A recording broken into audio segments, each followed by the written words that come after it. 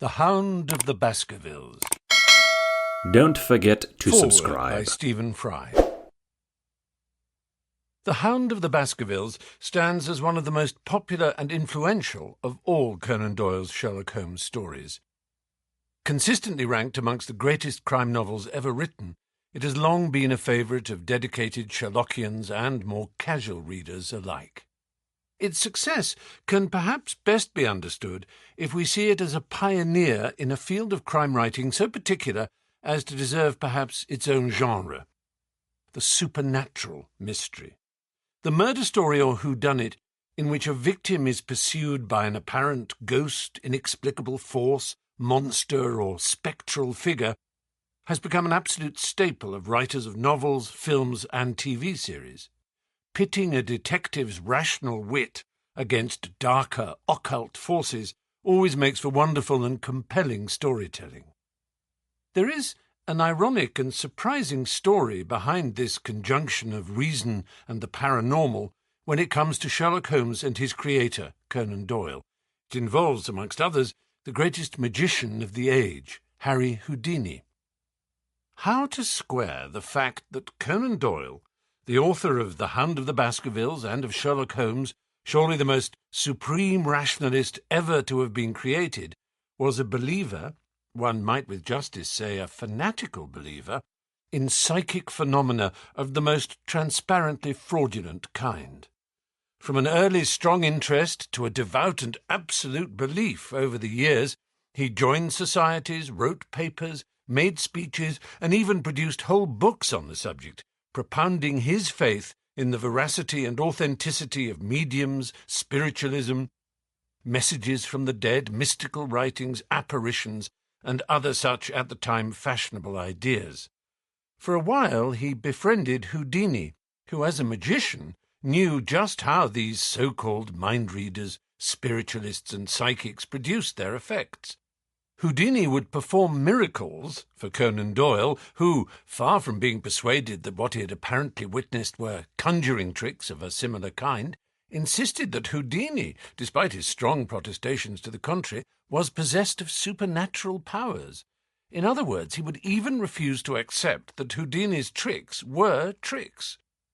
That Houdini's secret was immensely hard work, practice, skill, imagination, intelligence, technique, and craft was apparent to anyone who stopped to think clearly for a moment, but Doyle, of all people, preferred to believe that the marvellous effects Houdini created were the result of agencies beyond the material realm.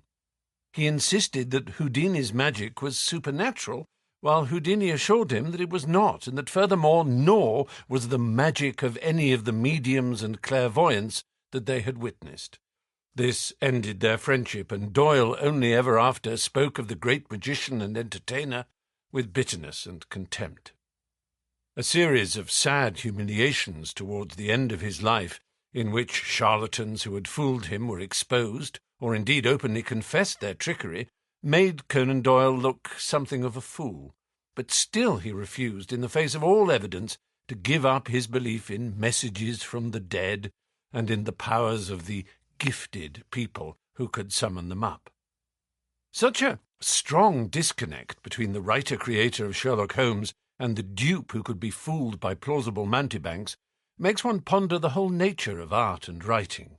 Was there one Conan Doyle, the artist, whose understanding of crime, trickery, and deceit would never allow himself to write a story in which Holmes, for example, endorsed such nonsense as spiritualist séances and ectoplasmic manifestations, and another Conan Doyle, Doyle the ordinary gullible man who swallowed such nonsense whole?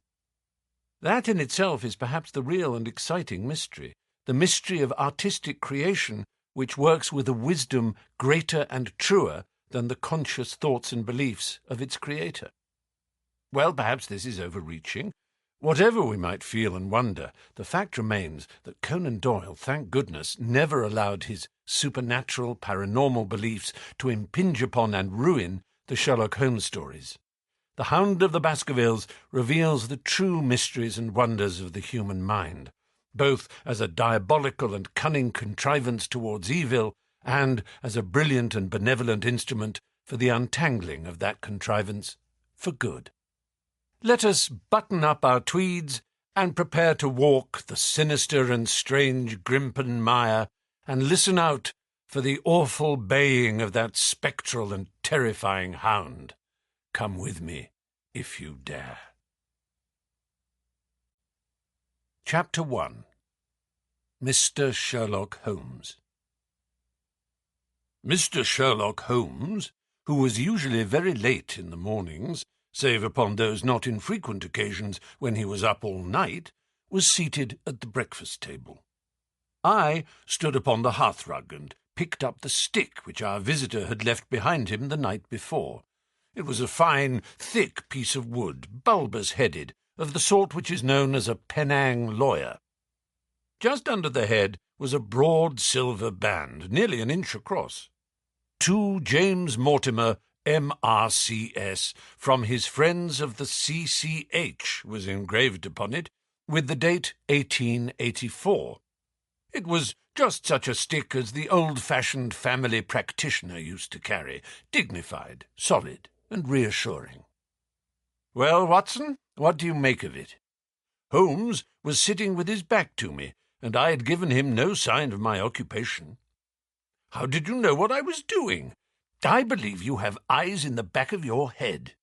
"I have at least a well-polished silver-plated coffee-pot in front of me," said he. "But tell me, Watson, what do you make of our visitor's stick? Since we have been so unfortunate as to miss him and have no notion of his errand, this accidental souvenir becomes of importance. Let me hear you reconstruct the man by an examination of it." "I think," said I, following as far as I could the methods of my companion, "that Dr. Mortimer is a successful, elderly medical man, well esteemed, since those who know him gave him this mark of their appreciation." "Good," said Holmes. "Excellent. I think also that the probability is in favour of his being a country practitioner who does a great deal of his visiting on foot." "Why so?" Because this stick, though originally a very handsome one, has been so knocked about that I can hardly imagine a town practitioner carrying it. The thick iron ferrule is worn down, so it is evident that he has done a great amount of walking with it." "Perfectly sound," said Holmes. "And then again, there is the Friends of the C.C.H. I should guess that to be the something hunt, the local hunt to whose members he has possibly given some surgical assistance, and which has made him a small presentation in return." "Really, Watson, you excel yourself," said Holmes, pushing back his chair and lighting a cigarette. "I am bound to say that in all the accounts which you have been so good as to give of my own small achievements, you have habitually underrated your own abilities. It may be that you are not yourself luminous, but you are a conductor of light. Some people, without possessing genius, have a remarkable power of stimulating it.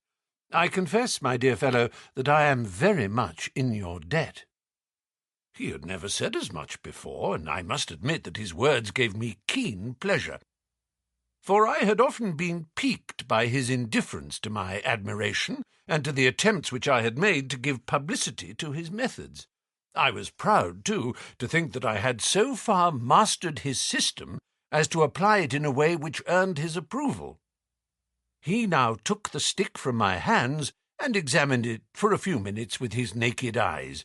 Then, with an expression of interest, he laid down his cigarette, and carrying the cane to the window, he looked over it again with a convex lens. "Interesting, though elementary," said he, as he returned to his favourite corner of the settee. "There are certainly one or two indications upon the stick. It gives us the basis for several deductions." "Has anything escaped me?" I asked, with some self-importance. "I trust that there is nothing of consequence which I have overlooked." "I am afraid, my dear Watson, that most of your conclusions were erroneous. When I said that you stimulated me, I meant, to be frank, that in noting your fallacies, I was occasionally guided towards the truth. Not that you are entirely wrong in this instance. The man is certainly a country practitioner, and he walks a good deal." "Then I was right." "To that extent." "But that was all?" No, no, my dear Watson, not all. By no means all. I would suggest, for example, that a presentation to a doctor is more likely to come from a hospital than from a hunt, and that when the initials C.C. are placed before that hospital, the words Charing Cross very naturally suggest themselves. You may be right. The probability lies in that direction, and if we take this as a working hypothesis, we have a fresh basis from which to start our construction of this unknown visitor. Well then, supposing that CCH does stand for Charing Cross Hospital, what further inferences may we draw? Do none suggest themselves? You know my methods. Apply them. I can only think of the obvious conclusion that the man has practised in town before going to the country. I think that we might venture a little farther than this. Look at it in this light. On what occasion would it be most probable that such a presentation would be made? When would his friends unite to give him a pledge of their goodwill? Obviously, at the moment when Dr. Mortimer withdrew from the service of the hospital in order to start a practice for himself.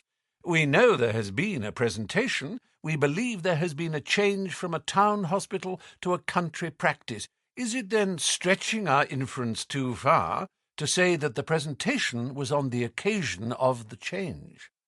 It certainly seems probable. Now, you will observe that he could not have been on the staff of the hospital, since only a man well established in a London practice could hold such a position, and such a one would not drift into the country. What was he then?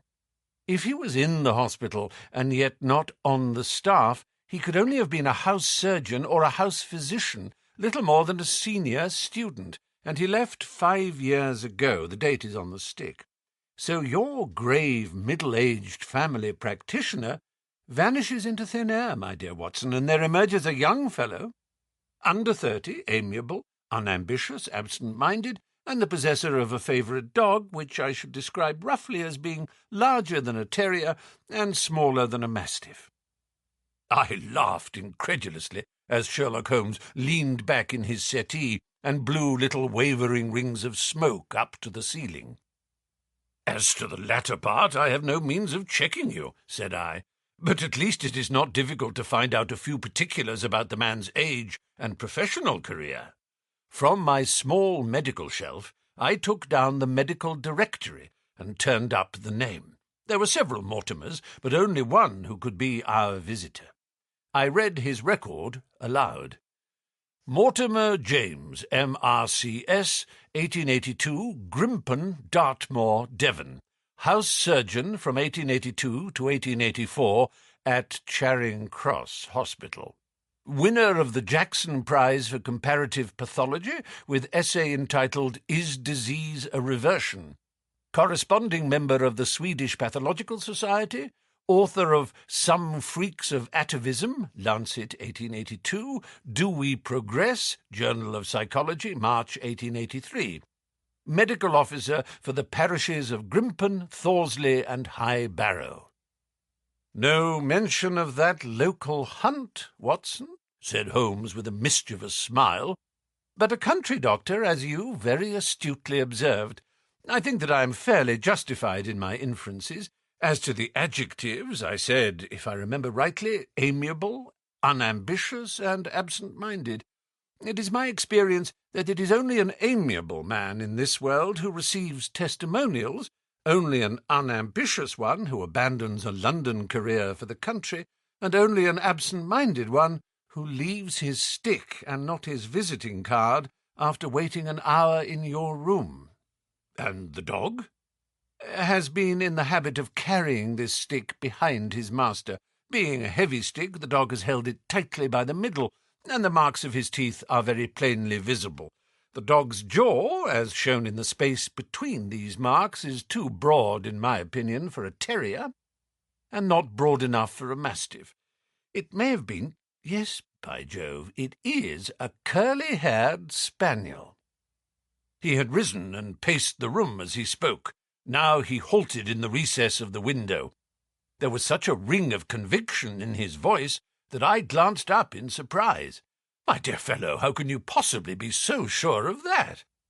For the very simple reason that I see the dog himself on our very doorstep, and there is the ring of its owner. Don't move, I beg you, Watson. He is a professional brother of yours, and your presence may be of assistance to me. Now is the dramatic moment of fate, Watson, when you hear a step upon the stair which is walking into your life, and you know not whether for good or ill. What does Dr. James Mortimer, the man of science, ask of Sherlock Holmes, the specialist in crime? Come in. The appearance of our visitor was a surprise to me, since I had expected a typical country practitioner. He was a very tall, thin man, with a long nose like a beak, which jutted out between two keen grey eyes, set closely together and sparkling brightly from behind a pair of gold-rimmed glasses. He was clad in a professional but rather slovenly fashion, for his frock-coat was dingy and his trousers frayed. Though young, his long back was already bowed, and he walked with a forward thrust of his head and a general air of peering benevolence. As he entered, his eyes fell upon the stick in Holmes's hand, and he ran towards it with an exclamation of joy. "I am so very glad," said he. "I was not sure whether I had left it here or in the shipping office. I would not lose that stick for the world." "A presentation, I see," said Holmes. "Yes, sir. From Charing Cross Hospital? From one or two friends there on the occasion of my marriage." "Dear, that's bad," said Holmes, shaking his head. Dr. Mortimer blinked through his glasses in mild astonishment. "Why was it bad?" "Only that you have disarranged our little deductions. Your marriage, you say?" "Yes, sir, I married and so left the hospital, and with it all hopes of a consulting practice. It was necessary to make a home of my own." Come, we are not so far wrong after all," said Holmes. "And now, Dr. James Mortimer—" "Mr., sir, Mr., a humble M.R.C.S." "And a man of precise mind, evidently." "A dabbler in science, Mr. Holmes, a picker-up of shells on the shores of the great unknown ocean. I presume that it is Mr. Sherlock Holmes whom I am addressing, and not—" "No, this is my friend, Dr. Watson." "Glad to meet you, sir. I have heard your name mentioned in connection with that of your friend. You interest me very much, Mr. Holmes. I had hardly expected so dolichocephalic a skull, or such well-marked supraorbital development. Would you have any objection to my running my finger along your parietal fissure? A cast of your skull, sir, until the original is available, would be an ornament to any anthropological museum. It is not my intention to be fulsome, but I confess that I covet your skull." Sherlock Holmes waved our strange visitor into a chair. "You are an enthusiast in your line of thought, I perceive, sir, as I am in mine," said he. "I observe from your forefinger that you make your own cigarettes. Have no hesitation in lighting one." The man drew out paper and tobacco and twirled the one up in the other with surprising dexterity. He had long, quivering fingers as agile and restless as the antennae of an insect. Holmes was silent, but his little darting glances showed me the interest which he took in our curious companion. "I presume, sir," said he at last, "that it was not merely for the purpose of examining my skull that you have done me the honour to call here last night and again today." "No, sir, no, though I am happy to have had the opportunity of doing that as well.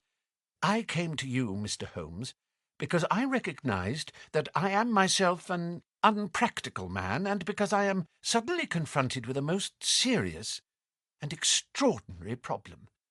Recognizing, as I do, that you are the second highest expert in Europe—" "Indeed, sir.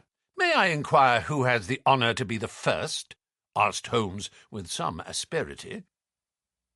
"To the man of precisely scientific mind, the work of Monsieur Bertillon must always appeal strongly." "Then had you not better consult him?" I said, sir, to the precisely scientific mind, but as a practical man of affairs, it is acknowledged that you stand alone. I trust, sir, that I have not inadvertently—" "Just a little," said Holmes. "I think, Dr. Mortimer, you would do wisely if, without more ado, you would kindly tell me plainly what the exact nature of the problem is in which you demand my assistance." Chapter 2. The Curse of the Baskervilles. "I have in my pocket a manuscript," said Dr. James Mortimer. "I observed it as you entered the room," said Holmes. "It is an old manuscript, early 18th century, unless it is a forgery." "How can you say that, sir?" "You have presented an inch or two of it to my examination all the time that you have been talking. It would be a poor expert who could not give the date of a document within a decade or so. You may possibly have read my little monograph upon the subject. I put that at 1730. The exact date is 1742. Dr. Mortimer drew it from his breast pocket. "This family paper was committed to my care by Sir Charles Baskerville, whose sudden and tragic death some 3 months ago created so much excitement in Devonshire.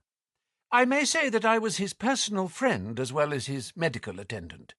He was a strong-minded man, sir, shrewd, practical, and as unimaginative as I am myself. Yet he took this document very seriously, and his mind was prepared for just such an end as did eventually overtake him." Holmes stretched out his hand for the manuscript and flattened it upon his knee. "You will observe, Watson, the alternative use of the long S and the short. It is one of several indications which enabled me to fix the date." I looked over his shoulder at the yellow paper and the faded script. At the head was written Baskerville Hall, and below, in large scrawling figures, 1742. "It appears to be a statement of some sort." "Yes, it is a statement of a certain legend which runs in the Baskerville family." "But I understand that it is something more modern and practical upon which you wish to consult me." "Most modern, a most practical pressing matter, which must be decided within 24 hours. But the manuscript is short and is intimately connected with the affair. With your permission, I will read it to you." Holmes leaned back in his chair, placed his fingertips together, and closed his eyes with an air of resignation.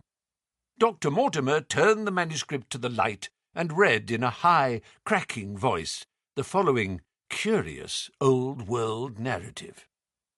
"Of the origin of the Hound of the Baskervilles there have been many statements, yet as I come in a direct line from Hugo Baskerville, and as I had the story from my father, who also had it from his, I have set it down with all belief that it occurred even as is here set forth. And I would have you believe, my sons, that the same justice which punishes sin may also most graciously forgive it, and that no ban is so heavy but that by prayer and repentance it may be removed. Learn then from this story not to fear the fruits of the past, but rather to be circumspect in the future, that those foul passions whereby our family has suffered so grievously may not again be loosed to our undoing. Know then that in the time of the great rebellion, the history of which by the learned Lord Clarendon I most earnestly commend to your attention, this manor of Baskerville was held by Hugo of that name, nor can it be gainsaid that he was a most wild, profane, and godless man. This, in truth, his neighbours might have pardoned, seeing that saints have never flourished in those parts, but there was in him a certain wanton and cruel humour, which made his name a byword through the West. It chanced that this Hugo came to love, if indeed so dark a passion may be known under so bright a name, the daughter of a yeoman who held lands near the Baskerville estate. But the young maiden, being discreet and of good repute, would ever avoid him, for she feared his evil name. So it came to pass that one Michaelmas this Hugo, with 5 or 6 of his idle and wicked companions, stole down upon the farm and carried off the maiden, her father and brothers being from home, as he well knew. When they had brought her to the hall, the maiden was placed in an upper chamber, while Hugo and his friends sat down to a long carouse, as was their nightly custom. Now the poor lass upstairs was like to have her wits turned at the singing and shouting and terrible oaths which came up to her from below, for they say that the words used by Hugo Baskerville when he was in wine were such as might blast the man who said them. At last, in the stress of her fear, she did that which might have daunted the bravest or most active man, for by the aid of the growth of ivy which covered and still covers the south wall, she came down from under the eaves, and so homeward across the moor, there being 3 leagues betwixt the hall and her father's farm. It chanced that some little time later Hugo left his guests to carry food and drink, with other worse things perchance, to his captive, and so found the cage empty, and the bird escaped. Then, as it would seem, he became as one that hath a devil, for, rushing down the stairs into the dining hall, he sprang upon the great table, flagons and trenchers flying before him, and he cried aloud before all the company that he would that very night render his body and soul to the powers of evil, if he might but overtake the wench. And while the revellers stood aghast at the fury of the man, one more wicked, or it may be more drunken than the rest, cried out that they should put the hounds upon her. Whereat Hugo ran from the house, crying to his grooms that they should saddle his mare and unkennel the pack, and giving the hounds a kerchief of the maid's, he swung them to the line, and so off, full cry, in the moonlight, over the moor. Now, for some space, the revellers stood agape, unable to understand all that had been done in such haste. But anon their bemused wits awoke to the nature of the deed which was like to be done upon the moorlands. Everything was now in an uproar, some calling for their pistols, some for their horses, and some for another flask of wine. But at length some sense came back to their crazed minds, and the whole of them, 13 in number, took horse and started in pursuit. The moon shone clear above them, and they rode swiftly abreast, taking that course which the maid must needs have taken if she were to reach her own home. They had gone a mile or 2 when they passed one of the night shepherds upon the moorlands, and they cried to him to know if he had seen the hunt. And the man, as the story goes, was so crazed with fear that he could scarce speak. But at last he said that he had indeed seen the unhappy maiden with the hounds upon her track. "But I have seen more than that," said he, "for Hugo Baskerville passed me upon his black mare, and there ran mute behind him such a hound of hell as God forbid should ever be at my heels." So the drunken squires cursed the shepherd and rode onwards. But soon their skins turned cold, for there came a sound of galloping across the moor, and the black mare, dabbled with white froth, went past with trailing bridle and empty saddle. Then the revellers rode close together, for a great fear was on them. But they still followed over the moor, though each, had he been alone, would have been right glad to have turned his horse's head. Riding slowly in this fashion, they came at last upon the hounds. These, though known for their valour and their breed, were whimpering in a cluster at the head of a deep dip or goyle, as we call it, upon the moor, some slinking away, and some, with starting hackles and staring eyes, gazing down the narrow valley before them. the company had come to a halt, more sober men, as you may guess, than when they started. The most of them would by no means advance, but 3 of them, the boldest, or it may be the most drunken, rode forward down the Goyle. Now it opened into a broad space, in which stood 2 of those great stones still to be seen there, which were set by certain forgotten peoples in the days of old. The moon was shining bright upon the clearing, and there in the centre lay the unhappy maid where she had fallen, dead of fear and of fatigue. But it was not the sight of her body, nor yet was it that of the body of Hugo Baskerville lying near her, which raised the hair upon the heads of these 3 daredevil roisterers.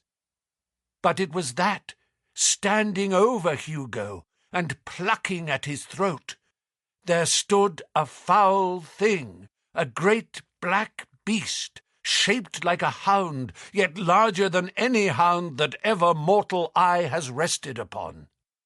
And even as they looked, the thing tore the throat out of Hugo Baskerville, on which, as it turned its blazing eyes and dripping jaws upon them, the 3 shrieked with fear and rode for dear life, still screaming, across the moor.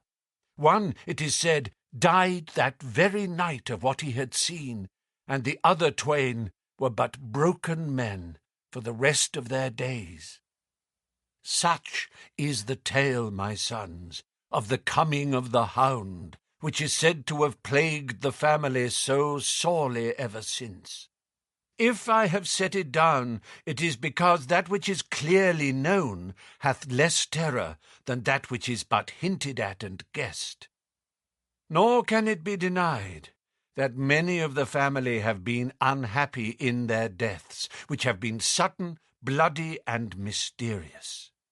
Yet may we shelter ourselves in the infinite goodness of Providence, which would not forever punish the innocent beyond that 3rd or 4th generation which is threatened in Holy Writ.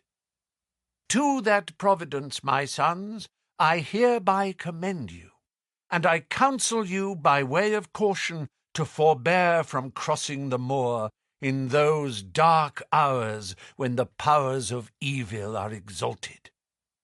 This from Hugo Baskerville to his sons Roger and John, with instructions that they say nothing thereof to their sister Elizabeth. When Dr. Mortimer had finished reading this singular narrative, he pushed his spectacles up on his forehead and stared across at Mr. Sherlock Holmes. The latter yawned and tossed the end of his cigarette into the fire. "Well," said he, "do you not find it interesting? To a collector of fairy tales?" Dr. Mortimer drew a folded newspaper out of his pocket. "Now, Mr. Holmes, we will give you something a little more recent. This is the Devon County Chronicle of May the 14th of this year. It is a short account of the facts elicited at the death of Sir Charles Baskerville, which occurred a few days before that date." My friend leaned a little forward, and his expression became intent. Our visitor readjusted his glasses and began, "The recent sudden death of Sir Charles Baskerville, whose name has been mentioned as the probable Liberal candidate for Mid-Devon at the next election, has cast a gloom over the county. Though Sir Charles had resided at Baskerville Hall for a comparatively short period, his amiability of character and extreme generosity had won the affection and respect of all who had been brought into contact with him. In these days of nouveau riche, it is refreshing to find a case where the scion of an old county family which has fallen upon evil days is able to make his own fortune and bring it back with him to restore the fallen grandeur of his line. Sir Charles, as is well known, made large sums of money in South African speculation. More wise than those who go on until the wheel turns against them, he realized his gains and returned to England with them. It is only 2 years since he took up his residence at Baskerville Hall, and it is common talk how large were those schemes of reconstruction and improvement which have been interrupted by his death. Being himself childless, it was his openly expressed desire that the whole countryside should, within his own lifetime, profit by his good fortune, and many will have personal reasons for bewailing his untimely end. His generous donations to local and county charities have been frequently chronicled in these columns. The circumstances connected with the death of Sir Charles cannot be said to have been entirely cleared up by the inquest, but at least enough has been done to dispose of those rumours to which local superstition has given rise. There is no reason whatever to suspect foul play, or to imagine that death could be from any but natural causes. Sir Charles was a widower, and a man who may be said to have been in some ways of an eccentric habit of mind. In spite of his considerable wealth, he was simple in his personal tastes, and his indoor servants at Baskerville Hall consisted of a married couple named Barrymore, the husband acting as butler and the wife as housekeeper. Their evidence, corroborated by that of several friends, tends to show that Sir Charles's health has for some time been impaired, and points especially to some affection of the heart, manifesting itself in changes of colour, breathlessness, and acute attacks of nervous depression. Dr. James Mortimer, the friend and medical attendant of the deceased, has given evidence to the same effect. The facts of the case are simple. Sir Charles Baskerville was in the habit every night before going to bed of walking down the famous yew alley of Baskerville Hall. The evidence of the Barrymores shows that this had been his custom. On the 4th of June, Sir Charles had declared his intention of starting next day for London, and had ordered Barrymore to prepare his luggage. That night he went out as usual for his nocturnal walk, in the course of which he was in the habit of smoking a cigar. He never returned. At 12 o'clock, Barrymore, finding the hall door still open, became alarmed, and, lighting a lantern, went in search of his master. The day had been wet, and Sir Charles's footmarks were easily traced down the alley. Halfway down this walk there is a gate which leads out onto the moor. There were indications that Sir Charles had stood for some little time here. He then proceeded down the alley, and it was at the far end of it that his body was discovered. One fact which has not been explained is the statement of Barrymore that his master's footprints altered their character from the time that he passed the moor gate, and that he appeared from thence onwards to have been walking upon his toes. One Murphy, a gipsy horse-dealer, was on the moor at no great distance at the time, but he appears by his own confession to have been the worse for drink. He declares that he heard cries, but is unable to state from what direction they came. No signs of violence were to be discovered upon Sir Charles's person, and though the doctor's evidence pointed to an almost incredible facial distortion, so great that Dr. Mortimer refused at first to believe that it was indeed his friend and patient who lay before him, it was explained that this is a symptom which is not unusual in cases of dyspnea and death from cardiac exhaustion. This explanation was borne out by the post-mortem examination, which showed long-standing organic disease, and the coroner's jury returned a verdict in accordance with the medical evidence. It is well that this is so, for it is obviously of the utmost importance that Sir Charles's heir should settle at the Hall and continue the good work which has been so sadly interrupted. Had the prosaic finding of the coroner not finally put an end to the romantic stories which have been whispered in connection with the affair, it might have been difficult to find a tenant for Baskerville Hall. It is understood that the next of kin is Mr. Henry Baskerville, if he be still alive, the son of Sir Charles Baskerville's younger brother.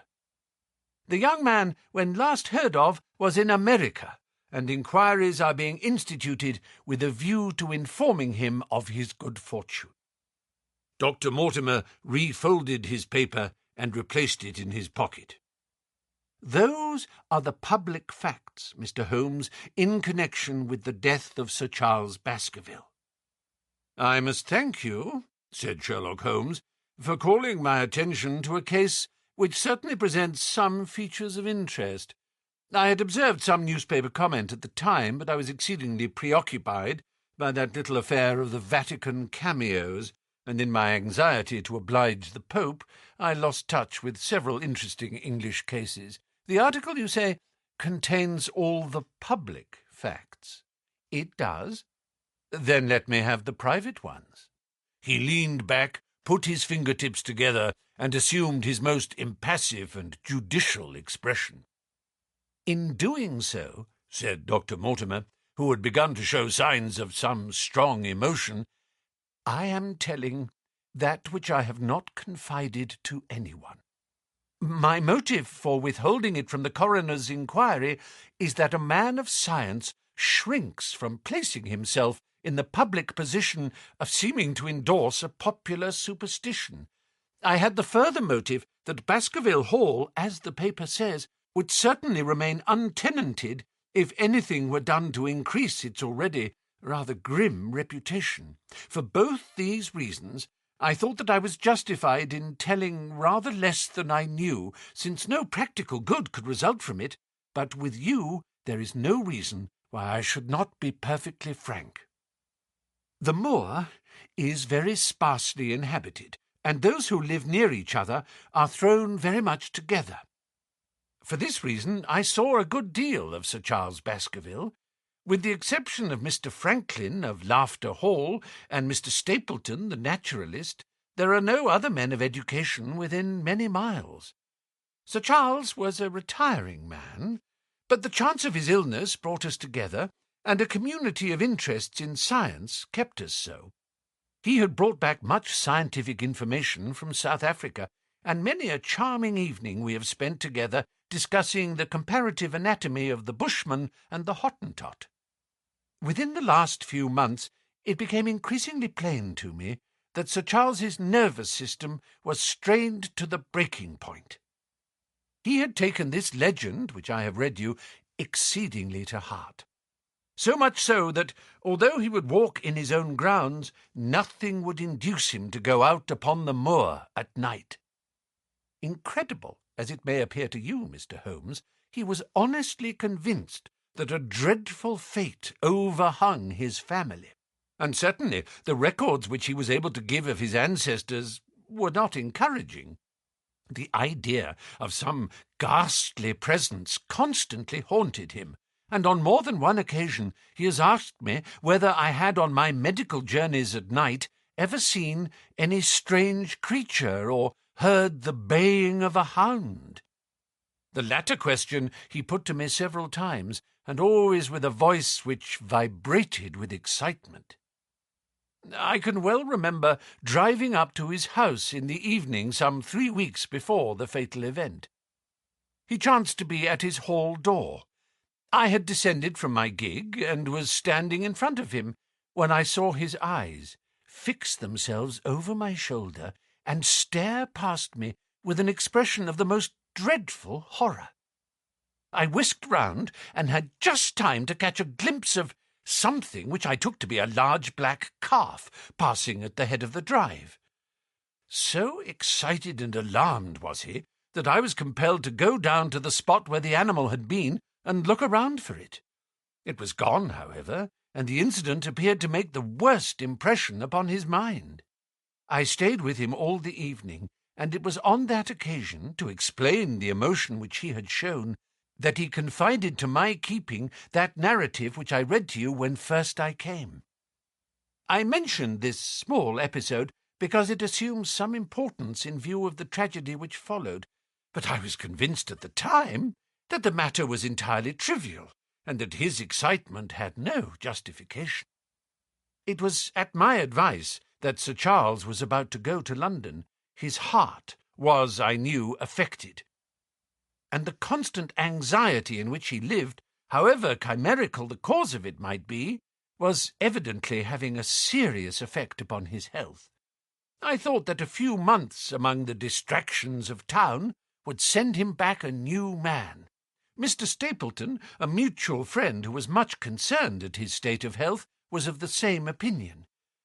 At the last instant came this terrible catastrophe. On the night of Sir Charles's death, Barrymore, the butler, who made the discovery, sent Perkins, the groom, on horseback to me, and as I was sitting up late, I was able to reach Baskerville Hall within an hour of the event.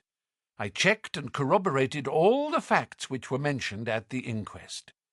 I followed the footsteps down the yew alley. I saw the spot at the moor gate where he seemed to have waited. I remarked the change in the shape of the prints after that point.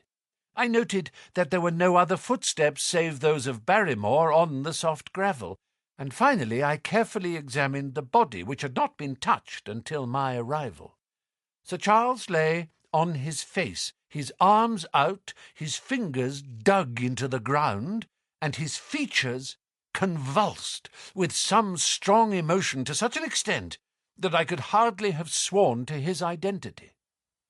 There was certainly no physical injury of any kind, but one false statement was made by Barrymore at the inquest.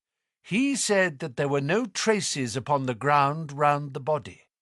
He did not observe any, but I did, some little distance off, but fresh and clear. Footprints? Footprints. A man's or a woman's?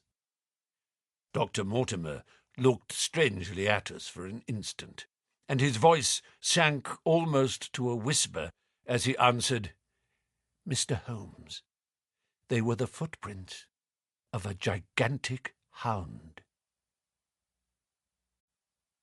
Chapter 3. The Problem. I confess, at these words, a shudder passed through me.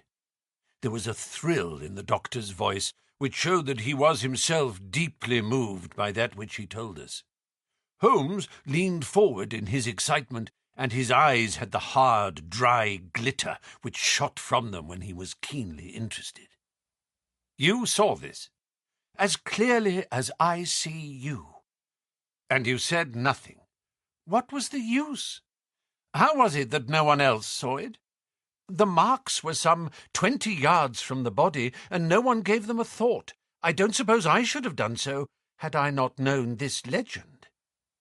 "There are many sheepdogs on the moor?" "No doubt, but this was no sheepdog." "You say it was large?" "Enormous." "But it had not approached the body?" "No." "What sort of night was it?" "Damp and raw." "But not actually raining?" "No." "What is the alley like?" "There are 2 lines of old yew hedge, 12 feet high and impenetrable. The walk in the centre is about 8 feet across." "Is there anything between the hedges and the walk?" "Yes, there is a strip of grass about 6 feet broad on either side." "I understand that the yew hedge is penetrated at one point by a gate." "Yes, the wicket gate which leads on to the moor." "Is there any other opening?" "None." "So that to reach the yew alley one either has to come down it from the house or else to enter it by the moor gate." "There is an exit through a summer house at the far end." "Had Sir Charles reached this?" "No, he lay about 50 yards from it." "Now tell me, Dr. Mortimer, and this is important, the marks which you saw were on the path and not on the grass." "No marks could show on the grass." "Were they on the same side of the path as the moor gate?" "Yes, they were on the edge of the path on the same side as the moor gate." "You interest me exceedingly. Another point. Was the wicket gate closed?" "Closed and padlocked." "How high was it?" "About 4 feet high." "Then anyone could have got over it?" "Yes." "And what marks did you see by the wicket gate?" "None in particular." "Good heaven! Did no one examine?" "Yes, I examined myself." and found nothing. It was all very confused. Sir Charles had evidently stood there for 5 or 10 minutes. How do you know that? Because the ash had twice dropped from his cigar. Excellent! This is a colleague, Watson, after our own heart. But the marks? He had left his own marks all over that small patch of gravel. I could discern no others. Sherlock Holmes struck his hand against his knee with an impatient gesture. "If I had only been there," he cried. "It is evidently a case of extraordinary interest, and one which presented immense opportunities to the scientific expert. That gravel page upon which I might have read so much has been long ere this smudged by the rain and defaced by the clogs of curious peasants.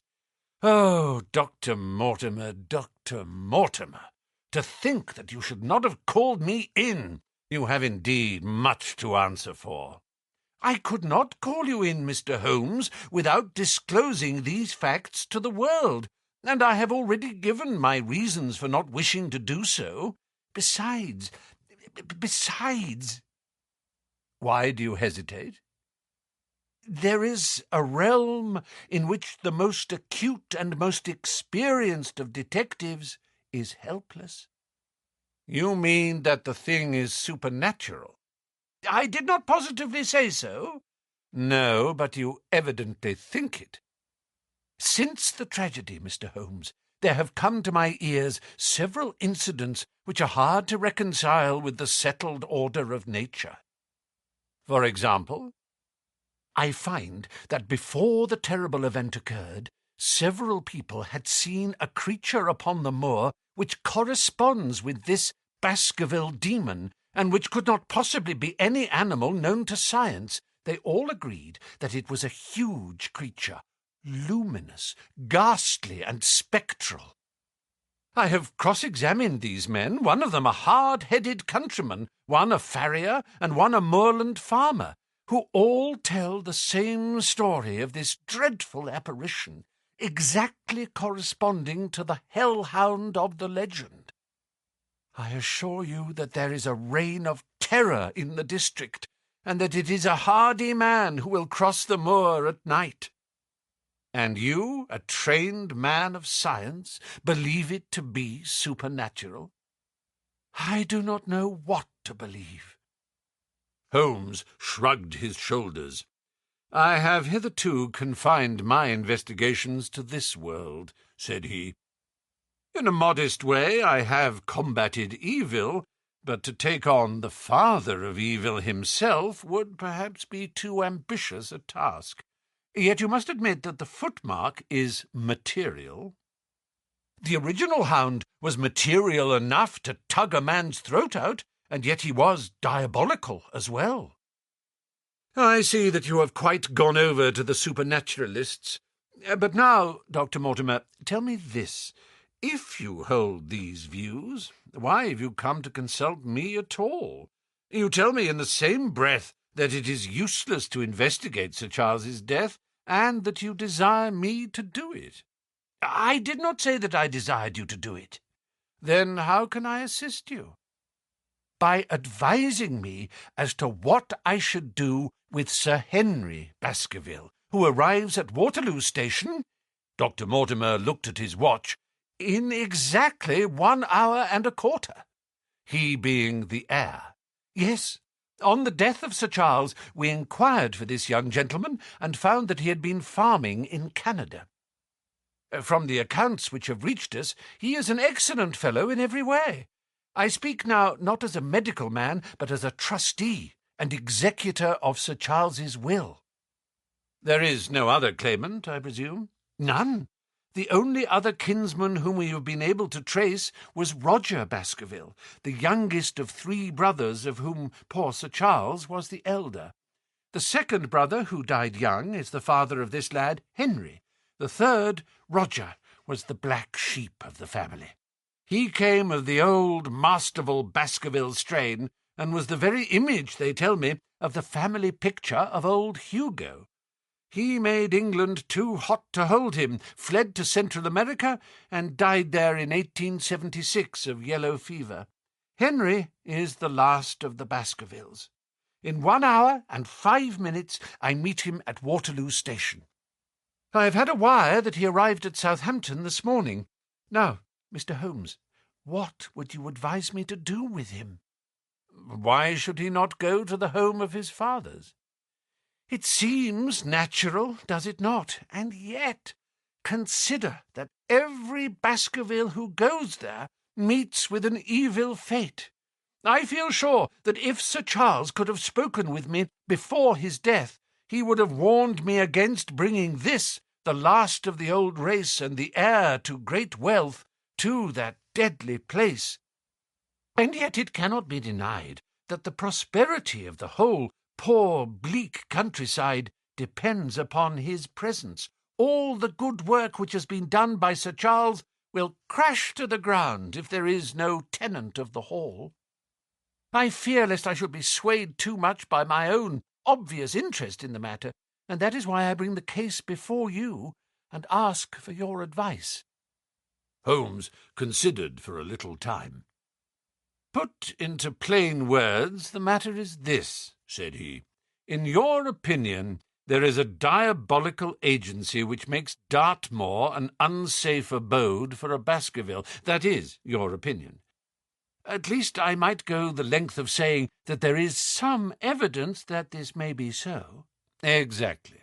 But surely, if your supernatural theory be correct, it could work the young man evil in London as easily as in Devonshire. A devil with merely local powers, like a parish vestry, would be too inconceivable a thing." "You put the matter more flippantly, Mr. Holmes, than you would probably do if you were brought into personal contact with these things. Your advice, then, as I understand it, is that the young man will be as safe in Devonshire as in London. He comes in 50 minutes. What would you recommend?" "I recommend, sir, that you take a cab, call off your spaniel who is scratching at my front door, and proceed to Waterloo to meet Sir Henry Baskerville." "And then?" "And then you will say nothing to him at all until I have made up my mind about the matter." "How long will it take you to make up your mind?" 24 hours. "At 10 o'clock tomorrow, Dr. Mortimer, I will be much obliged to you if you will call upon me here, and it will be of help to me in my plans for the future if you will bring Sir Henry Baskerville with you." "I will do so, Mr. Holmes." He scribbled the appointment on his shirt cuff and hurried off in his strange, peering, absent-minded fashion. Holmes stopped him at the head of the stair. "Only one more question, Dr. Mortimer.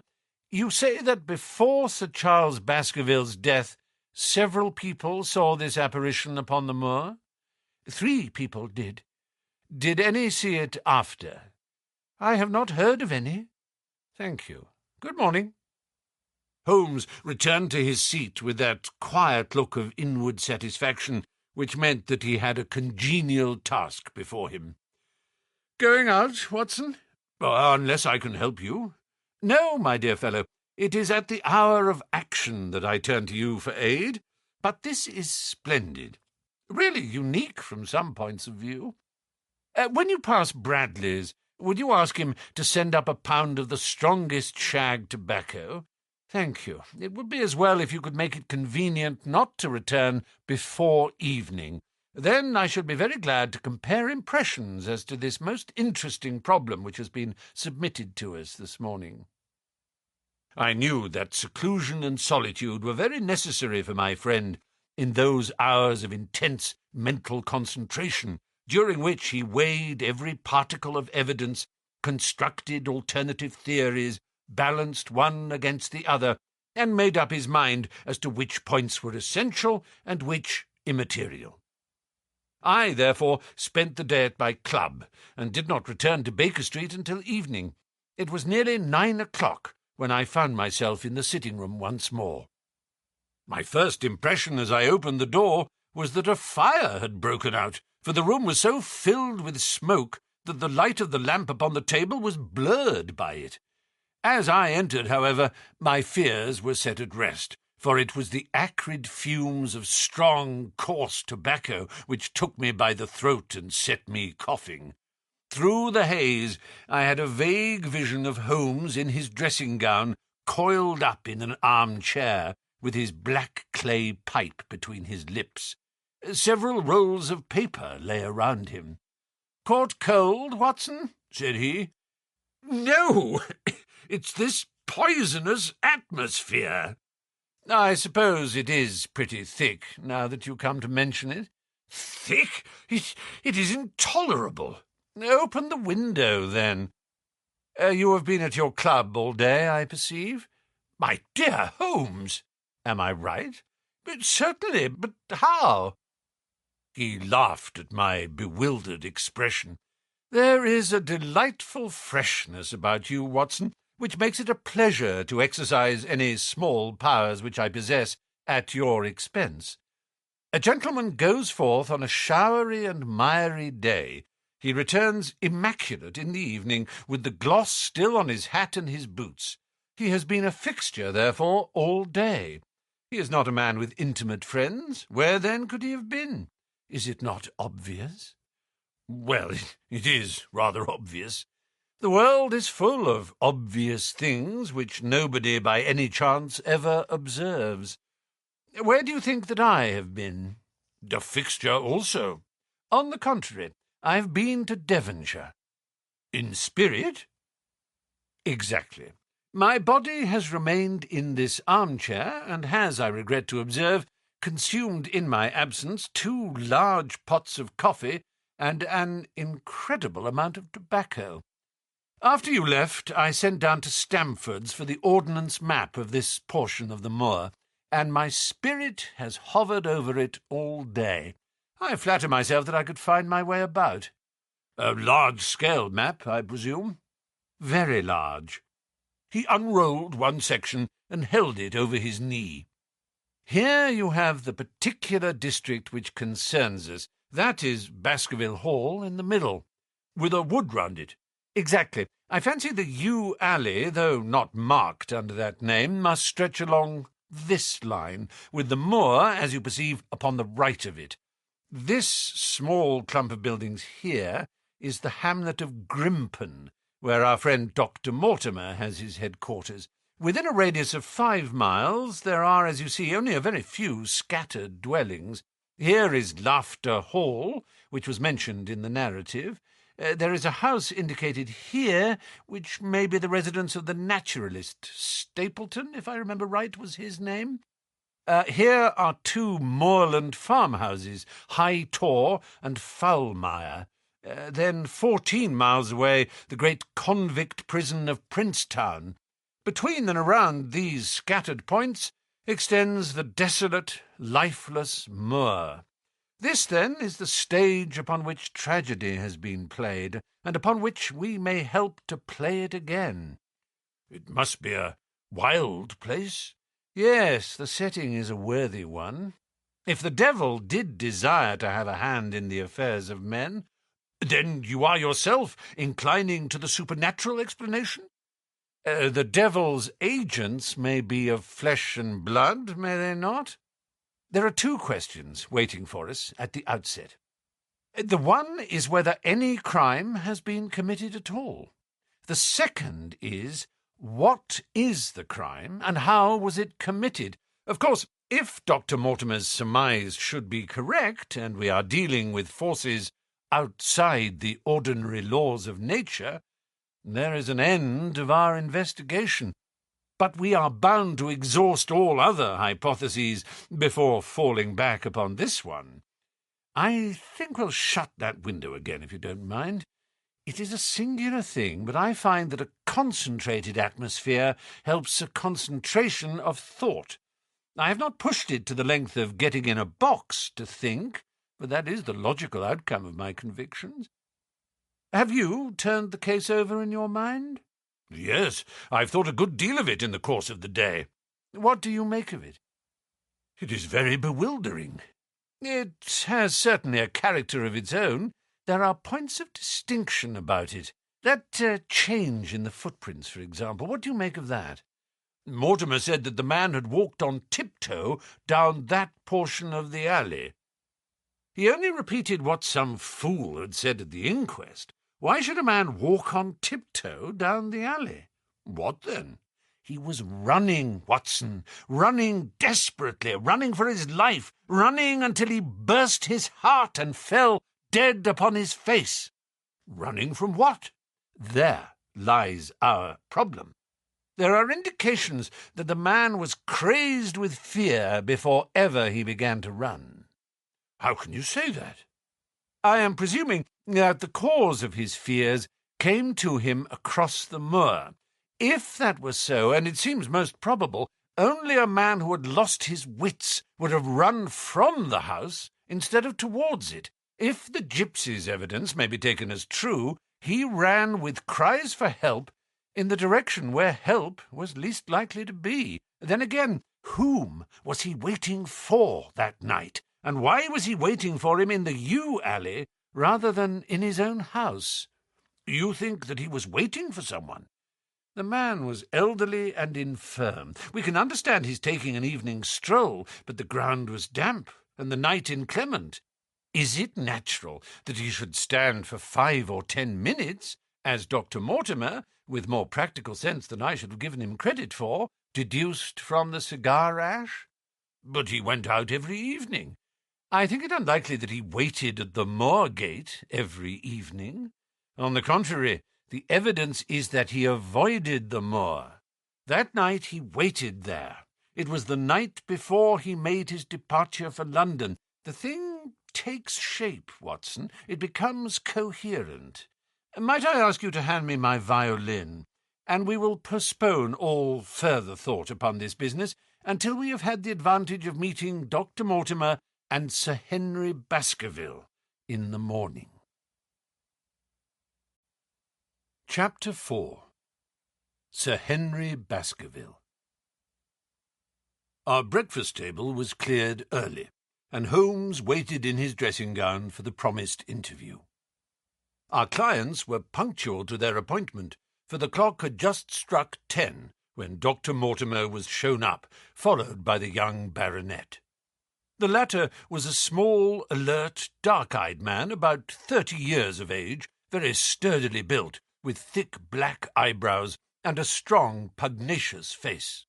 He wore a ruddy-tinted tweed suit and had the weather-beaten appearance of one who has spent most of his time in the open air, and yet there was something in his steady eye and the quiet assurance of his bearing which indicated the gentleman. "This is Sir Henry Baskerville," said Dr. Mortimer. "Why, yes," said he.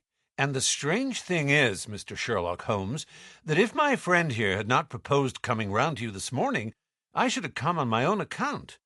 I understand that you think out little puzzles, and I've had one this morning which wants more thinking out than I am able to give it." "Pray take a seat, Sir Henry. Do I understand you to say that you have yourself had some remarkable experience since you arrived in London?" "Nothing of much importance, Mr. Holmes. Only a joke, as like as not. It was this letter, if you can call it a letter, which reached me this morning." He laid an envelope upon the table, and we all bent over it. It was of common quality, greyish in colour. The address, Sir Henry Baskerville, Northumberland Hotel, was printed in rough characters. The postmark, Charing Cross, and the date of posting the preceding evening. "Who knew that you were going to the Northumberland Hotel?" asked Holmes, glancing keenly across at our visitor. "No one could have known. We only decided after I met Dr. Mortimer." "But Dr. Mortimer was no doubt already stopping there?" "No, I had been staying with a friend," said the doctor. "There was no possible indication that we intended to go to this hotel." Someone seems to be very deeply interested in your movements." Out of the envelope he took a half-sheet of foolscap paper, folded into 4. This he opened and spread flat upon the table. Across the middle of it a single sentence had been formed by the expedients of pasting printed words upon it. It ran, "As you value your life or your reason, keep away from the moor." The word moor only was printed in ink.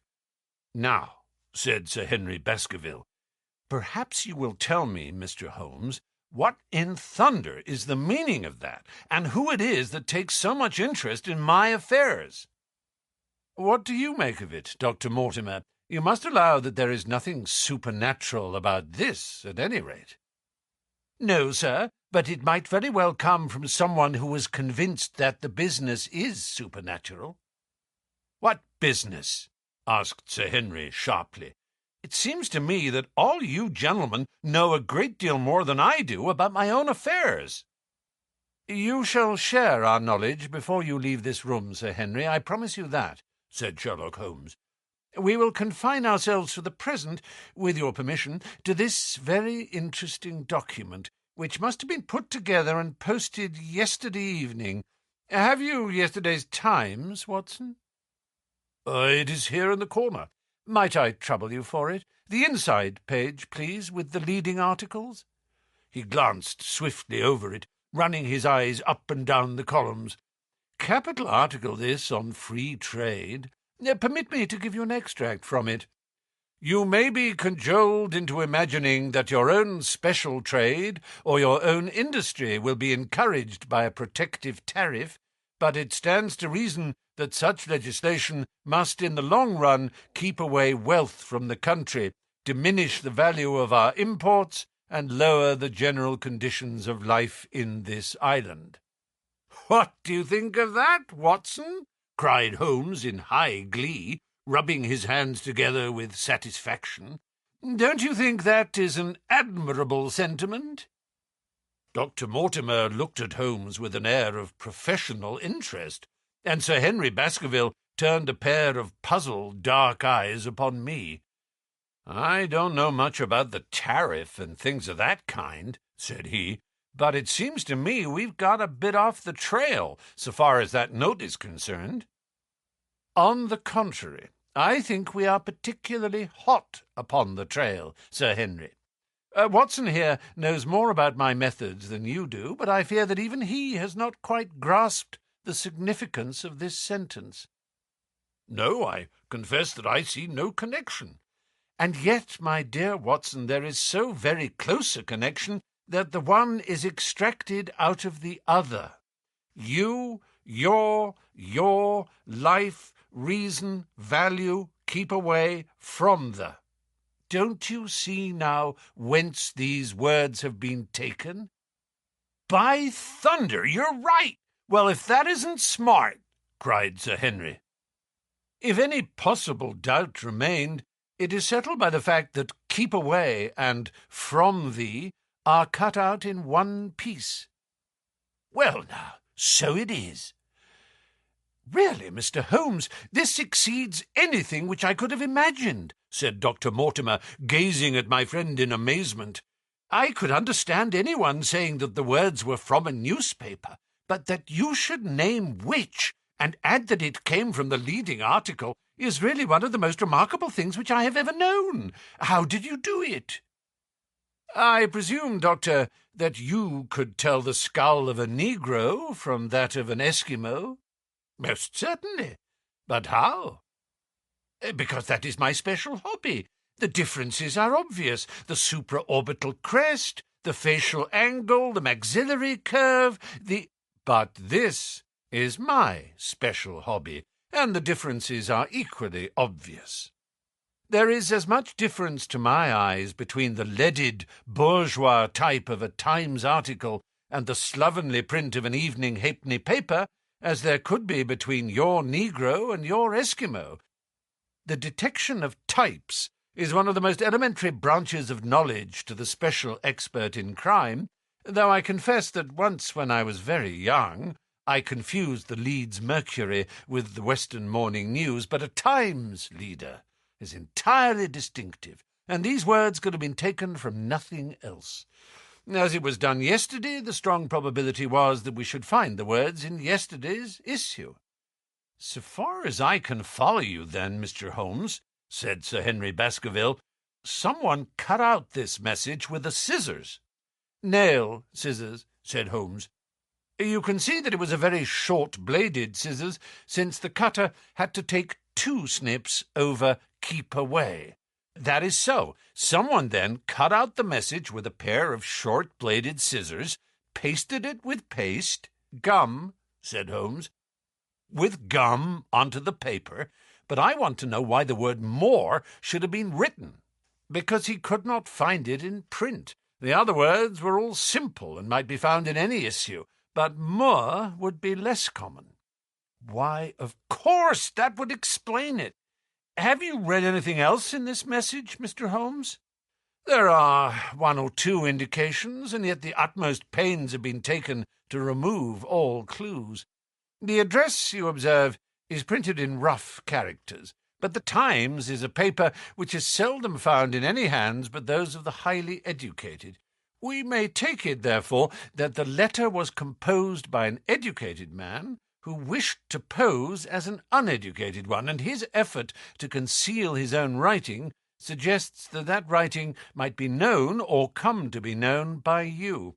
Again, you will observe that the words are not gummed on in an accurate line, but that some are much higher than others. Life, for example, is quite out of its proper place. That may point to carelessness, or it may point to agitation and hurry upon the part of the cutter. On the whole, I incline to the latter view, since the matter was evidently important, and it is unlikely that the composer of such a letter would be careless. If he were in a hurry, it opens up the interesting question why he should be in a hurry, since any letter posted up to early morning would reach Sir Henry before he would leave his hotel. Did the composer fear an interruption, and from whom? "We are coming now rather into the region of guesswork," said Dr. Mortimer. "Say, rather, into the region where we balance probabilities and choose the most likely. It is the scientific use of the imagination, but we have always some material basis on which to start our speculation. Now, you would call it a guess, no doubt, but I am almost certain that this address has been written in a hotel." "How in the world can you say that?"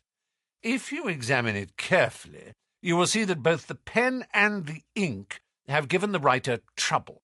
The pen has spluttered twice in a single word, and has run dry 3 times in a short address, showing that there was very little ink in the bottle. Now, a private pen or ink bottle is seldom allowed to be in such a state, and the combination of the two must be quite rare. But you know the hotel ink and the hotel pen, where it is rare to get anything else. Yes, I have very little hesitation in saying that, could we examine the waste-paper baskets of the hotels around Charing Cross until we have found the remains of the mutilated Times leader, we could lay our hands straight upon the person who sent this singular message. Hello, what's this?" He was carefully examining the fool's cap, upon which the words were pasted, holding it only an inch or 2 from his eyes. "Well?" "Nothing," said he, throwing it down. "It is a blank half-sheet of paper, without even a watermark upon it. I think we have drawn as much as we can from this curious letter. And now, Sir Henry, has anything else of interest happened to you since you have been in London?" "Why, no, Mr. Holmes, I think not." "You have not observed anyone follow or watch you?" "I seem to have walked right into the thick of a dime novel," said our visitor. "Why in thunder should anyone follow or watch me?" We are coming to that. You have nothing else to report to us before we go into this matter?" "Well, it depends upon what you think worth reporting. I think anything out of the ordinary routine of life well worth reporting." Sir Henry smiled. "I don't know much of British life yet, for I have spent nearly all my time in the States and in Canada. But I hope that to lose one of your boots is not part of the ordinary routine of life over here." "You have lost one of your boots?" "My dear sir," cried Dr. Mortimer, "it is only mislaid. You will find it when you return to the hotel. What is the use of troubling Mr. Holmes with trifles of this kind?" "Well, he asked me for anything outside the ordinary routine." "Exactly," said Holmes. "However foolish the incident may seem, you have lost one of your boots, you say." "Well, mislaid it anyhow. I put them both outside my door last night, and there was only one in the morning. I could get no sense out of the chap who cleans them.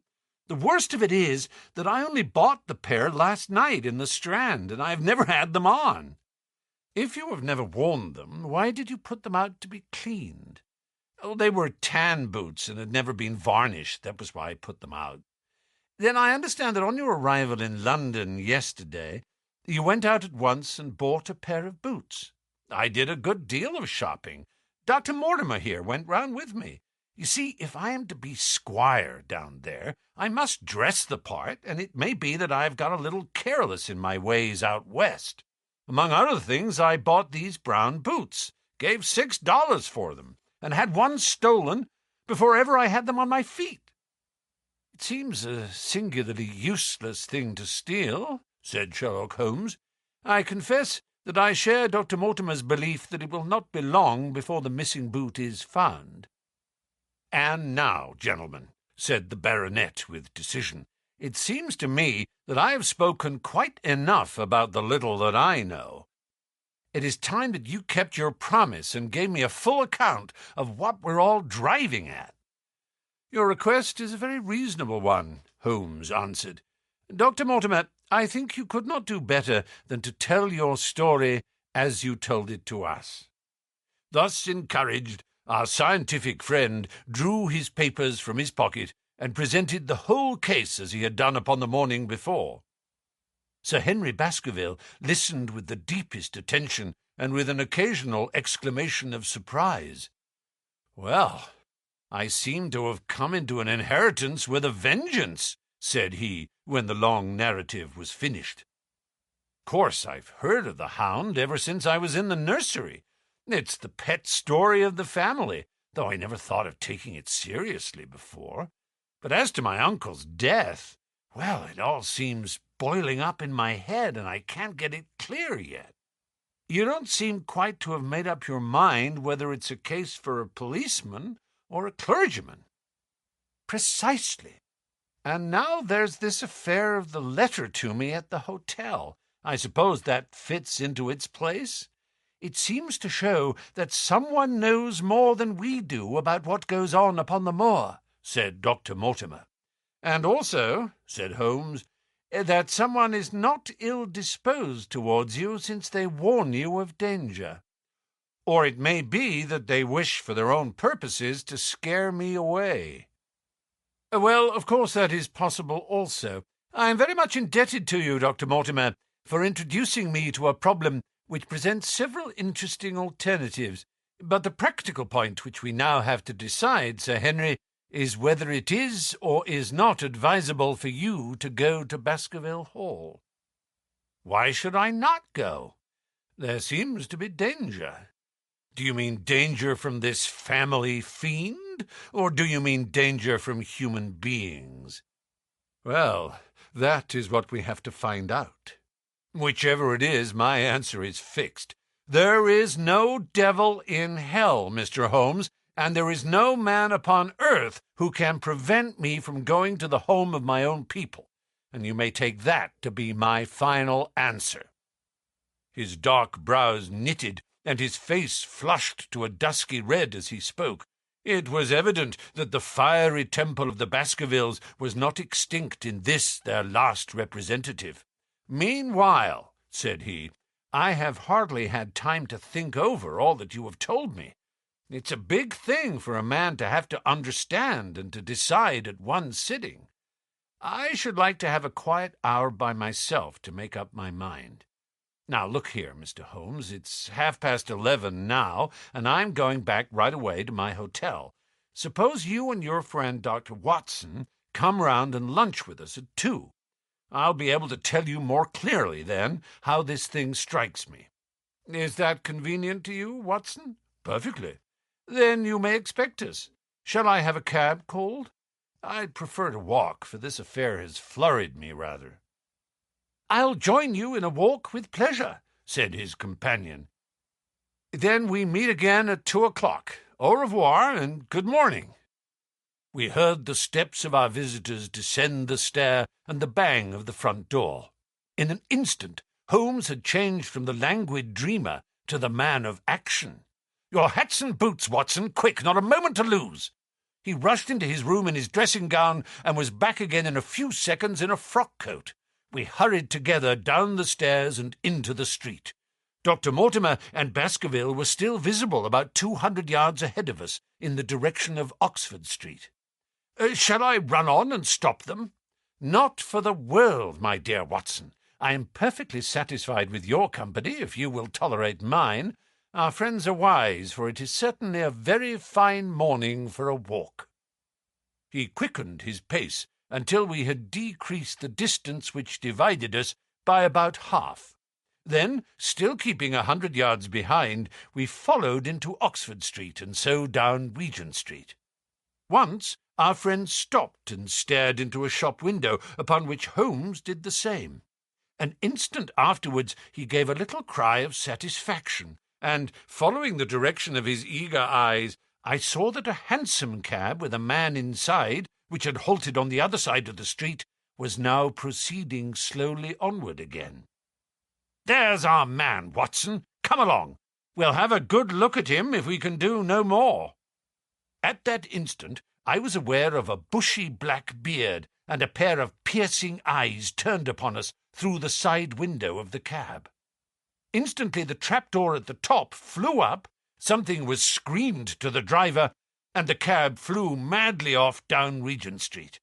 Holmes looked eagerly round for another, but no empty one was in sight.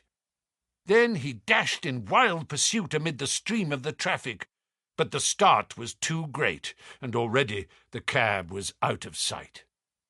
"There now," said Holmes bitterly, as he emerged panting and white with vexation from the tide of vehicles. "Was ever such bad luck, and such bad management too? Watson, if you are an honest man, you will record this also, and set it against my successes. Who was the man?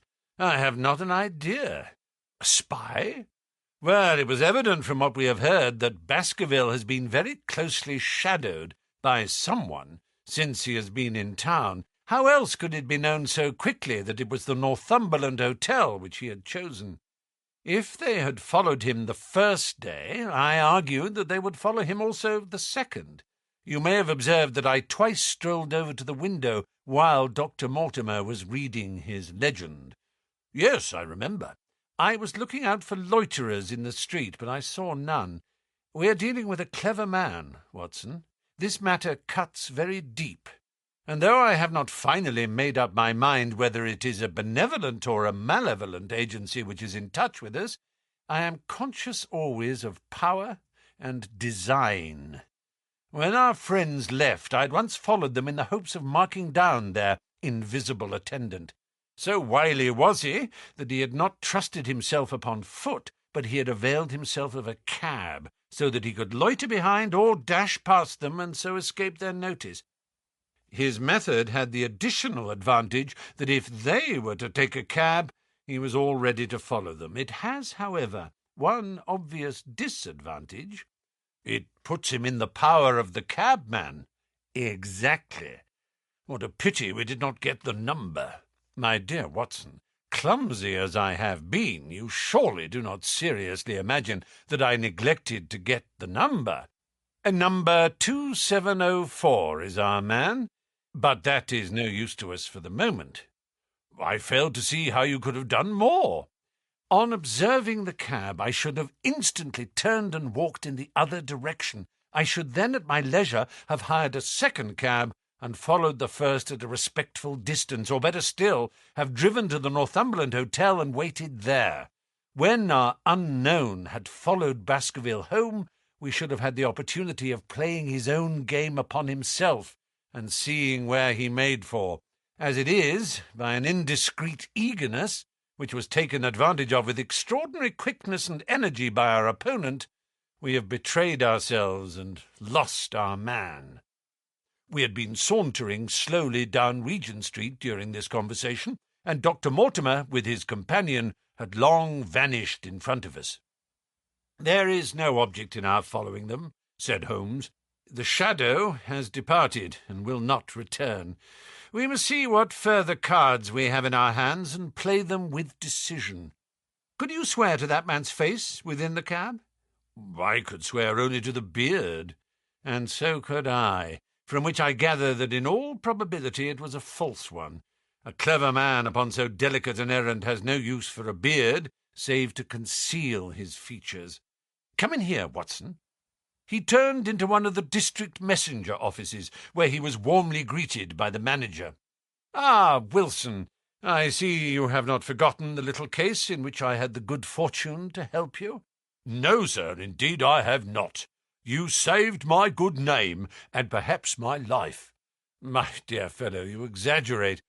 I have some recollection, Wilson, that you had among your boys a lad named Cartwright, who showed some ability during the investigation." "Yes, sir, he is still with us." "Could you ring him up? Thank you, and I should be glad to have change of this £5 note."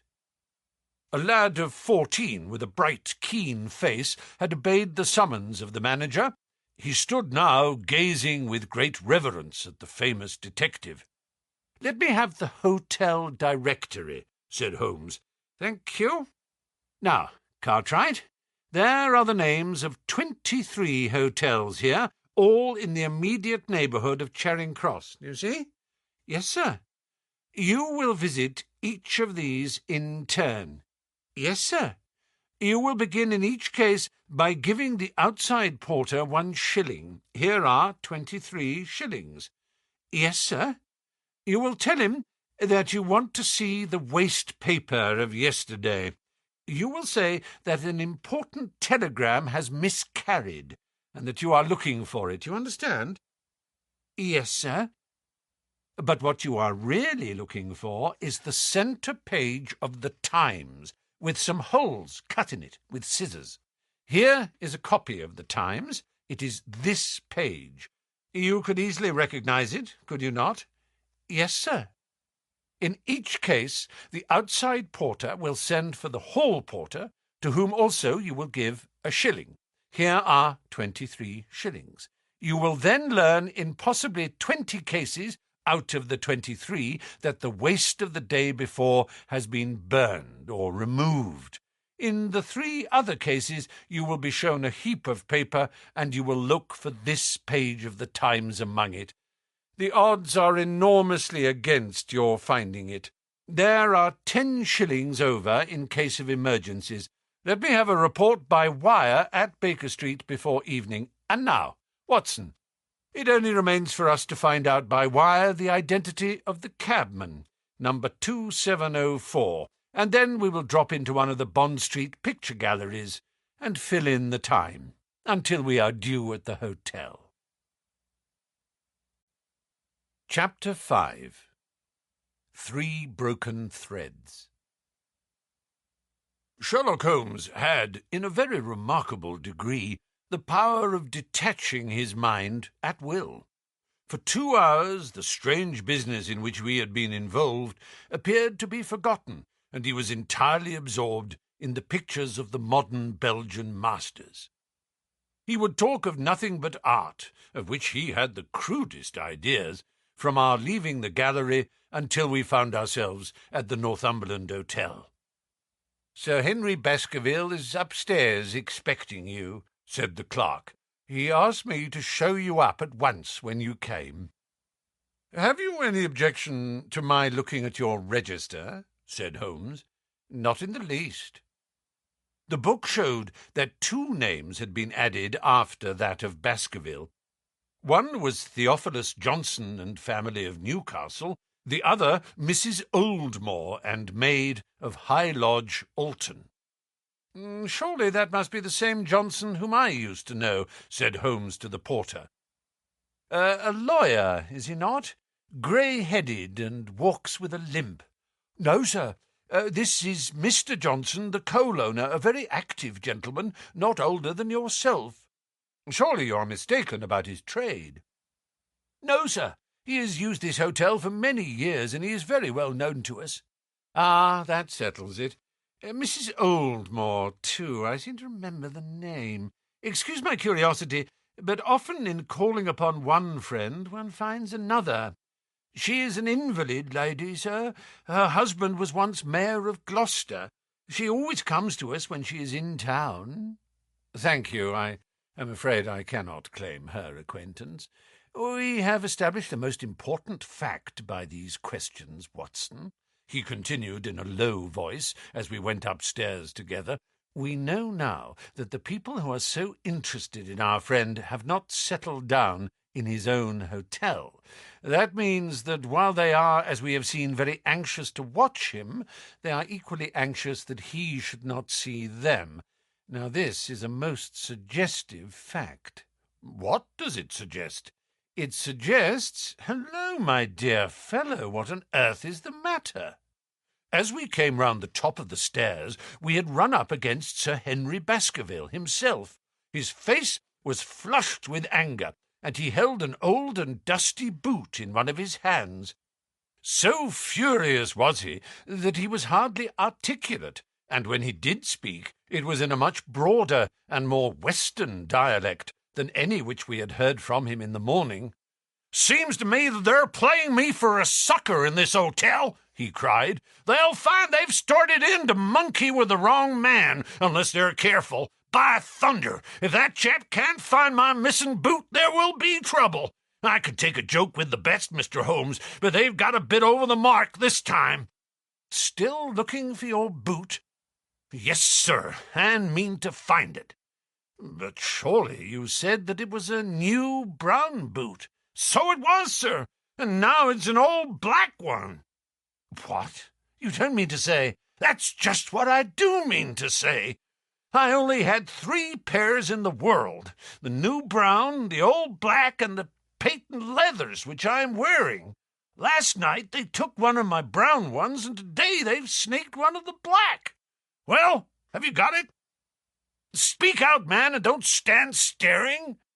An agitated German waiter had appeared upon the scene. "No, sir, I have made inquiry all over the hotel, but I can hear no word of it."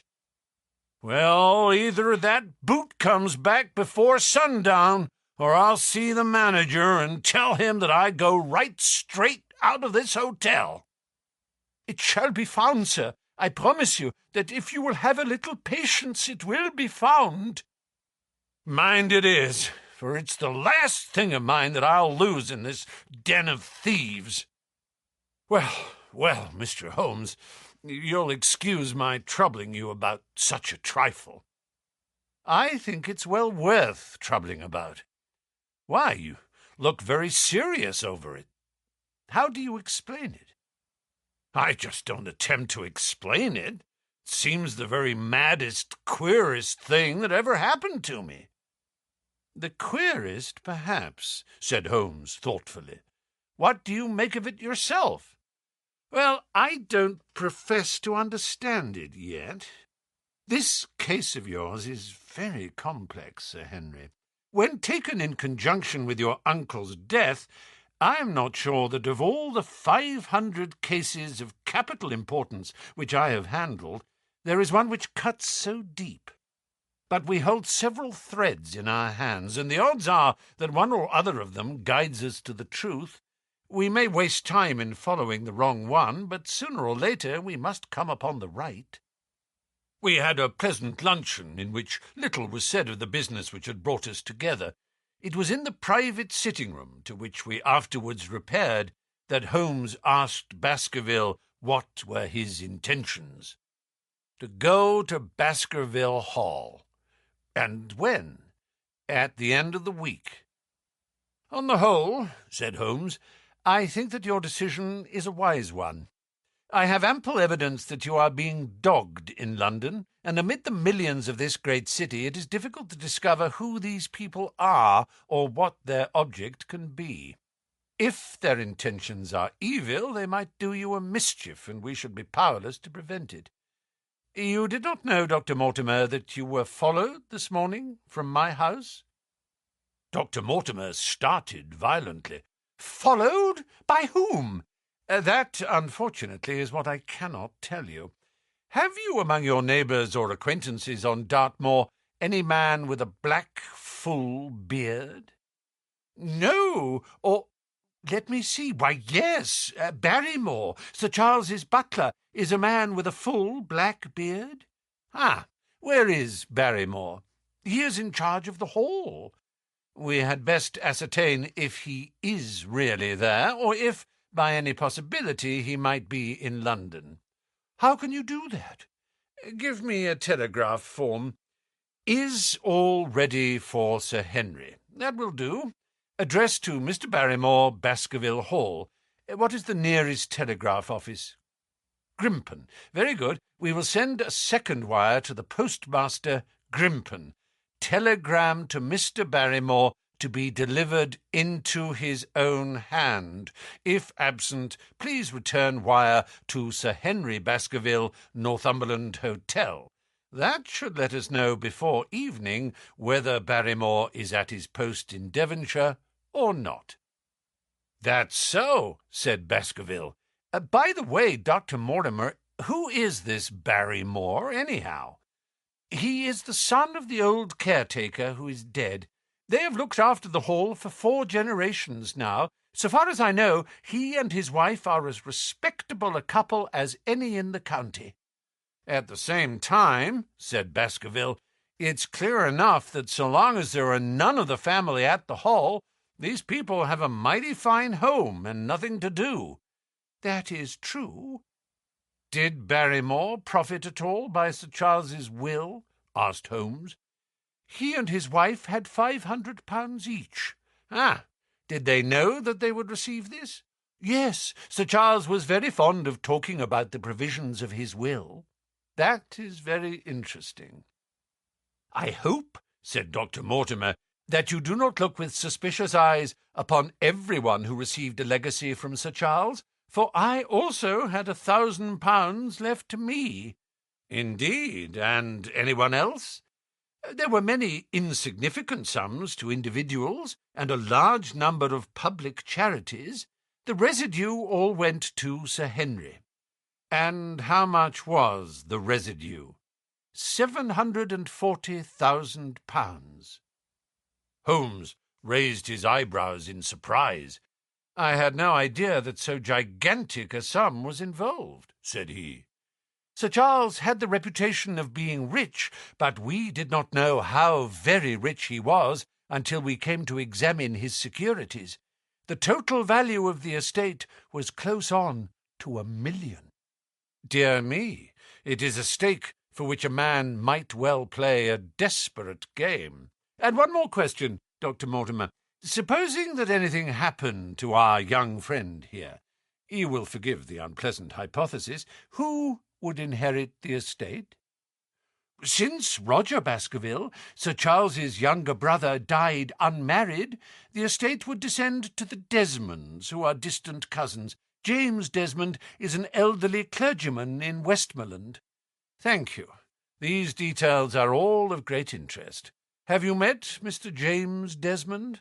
"Yes, he once came down to visit Sir Charles. He is a man of venerable appearance and of saintly life. I remember that he refused to accept any settlement from Sir Charles, though he pressed it upon him." "And this man of simple tastes would be the heir to Sir Charles's thousands?" "He would be the heir to the estate because that is entailed. He would also be the heir to the money unless it were willed otherwise by the present owner, who can, of course, do what he likes with it." "And have you made your will, Sir Henry?" "No, Mr. Holmes, I have not. I've had no time, for it was only yesterday that I learned how matters stood. But in any case I feel that the money should go with the title and estate. That was my poor uncle's idea. How is the owner going to restore the glories of the Baskervilles if he has not money enough to keep up the property? House, land, and dollars must go together." "Quite so. Well, Sir Henry, I am of one mind with you as to the advisability of your going down to Devonshire without delay. There is only one provision which I must make. You certainly must not go alone. Dr. Mortimer returns with me. But Dr. Mortimer has his practice to attend to, and his house is miles away from yours.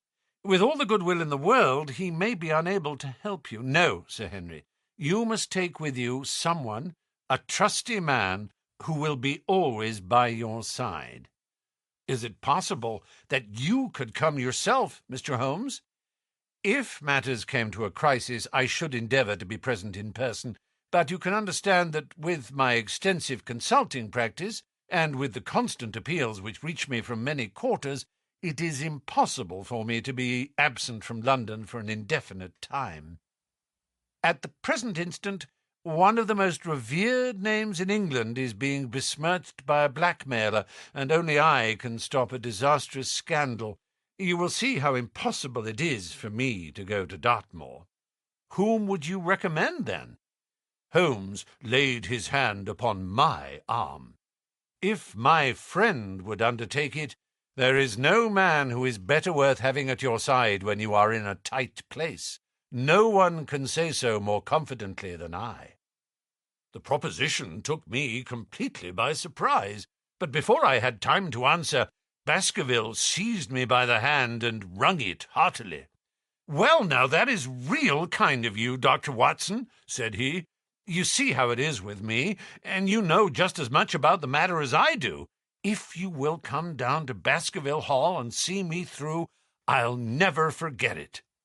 The promise of adventure had always a fascination for me, and I was complimented by the words of Holmes and by the eagerness with which the baronet hailed me as a companion. "I will come with pleasure," said I. "I do not know how I could employ my time better." "And you will report very carefully to me," said Holmes.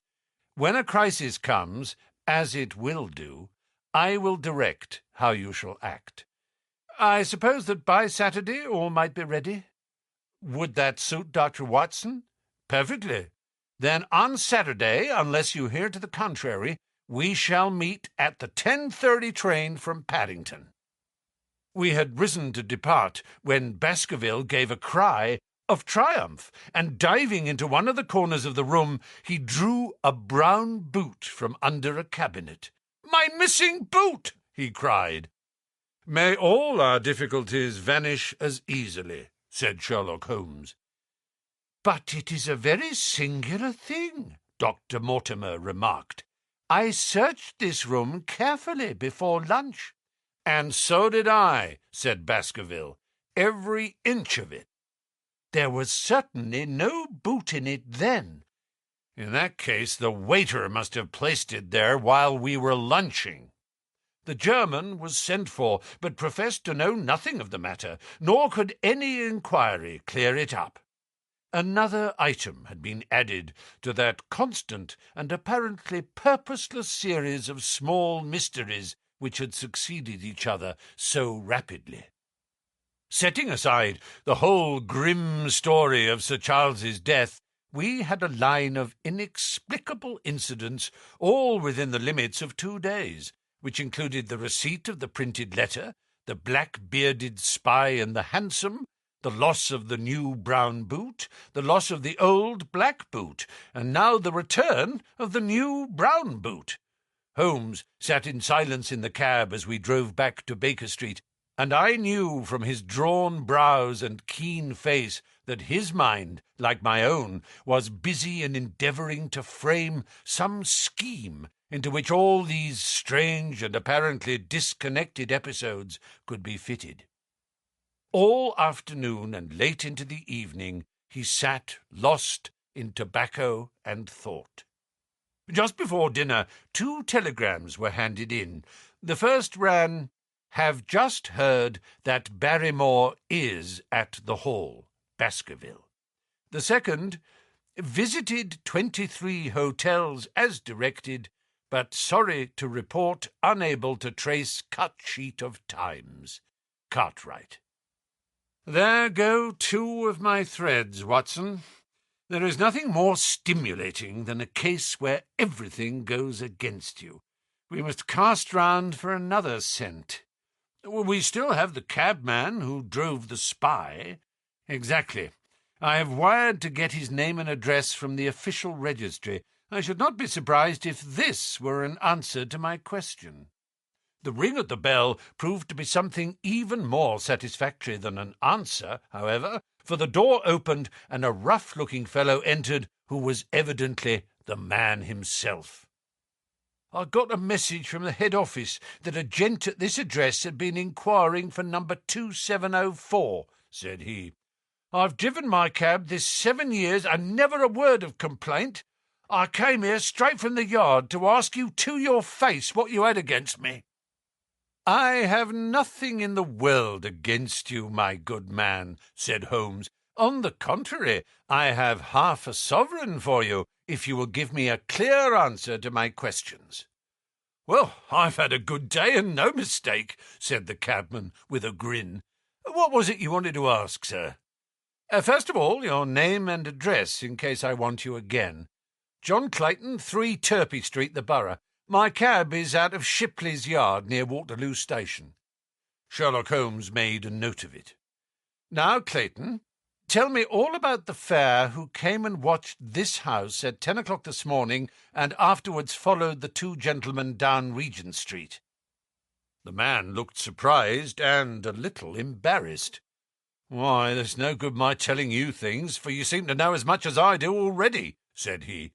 The truth is that the gentleman told me that he was a detective and that I was to say nothing about him to anyone. My good fellow, this is a very serious business, and you may find yourself in a pretty bad position if you try to hide anything from me. You say that your fare told you that he was a detective? Yes, he did. When did he say this? When he left me. Did he say anything more? He mentioned his name. Holmes cast a swift glance of triumph at me. Oh, he mentioned his name, did he? That was imprudent. What was the name that he mentioned? His name, said the cabman, was Mr. Sherlock Holmes. Never have I seen my friend more completely taken aback than by the cabman's reply. For an instant he sat in silent amazement. Then he burst into a hearty laugh. A touch, Watson, an undeniable touch, said he. I feel a foil as quick and supple as my own. He got home upon me very prettily that time. So his name was Sherlock Holmes, was it? Yes, sir, that was the gentleman's name. Excellent. Tell me where you picked him up and all that occurred. He hailed me at 9:30 in Trafalgar Square. He said that he was a detective, and he offered me 2 guineas if I would do exactly what he wanted all day and ask no questions. I was glad enough to agree. First, we drove down to the Northumberland Hotel and waited there until 2 gentlemen came out and took a cab from the rank. We followed their cab until it pulled up somewhere near here. This very door, said Holmes. Well, I couldn't be sure of that, but I dare say my fare knew all about it. We pulled up halfway down the street and waited an hour and a half. Then the 2 gentlemen passed us, walking, and we followed down Baker Street and along— I know, said Holmes, until we got 3/4 down Regent Street. Then my gentleman threw up the trap, and he cried that I should drive right away to Waterloo Station as hard as I could go. I whipped up the mare, and we were there under the 10 minutes. Then he paid up his 2 guineas like a good 'un, and away he went into the station. Only just as he was leaving, he turned round and he said, "It might interest you to know that you have been driving Mr. Sherlock Holmes. That's how I come to know the name." I see. And you saw no more of him? Not after he went into the station? And how would you describe Mr. Sherlock Holmes? The cabman scratched his head. Well, he wasn't altogether such an easy gentleman to describe. I'd put him at 40 years of age, and he was of a middle height, 2 or 3 inches shorter than you, sir. He was dressed like a toff, and he had a black beard cut square at the end and a pale face. I don't know as I could say more than that. Colour of his eyes? No, I can't say that. Nothing more that you can remember? No, sir, nothing. Well, then, here is your half-sovereign. There's another one waiting for you if you can bring any more information. Good night. Good night, sir, and thank you. John Clayton departed chuckling, and Holmes turned to me with a shrug of his shoulders and a rueful smile. Snap goes our third thread, and we end where we began, said he. Cunning rascal, he knew our number, knew that Sir Henry Baskerville had consulted me, spotted who I was in Regent Street, conjectured that I'd got the number of the cab and would lay my hands on the driver, and so sent back this audacious message. I tell you, Watson, this time we have got a foeman who is worthy of our steel. I've been checkmated in London. I can only wish you better luck in Devonshire, but I'm not easy in my mind about it. About what? About sending you. It's an ugly business, Watson, an ugly, dangerous business, and the more I see of it, the less I like it. Yes, my dear fellow, you may laugh, but I give you my word that I shall be very glad to have you back safe and sound in Baker Street once more. Chapter 6. Baskerville Hall. Sir Henry Baskerville and Dr. Mortimer were ready upon the appointed day, and we started as arranged for Devonshire. Mr. Sherlock Holmes drove with me to the station and gave me his last parting injunctions and advice. I will not bias your mind by suggesting theories or suspicions, Watson, said he. I wish you simply to report facts in the fullest possible manner to me, and you can leave me to do the theorizing. What sort of facts? I asked. Anything which may seem to have a bearing, however indirect, upon the case, and especially the relations between young Baskerville and his neighbours, or any fresh particulars concerning the death of Sir Charles. I've made some inquiries myself in the last few days, but the results have, I fear, been negative. One thing only appears to be certain, and that is that Mr. James Desmond, who is the next heir, is an elderly gentleman of a very amiable disposition, so that this persecution does not arise from him. I really think that we may eliminate him entirely from our calculations. There remain the people who will actually surround Sir Henry Baskerville upon the moor.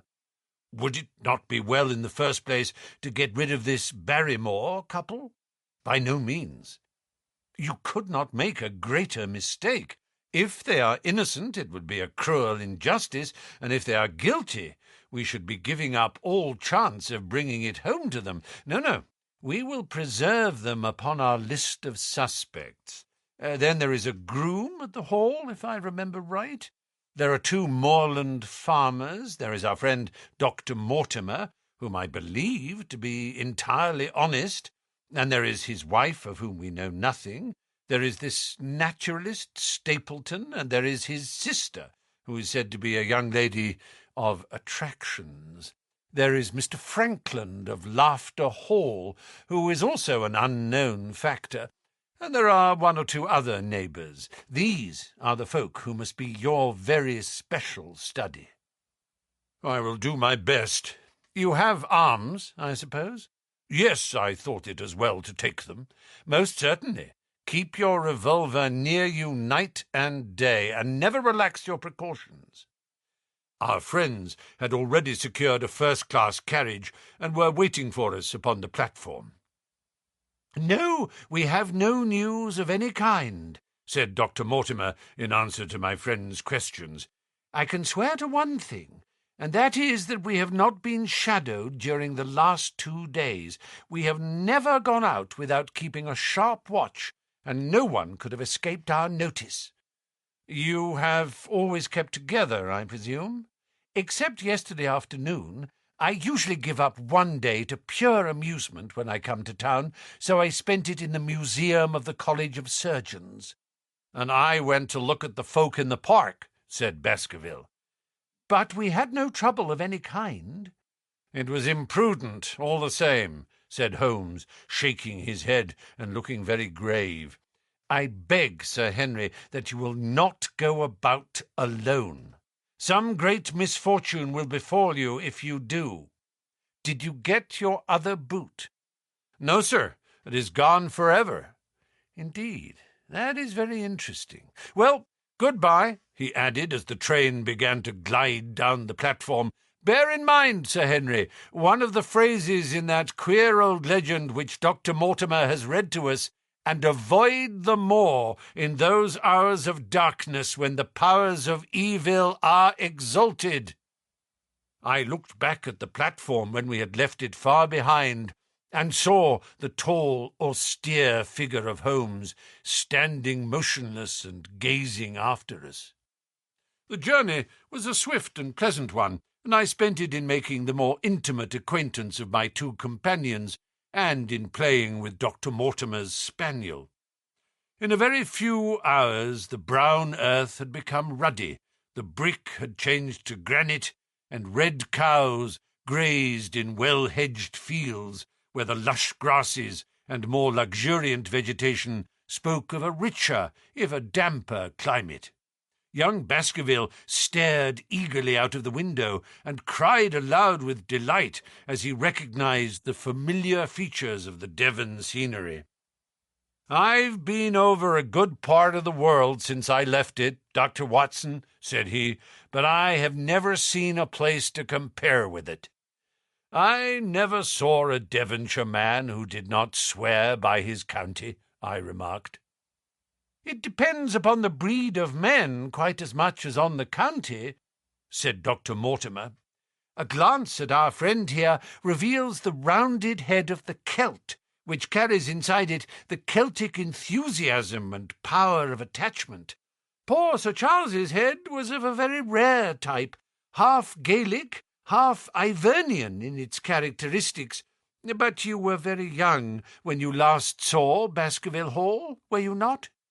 "I was a boy in my teens at the time of my father's death, and had never seen the Hall, for he lived in a little cottage on the south coast. Thence I went straight to a friend in America. I tell you it is all as new to me as it is to Dr. Watson, and I'm as keen as possible to see the moor." "Are you? Then your wish is easily granted, for there is your first sight of the moor," said Dr. Mortimer, pointing out of the carriage window. Over the green squares of the fields and the low curve of a wood, there rose in the distance a grey, melancholy hill, with a strange, jagged summit, dim and vague in the distance, like some fantastic landscape in a dream. Baskerville sat for a long time, his eyes fixed upon it, and I read upon his eager face how much it meant to him, this first sight of that strange spot where the men of his blood had held sway so long and left their mark so deep. There he sat, with his tweed suit and his American accent, in the corner of a prosaic railway carriage, and yet, as I looked at his dark and expressive face, I felt more than ever how true a descendant he was of that long line of high-blooded, fiery and masterful men. There were pride, valour, and strength in his thick brows, his sensitive nostrils, and his large hazel eyes. If, on that forbidding moor, a difficult and dangerous quest should lie before us, this was at least a comrade for whom one might venture to take a risk with the certainty that he would bravely share it. The train pulled up at a small wayside station, and we all descended. Outside, beyond the low white fence, a wagonette with a pair of cobs was waiting. Our coming was evidently a great event, for station-master and porters clustered round us to carry out our luggage. It was a sweet, simple country spot. but I was surprised to observe that by the gate there stood 2 soldierly men in dark uniforms, who leaned upon their short rifles and glanced keenly at us as we passed. The coachman, a hard-faced, gnarled little fellow, saluted Sir Henry Baskerville, and in a few minutes we were flying swiftly down the broad white road. Rolling pasture lands curved upward on either side of us, and old gabled houses peeped out from amid the thick green foliage. But behind the peaceful and sunlit countryside there rose ever dark against the evening sky the long, gloomy curve of the moor, broken by the jagged and sinister hills. The wagonette swung round into a side road, and we curved upward through deep lanes worn by centuries of wheels, high banks on either side, heavy with dripping moss and fleshy hart's-tongue ferns. Bronzing bracken and mottled bramble gleamed in the light of the sinking sun. Still steadily rising, we passed over a narrow granite bridge and skirted a noisy stream which gushed swiftly down, foaming and roaring amid the grey boulders. Both road and stream wound up through a valley dense with scrub oak and fir. At every turn, Baskerville gave an exclamation of delight, looking eagerly about him and asking countless questions. To his eyes all seemed beautiful, but to me a tinge of melancholy lay upon the countryside, which bore so clearly the mark of the waning year. Yellow leaves carpeted the lanes and fluttered down upon us as we passed. The rattle of our wheels died away as we drove through drifts of rotting vegetation, sad gifts, as it seemed to me, for nature to throw before the carriage of the returning heir of the Baskervilles. "Hullo!" cried Dr. Mortimer. "What is this?" A steep curve of heath-clad land, an outlying spur of the moor, lay in front of us. On the summit, hard and clear, like an equestrian statue upon its pedestal, was a mounted soldier, dark and stern, his rifle poised ready over his forearm. He was watching the road along which we travelled. "What is this, Perkins?" asked Dr. Mortimer.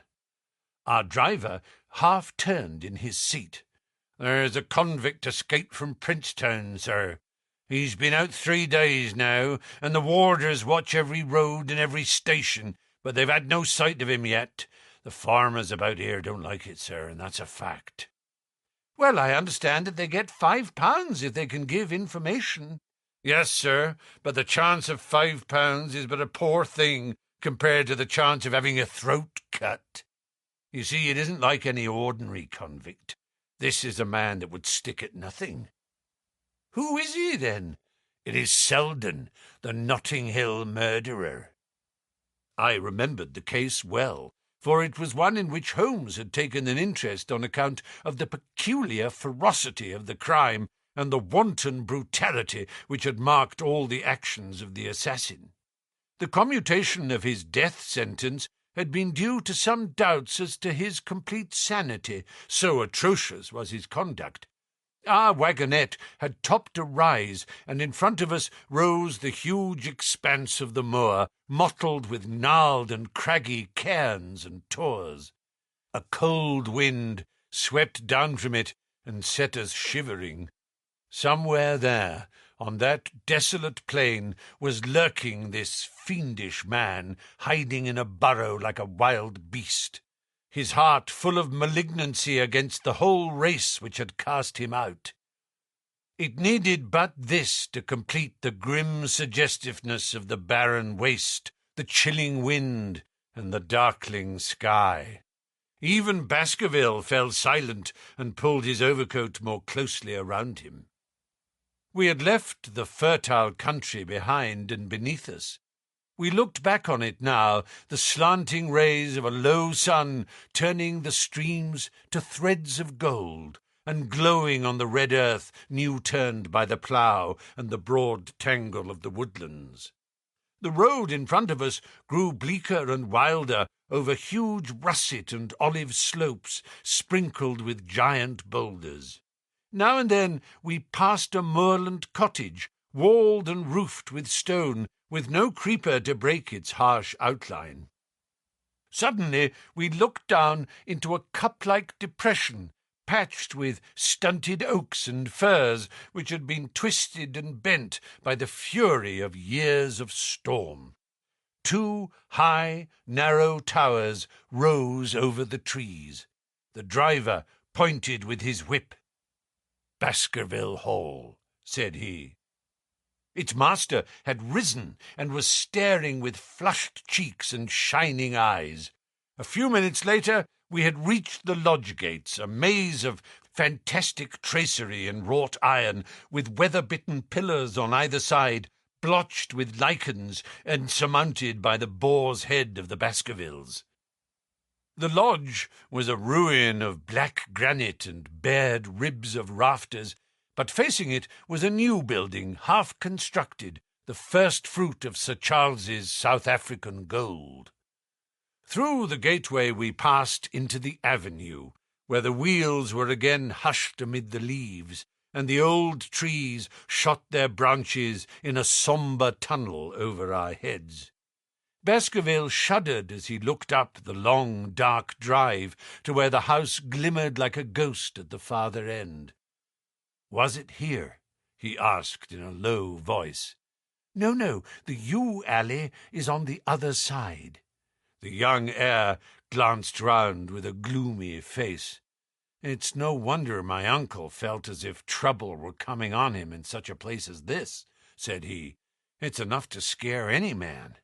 I'll have a row of electric lamps up here inside of 6 months, and you won't know it again, with 1,000 candle-power Swan and Edison right here in front of the hall door." The avenue opened into a broad expanse of turf, and the house lay before us. In the fading light, I could see that the centre was a heavy block of building from which a porch projected. The whole front was draped in ivy, with a patch clipped bare here and there, where a window or a coat of arms broke through the dark veil. From this central block rose the twin towers, ancient, crenellated, and pierced with many loopholes. To right and left of the turrets were more modern wings of black granite. A dull light shone through heavy mullioned windows, and from the high chimneys which rose from the steep, high-angled roof there sprang a single black column of smoke. "Welcome, Sir Henry. Welcome to Baskerville Hall." A tall man had stepped from the shadow of the porch to open the door of the wagonette. The figure of a woman was silhouetted against the yellow light of the hall. She came out and helped the man to hand down our bags. "You don't mind my driving straight home, Sir Henry?" said Dr. Mortimer. "My wife is expecting me." "Surely you will stay and have some dinner?" "No, I must go. I shall probably find some work awaiting me. I would stay to show you over the house, but Barrymore will be a better guide than I. Goodbye, and never hesitate night or day to send for me if I can be of service." The wheels died away down the drive, while Sir Henry and I turned into the hall, and the door clanged heavily behind us. It was a fine apartment in which we found ourselves, large, lofty, and heavily raftered, with huge bulks of age-blackened oak. In the great old-fashioned fireplace behind the high iron dogs, a log fire crackled and snapped. Sir Henry and I held out our hands to it, for we were numb from our long drive. Then we gazed round us at the high, thin window of old stained glass, the oak panelling, the stags' heads, the coats of arms upon the walls, all dim and sombre in the subdued light of the central lamp. "It's just as I imagined it," said Sir Henry. "Is it not the very picture of an old family home? To think that this should be the same hall in which for 500 years my people have lived. It strikes me solemn to think of it. I saw his dark face lit up with a boyish enthusiasm as he gazed about him. The light beat upon him where he stood, but long shadows trailed down the walls and hung like a black canopy above him. Barrymore had returned from taking our luggage to our rooms. He stood in front of us now with the subdued manner of a well-trained servant. He was a remarkable-looking man, tall, handsome, with a square black beard and pale, distinguished features. "Would you wish dinner to be served at once, sir?" "Is it ready?" "In a very few minutes, sir. You will find hot water in your rooms. My wife and I will be happy, Sir Henry, to stay with you until you have made your fresh arrangements, but you will understand that under the new conditions this house will require a considerable staff." "What new conditions?" "I only meant, sir, that Sir Charles led a very retired life, and we were able to look after his wants. You would naturally wish to have more company, and so you will need changes in your household." "Do you mean that your wife and you wish to leave?" "Only when it is quite convenient to you, sir." "But your family have been with us for several generations, have they not? I should be sorry to begin my life here by breaking an old family connection." I seemed to discern some signs of emotion upon the butler's white face. "I feel that also, sir, and so does my wife. But to tell the truth, sir, we were both very much attached to Sir Charles, and his death gave us a shock and made these surroundings very painful to us. I fear that we shall never again be easy in our minds at Baskerville Hall." "But what do you intend to do?" "I have no doubt, sir, that we shall succeed in establishing ourselves in some business. Sir Charles's generosity has given us the means to do so. And now, sir, perhaps I had best show you to your rooms." A square balustraded gallery ran round the top of the old hall, approached by a double stair. From this central point 2 long corridors extended the whole length of the building, from which all the bedrooms opened. My own was in the same wing as Baskerville's, and almost next door to it. These rooms appeared to be much more modern than the central part of the house, and the bright paper and numerous candles did something to remove the sombre impression which our arrival had left upon my mind. But the dining-room, which opened out of the hall, was a place of shadow and gloom. It was a long chamber with a step separating the dais where the family sat from the lower portion reserved for their dependents. At one end a minstrel's gallery overlooked it. Black beams shot across above our heads, with a smoke-darkened ceiling beyond them. With rows of flaring torches to light it up, and the colour and rude hilarity of an old-time banquet, it might have softened. But now, when 2 black-clothed gentlemen sat in the little circle of light thrown by a shaded lamp, one's voice became hushed and one's spirit subdued. A dim line of ancestors in every variety of dress, from the Elizabethan knight to the buck of the Regency, stared down upon us and daunted us by their silent company. We talked little, and I, for one, was glad when the meal was over and we were able to retire into the modern billiard-room and smoke a cigarette. "My word, it isn't a very cheerful place," said Sir Henry. "I suppose one can tone down to it, but I feel a bit out of the picture at present. I don't wonder that my uncle got a little jumpy if he lived all alone in such a house as this. However, if it suits you, we will retire early tonight, and perhaps things may seem more cheerful in the morning." I drew aside my curtains before I went to bed, and looked out from my window. It opened upon the grassy space which lay in front of the hall door. Beyond, 2 copses of trees moaned and swung in a rising wind. A half-moon broke through the rifts of racing clouds. In its cold light I saw beyond the trees a broken fringe of rocks and the long, low curve of the melancholy moor. I closed the curtain, feeling that my last impression was in keeping with the rest. And yet it was not quite the last. I found myself weary and yet wakeful, tossing restlessly from side to side, seeking for the sleep which would not come. Far away, a chiming clock struck out the quarters of the hours, but otherwise a deathly silence lay upon the old house. And then, suddenly, in the very dead of the night, there came a sound to my ears, clear, resonant, and unmistakable. It was the sob of a woman, the muffled, strangling gasp of one who is torn by an uncontrollable sorrow. I sat up in bed and listened intently. The noise could not have been far away, and was certainly in the house. For half an hour I waited with every nerve on the alert, but there came no other sound save the chiming clock and the rustle of the ivy on the wall. Chapter 7. The Stapletons of Merrypit House. The fresh beauty of the following morning did something to efface from our minds the grim and grey impression which had been left upon both of us by our first experience of Baskerville Hall. As Sir Henry and I sat at breakfast, the sunlight flooded in through the high mullioned windows, throwing watery patches of colour from the coats of arms which covered them.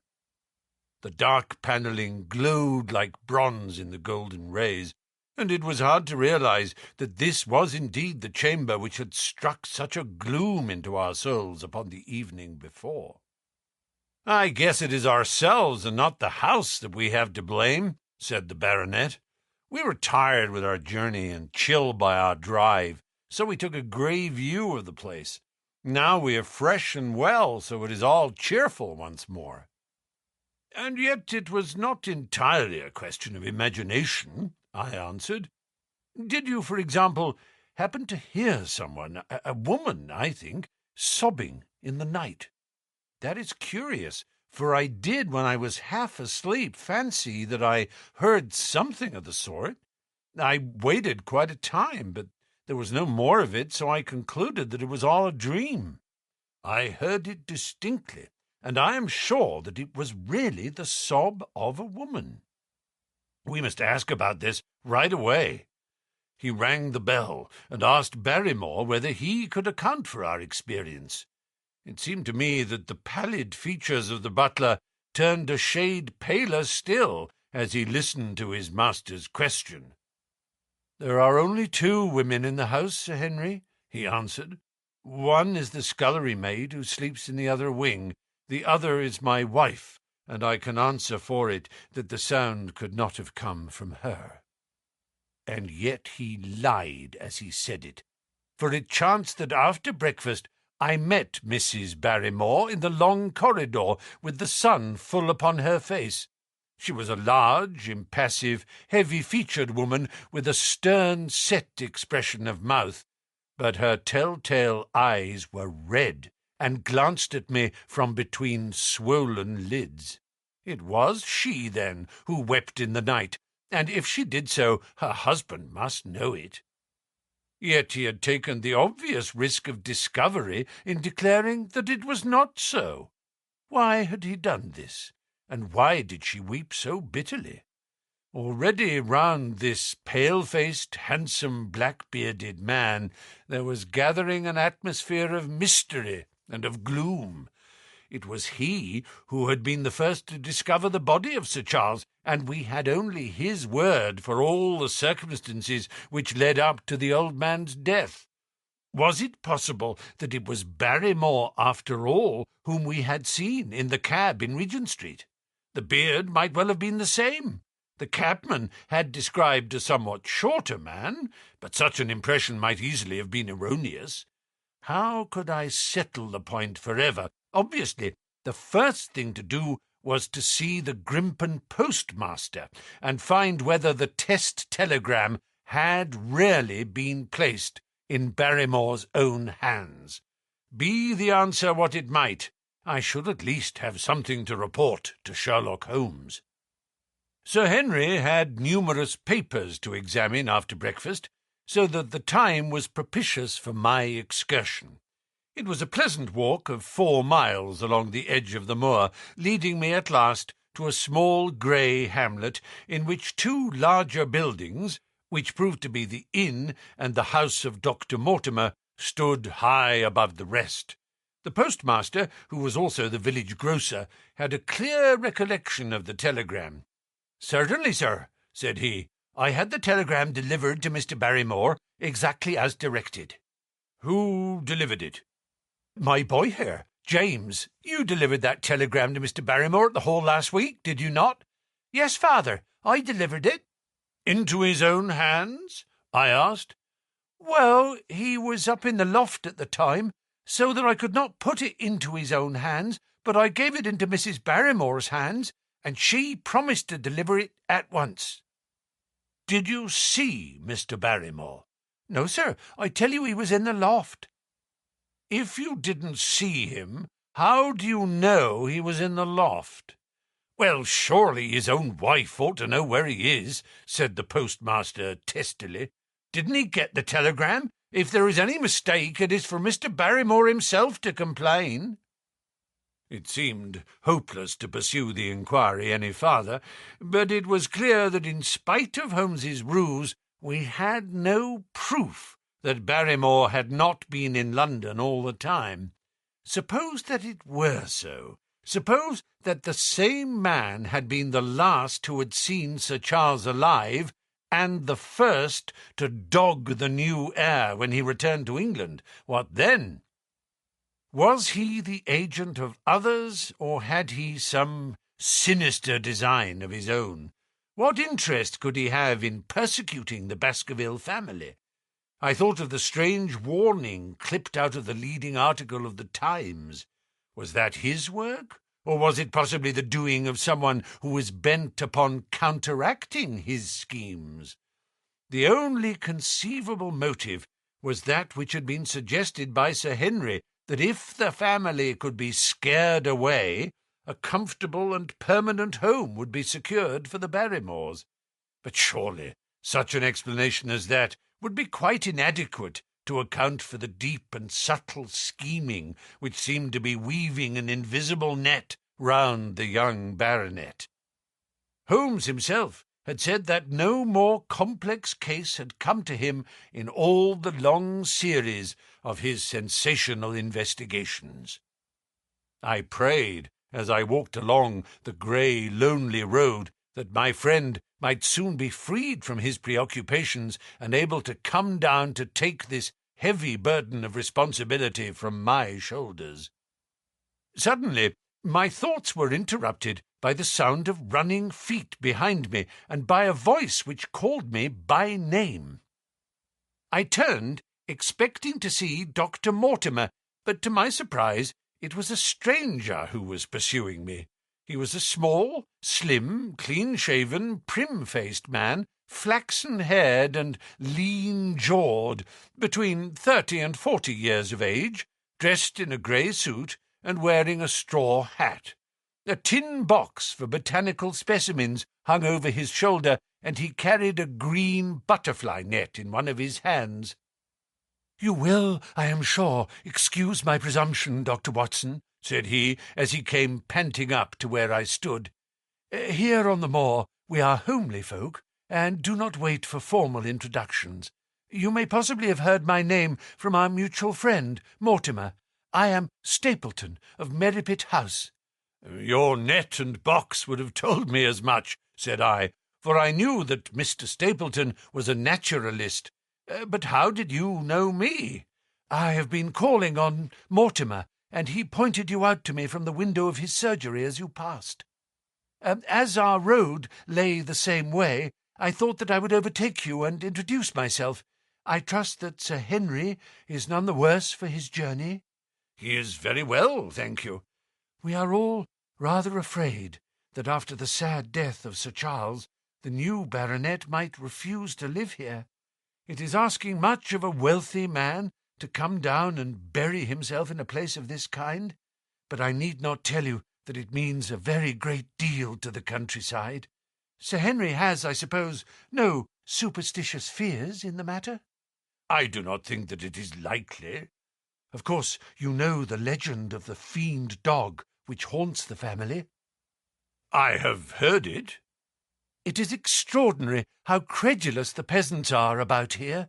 Any number of them are ready to swear that they have seen such a creature upon the moor. He spoke with a smile, but I seemed to read in his eyes that he took the matter more seriously.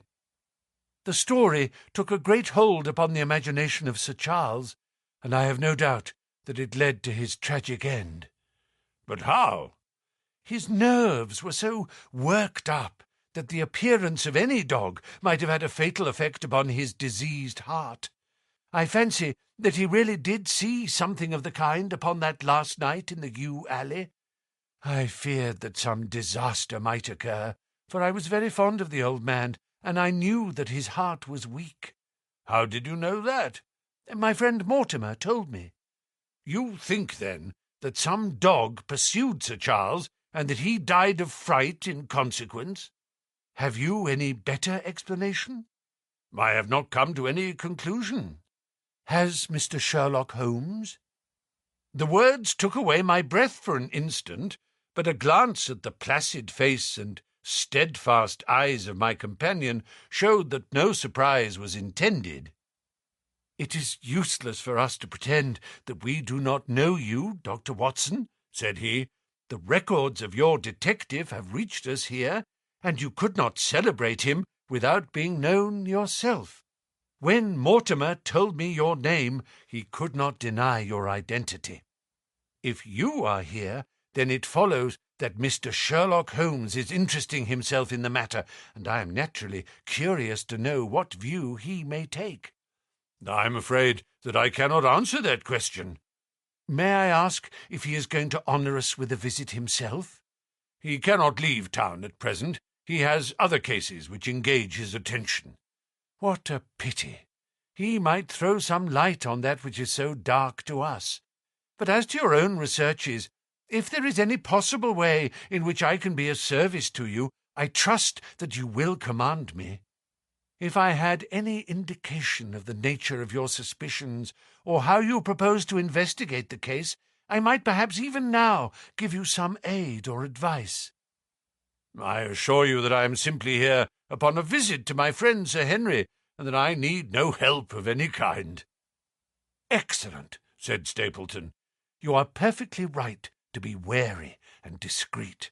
I am justly reproved for what I feel was an unjustifiable intrusion, and I promise you that I will not mention the matter again." We had come to a point where a narrow, grassy path struck off from the road and wound away across the moor. A steep, boulder-sprinkled hill lay upon the right, which had in bygone days been cut into a granite quarry. The face which was turned towards us formed a dark cliff, with ferns and brambles growing in its niches. From over a distant rise there floated a grey plume of smoke. "A moderate walk along this moor path brings us to Merrypit House," said he. "Perhaps you will spare an hour, that I may have the pleasure of introducing you to my sister." My first thought was that I should be by Sir Henry's side, but then I remembered the pile of papers and bills with which his study table was littered, and was certain that I could not help with those, and Holmes had expressly said that I should study the neighbours upon the moor. I accepted Stapleton's invitation, and we turned together down the path. "It is a wonderful place, the moor," said he, looking round over the undulating downs, long green rollers, with crests of jagged granite foaming up into fantastic surges. "You never tire of the moor. You cannot think the wonderful secrets which it contains. It is so vast, and so barren, and so mysterious." "You know it well, then?" "I have only been here 2 years. The residents would call me a newcomer. We came shortly after Sir Charles settled, but my tastes led me to explore every part of the country round, and I should think that there are few men who know it better than I do."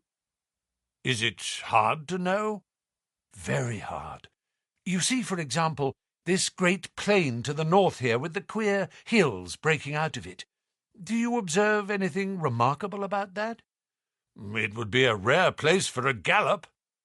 "You would naturally think so, and the thought has cost several their lives before now.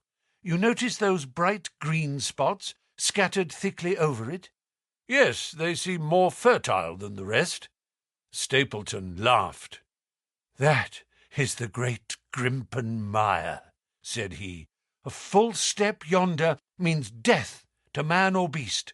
Only yesterday I saw one of the moor ponies wander into it. He never came out. I saw his head for quite a long time, craning out of the bog-hole, but it sucked him down at last. Even in dry seasons it is a danger to cross it, but after these autumn rains it is an awful place. And yet I can find my way to the very heart of it and return alive. By George, there's another of those miserable ponies." Something brown was rolling and tossing among the green sedges. Then a long, agonized, writhing neck shot upward, and a dreadful cry echoed over the moor. It turned me cold with horror, but my companion's nerves seemed to be stronger than mine. "It's gone," said he. "The mire has him. 2 in 2 days, and many more, perhaps, for they get in the way of going there in the dry weather, and never know the difference until the mire has them in its clutches. It's a bad place, the great Grimpen mire." "And you say you can penetrate it?" "Yes, there are 1 or 2 paths which a very active man can take.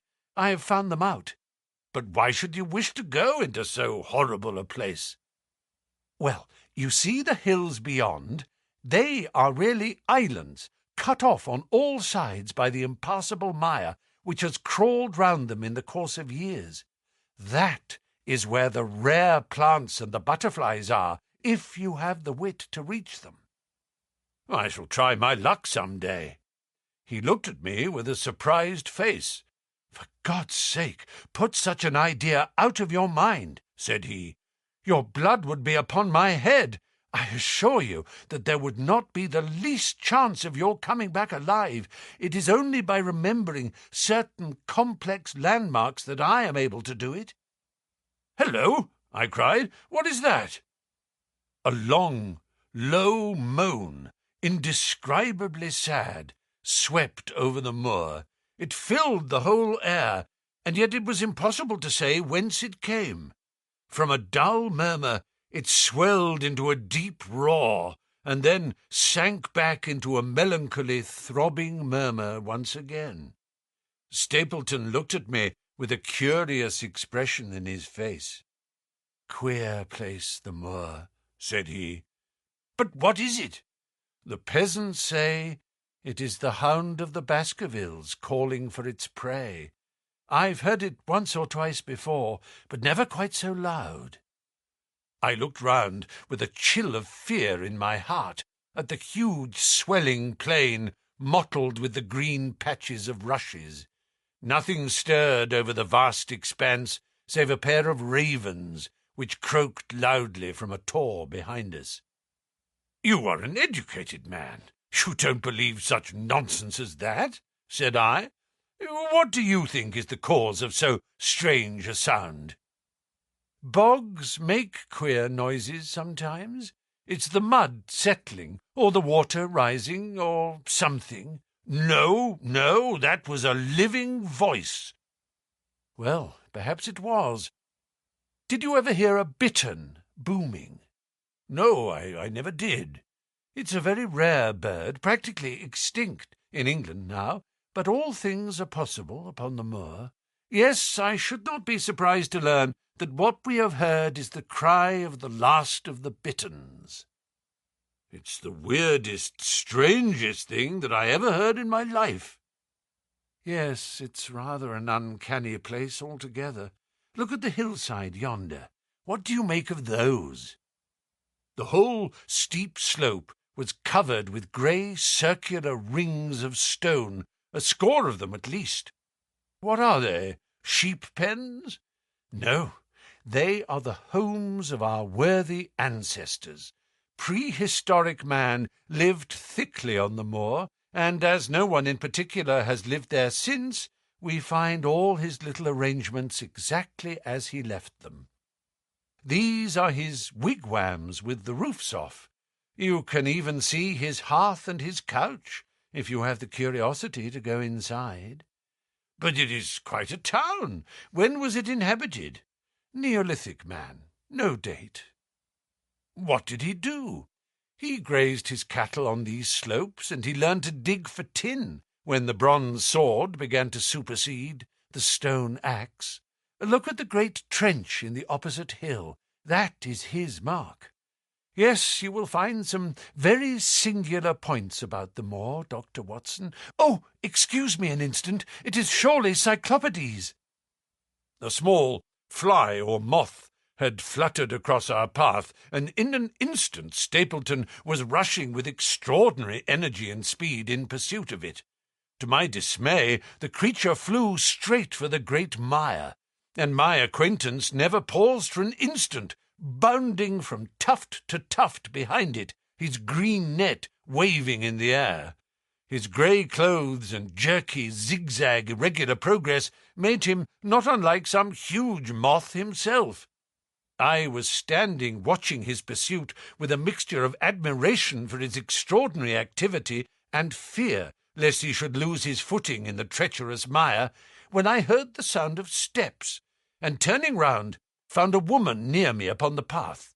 She had come from the direction in which the plume of smoke indicated the position of Merripit House, but the dip of the moor had hid her until she was quite close. I could not doubt that this was the Miss Stapleton of whom I had been told, since ladies of any sort must be few upon the moor, and I remembered that I had heard someone describe her as being a beauty. The woman who approached me was certainly that, and of a most uncommon type. There could not have been a greater contrast between brother and sister, for Stapleton was neutral-tinted, with light hair and grey eyes, while she was darker than any brunette whom I have seen in England, slim, elegant, and tall.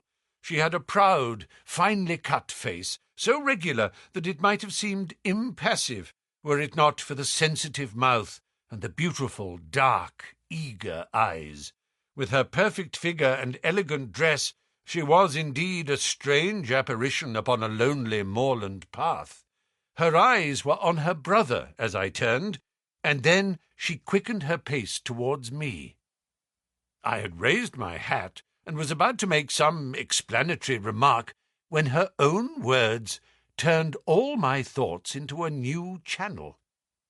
"Go back," she said.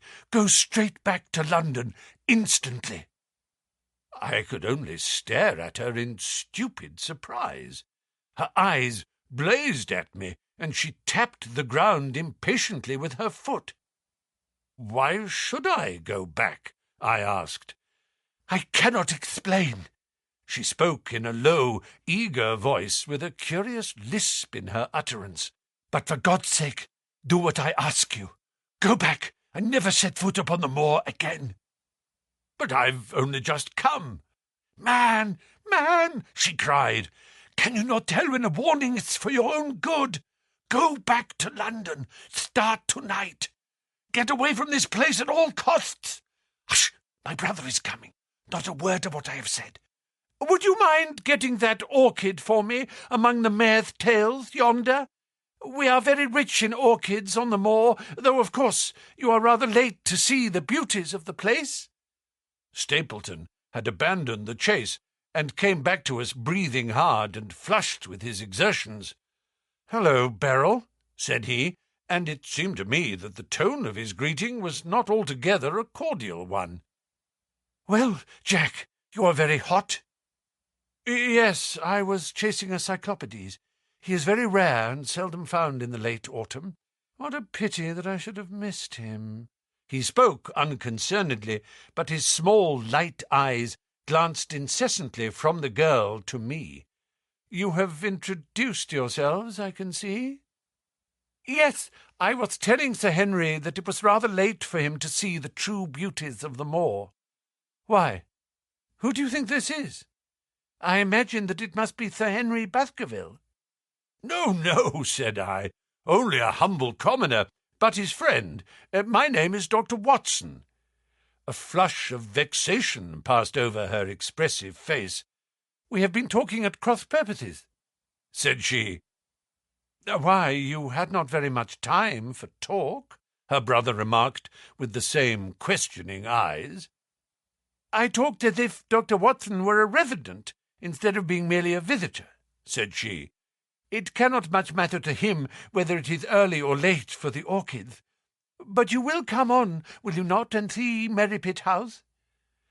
A short walk brought us to it, a bleak moorland house, once the farm of some grazier in the old prosperous days, but now put into repair and turned into a modern dwelling. An orchard surrounded it, but the trees, as is usual upon the moor, were stunted and nipped, and the effect of the whole place was mean and melancholy. We were admitted by a strange, wizened, rusty-coated old manservant who seemed in keeping with the house. Inside, however, there were large rooms furnished with an elegance in which I seemed to recognize the taste of the lady. As I looked from their windows at the interminable granite-flecked moor rolling unbroken to the farthest horizon, I could not but marvel at what could have brought this highly educated man and this beautiful woman to live in such a place. "Queer spot to choose, is it not?" said he, as if in answer to my thought. "And yet we manage to make ourselves fairly happy, do we not, Beryl?" "Quite happy," said she, but there was no ring of conviction in her words. "I had a school," said Stapleton. "It was in the North Country. The work to a man of my temperament was mechanical and uninteresting, but the privilege of living with youth, of helping to mould those young minds, and of impressing them with one's own character and ideals, was very dear to me. However, the fates were against us. A serious epidemic broke out in the school, and 3 of the boys died. It never recovered from the blow, and much of my capital was irretrievably swallowed up. And yet, if it were not for the loss of the charming companionship of the boys, I could rejoice over my own misfortune, for, with my strong tastes for botany and zoology, I find an unlimited field of work here, and my sister is as devoted to nature as I am. All this, Dr. Watson, has been brought upon your head by your expression as you surveyed the moor out of the window." "It certainly did cross my mind that it might be a little dull, less for you, perhaps, than for your sister." No, I am never dull," said she quickly. "We have books, we have our studies, and we have interesting neighbours. Dr. Mortimer is a most learned man in his own line. Poor Sir Charles was also an admirable companion. We knew him well, and miss him more than I can tell. Do you think that I should intrude if I were to call this afternoon and make the acquaintance of Sir Henry?" "I am sure that he would be delighted." "Then perhaps you would mention that I propose to do so. We may, in our humble way, do something to make things more easy for him until he becomes accustomed to his new surroundings. Will you come upstairs, Dr. Watson, and inspect my collection of Lepidoptera? I think it is the most complete one in the southwest of England. By the time you have looked through them, lunch will be almost ready." But I was eager to get back to my charge. The melancholy of the moor, the death of the unfortunate pony, the weird sound which had been associated with the grim legend of the Baskervilles, all these things tinged my thoughts with sadness. Then, on top of these more or less vague impressions, there had come the definite and distinct warning of Miss Stapleton, delivered with such intense earnestness that I could not doubt that some grave and deep reason lay behind it. I resisted all pressure to stay for lunch, and I set off at once upon my return journey, taking the grass-grown path by which we had come.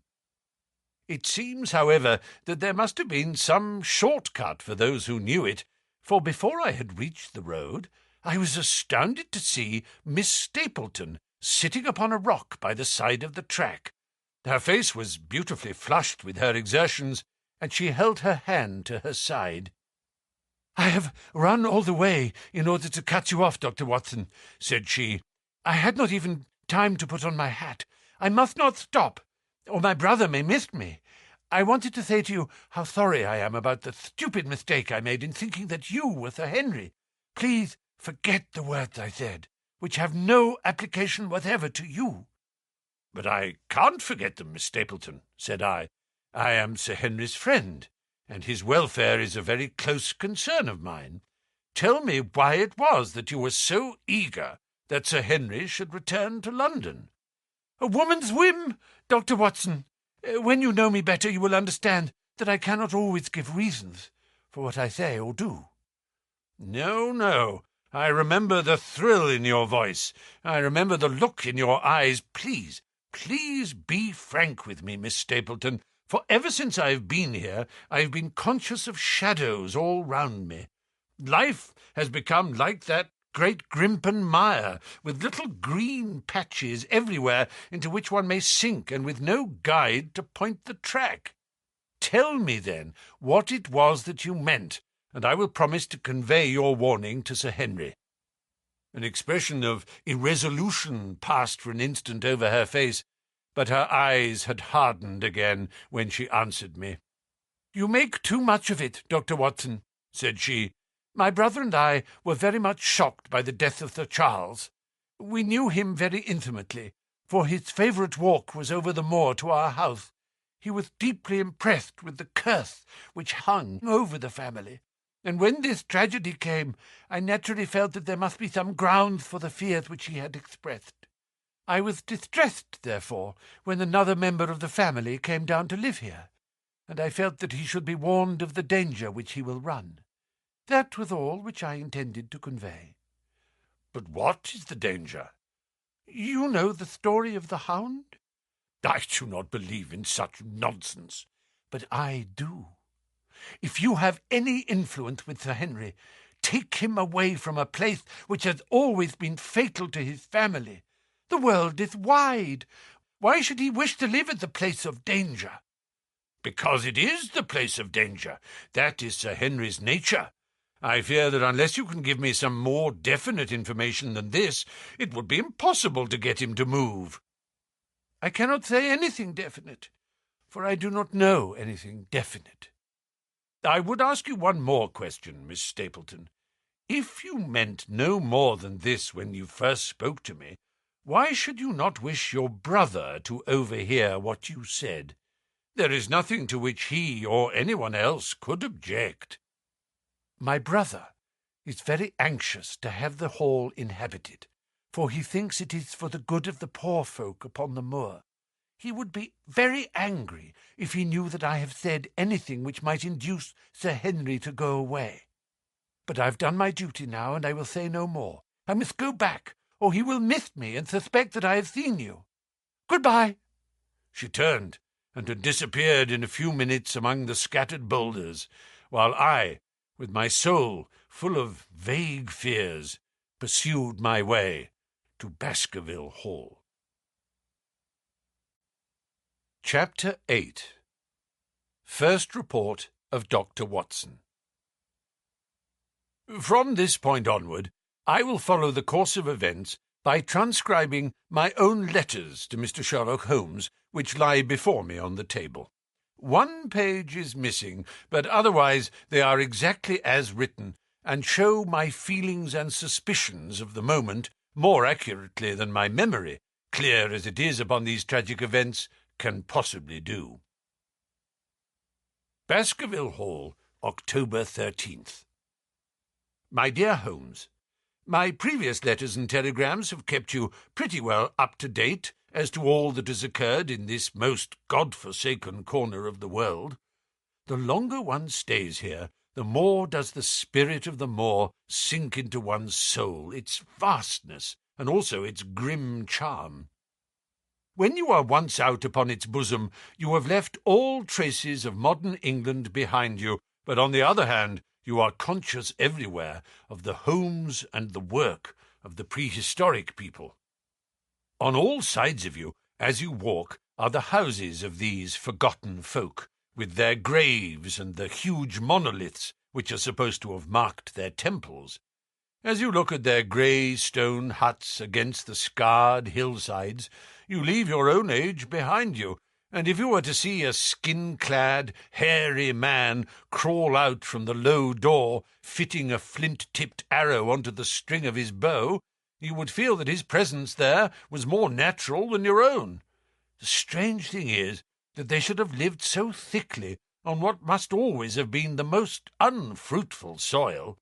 I am no antiquarian, but I could imagine that they were some unwarlike and harried race who were forced to accept that which none other would occupy. All this, however, is foreign to the mission on which you sent me, and will probably be very uninteresting to your severely practical mind. I can still remember your complete indifference as to whether the sun moved round the earth or the earth round the sun. Let me, therefore, return to the facts concerning Sir Henry Baskerville. If you have not had any report within the last few days, it is because up to today there was nothing of importance to relate. Then a very surprising circumstance occurred, which I shall tell you in due course, but first of all I must keep you in touch with some of the other factors in the situation. One of these, concerning which I have said little, is the escaped convict upon the moor. There is strong reason now to believe that he has got right away, which is a considerable relief to the lonely householders of the district. A fortnight has passed since his flight, during which he has not been seen, and nothing has been heard of him. It is surely inconceivable that he could have held out upon the moor during all that time. Of course, so far as his concealment goes, there is no difficulty at all. Any one of these stone huts would give him a hiding-place. But there is nothing to eat, unless he were to catch and slaughter one of the moor sheep. We think, therefore, that he has gone, and the outlying farmers sleep the better in consequence. We are 4 able-bodied men in this household, so that we could take good care of ourselves, but I confess that I have had uneasy moments when I have thought of the Stapletons. They live miles from any help.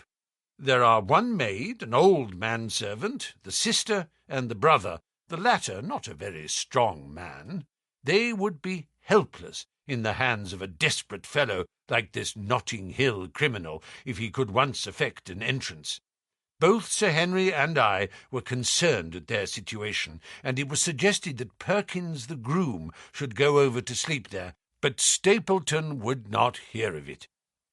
The fact is that our friend the baronet begins to display a considerable interest in our fair neighbour. It is not to be wondered at, for time hangs heavily in this lonely spot to an active man like him, and she is a very fascinating and beautiful woman. There is something tropical and exotic about her, which forms a singular contrast to her cool and unemotional brother. Yet he also gives the idea of hidden fires. He has certainly a very marked influence over her, for I have seen her continually glance at him as she talked, as if seeking approbation for what she said. I trust that he is kind to her. There is a dry glitter in his eyes and a firm set of his thin lips, which goes with a positive and possibly a harsh nature. You would find him an interesting study. He came over to call upon Baskerville on that first day, and the very next morning he took us both to show us the spot where the legend of the wicked Hugo is supposed to have had its origin.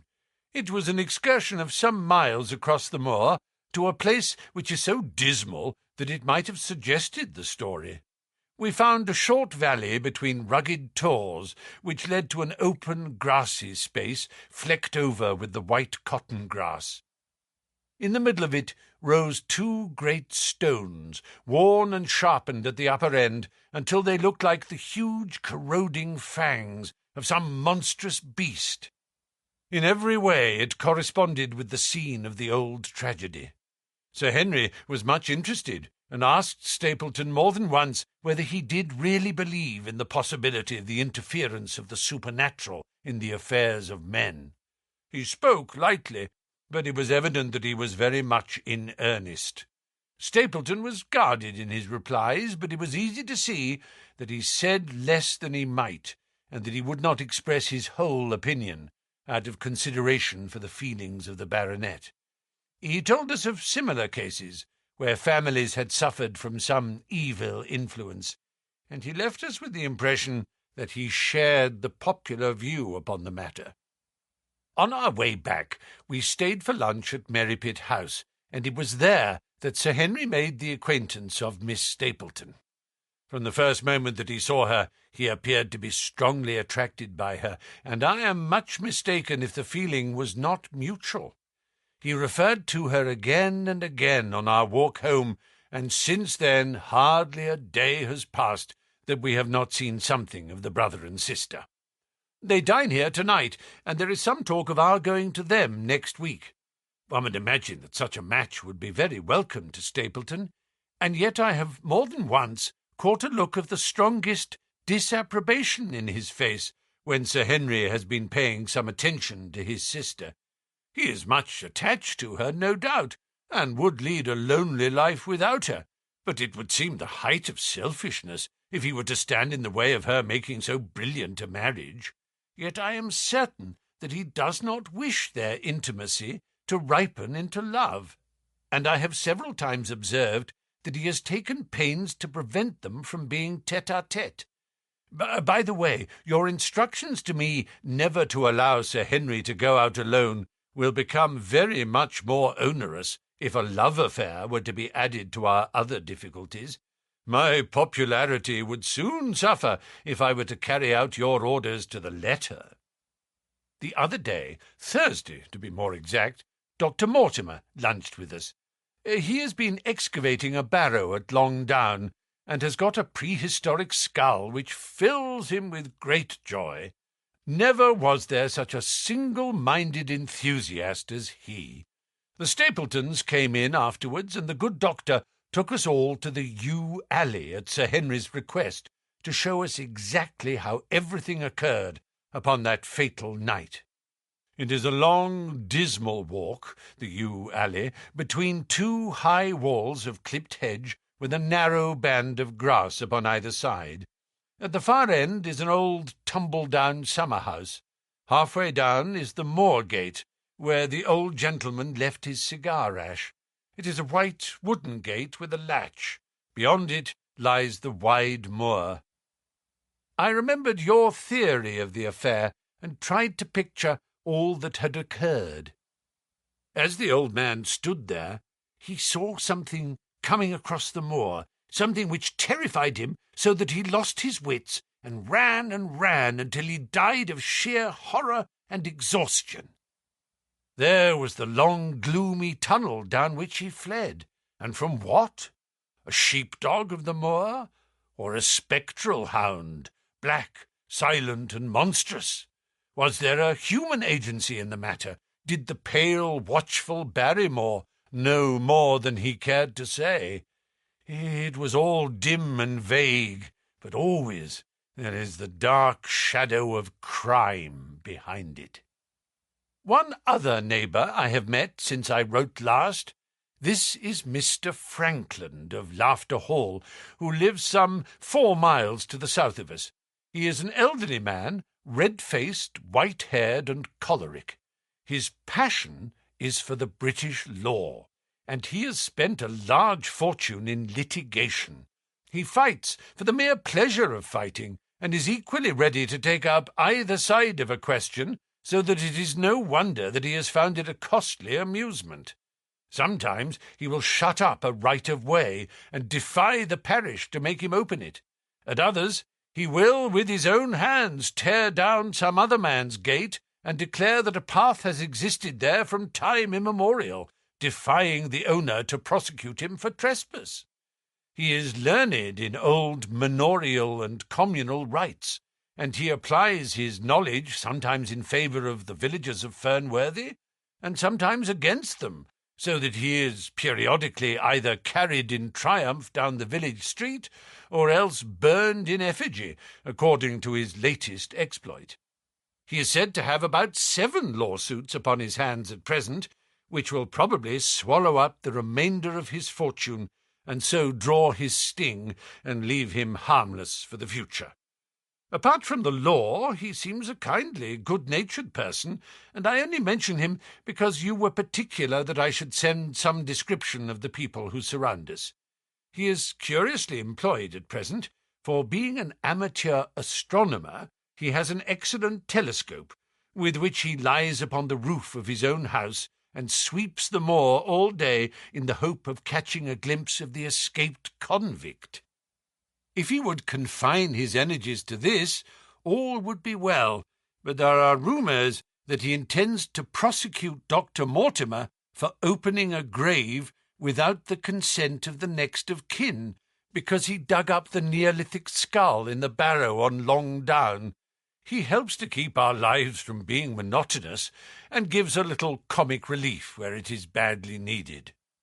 And now, having brought you up to date in the escaped convict, the Stapletons, Dr. Mortimer, and Frankland of Laughter Hall, let me end on that which is most important, and tell you more about the Barrymores, and especially about the surprising development of last night. First of all, about the test telegram, which you sent from London in order to make sure that Barrymore was really here. I have already explained that the testimony of the postmaster shows that the test was worthless, and that we have no proof one way or the other. I told Sir Henry how the matter stood, and he at once, in his downright fashion, had Barrymore up, and asked him whether he had received the telegram himself. Barrymore said that he had. "Did the boy deliver it into your own hands?" asked Sir Henry. Barrymore looked surprised and considered for a little time. "No," said he, "I was in the box-room at the time, and my wife brought it up to me." "Did you answer it yourself?" "No, I told my wife what to answer, and she went down to write it." In the evening he recurred to the subject of his own accord. "I could not quite understand the object of your questions this morning, Sir Henry," said he. "I trust that they do not mean I have done anything to forfeit your confidence." Sir Henry had to assure him that it was not so, and pacify him by giving him a considerable part of his old wardrobe, the London outfit having now all arrived. Mrs. Barrymore is of interest to me.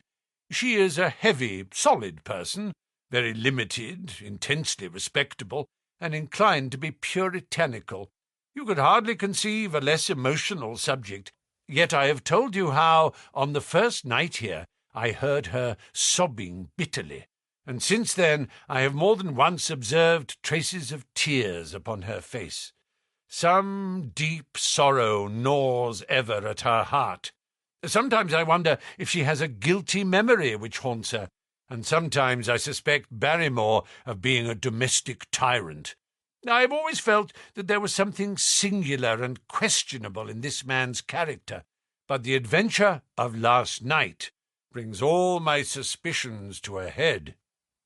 And yet it may seem a small matter in itself. You are aware that I am not a very sound sleeper, and since I have been on guard in this house, my slumbers have been lighter than ever. Last night, about 2 a.m, I was aroused by a stealthy step passing my room. I rose, opened my door, and peeped out. A long black shadow was trailing down the corridor. It was thrown by a man who walked softly down the passage with a candle held in his hand. He was in shirt and trousers, with no covering to his feet. I could merely see the outline, but his height told me that it was Barrymore. He walked very slowly and circumspectly, and there was something indescribably guilty and furtive in his whole appearance. I have told you that the corridor is broken by the balcony which runs round the hall, but that it is resumed upon the farther side. I waited until he had passed out of sight, and then I followed him. When I came round the balcony, he had reached the end of the farther corridor, and I could see from the glimmer of light through an open door that he had entered one of the rooms. Now, all these rooms are unfurnished and unoccupied, so that his expedition became more mysterious than ever. The light shone steadily, as if he were standing motionless. I crept down the passage as noiselessly as I could, and peeped round the corner of the door. Barrymore was crouching at the window, with the candle held against the glass. His profile was half turned towards me, and his face seemed to be rigid with expectation as he stared out into the blackness of the moor. For some minutes he stood watching intently. Then he gave a deep groan, and with an impatient gesture he put out the light. Instantly I made my way back to my room, and very shortly came the stealthy steps passing once more upon their return journey. Long afterwards, when I had fallen into a light sleep, I heard a key turn somewhere in a lock, but I could not tell whence the sound came. What it all means I cannot guess, but there is some secret business going on in this house of gloom, which sooner or later we shall get to the bottom of. I do not trouble you with my theories, for you asked me to furnish you only with facts. I've had a long talk with Sir Henry this morning, and we have made a plan of campaign founded upon my observations of last night.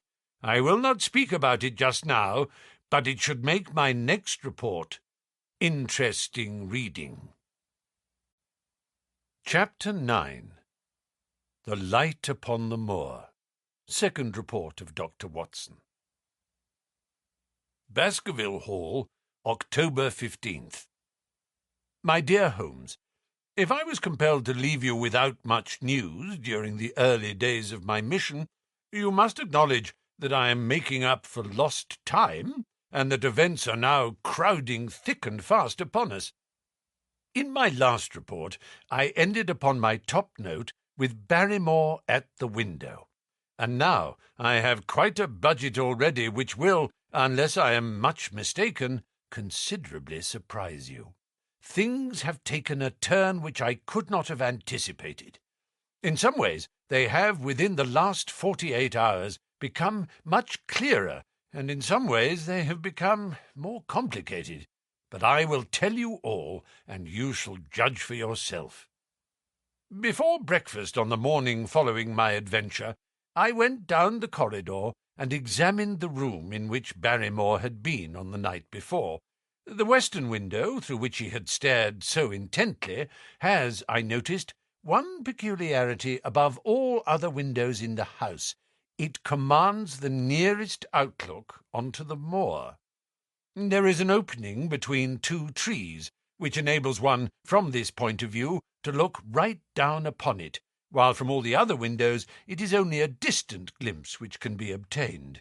It follows, therefore, that Barrymore, since only this window would serve the purpose, must have been looking out for something or somebody upon the moor.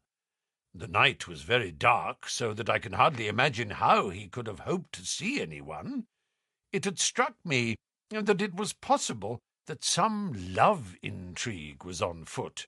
That would have accounted for his stealthy movements, and also for the uneasiness of his wife. The man is a striking-looking fellow, very well equipped to steal the heart of a country girl, so that this theory seemed to have something to support it. That opening of the door which I had heard after I had returned to my room might mean that he had gone out to keep some clandestine appointment. So I reasoned with myself in the morning, and I tell you the direction of my suspicions, however much the result may have shown that they were unfounded. But whatever the true explanation of Barrymore's movements might be, I felt that the responsibility of keeping them to myself until I could explain them was more than I could bear. I had an interview with the baronet in his study after breakfast, and I told him all that I had seen. He was less surprised than I had expected. I knew that Barrymore walked about nights, and I had a mind to speak to him about it, said he.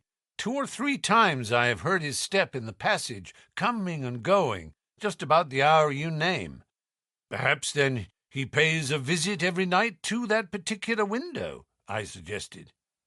Perhaps he does. If so, we should be able to shadow him and see what it is that he is after.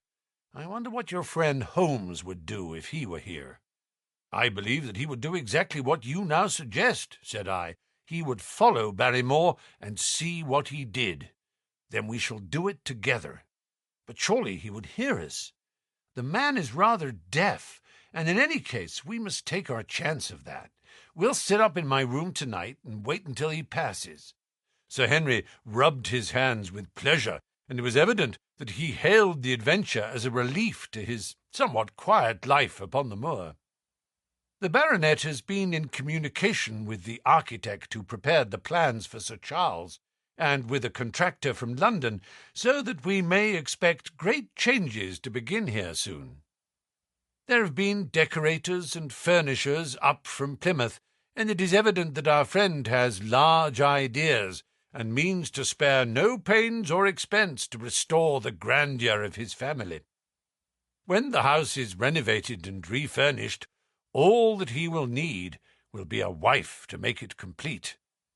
Between ourselves, there are pretty clear signs that this will not be wanting if the lady is willing, for I have seldom seen a man more infatuated with a woman than he is with our beautiful neighbour, Miss Stapleton. And yet the course of true love does not run quite as smoothly as one would, under the circumstances, expect.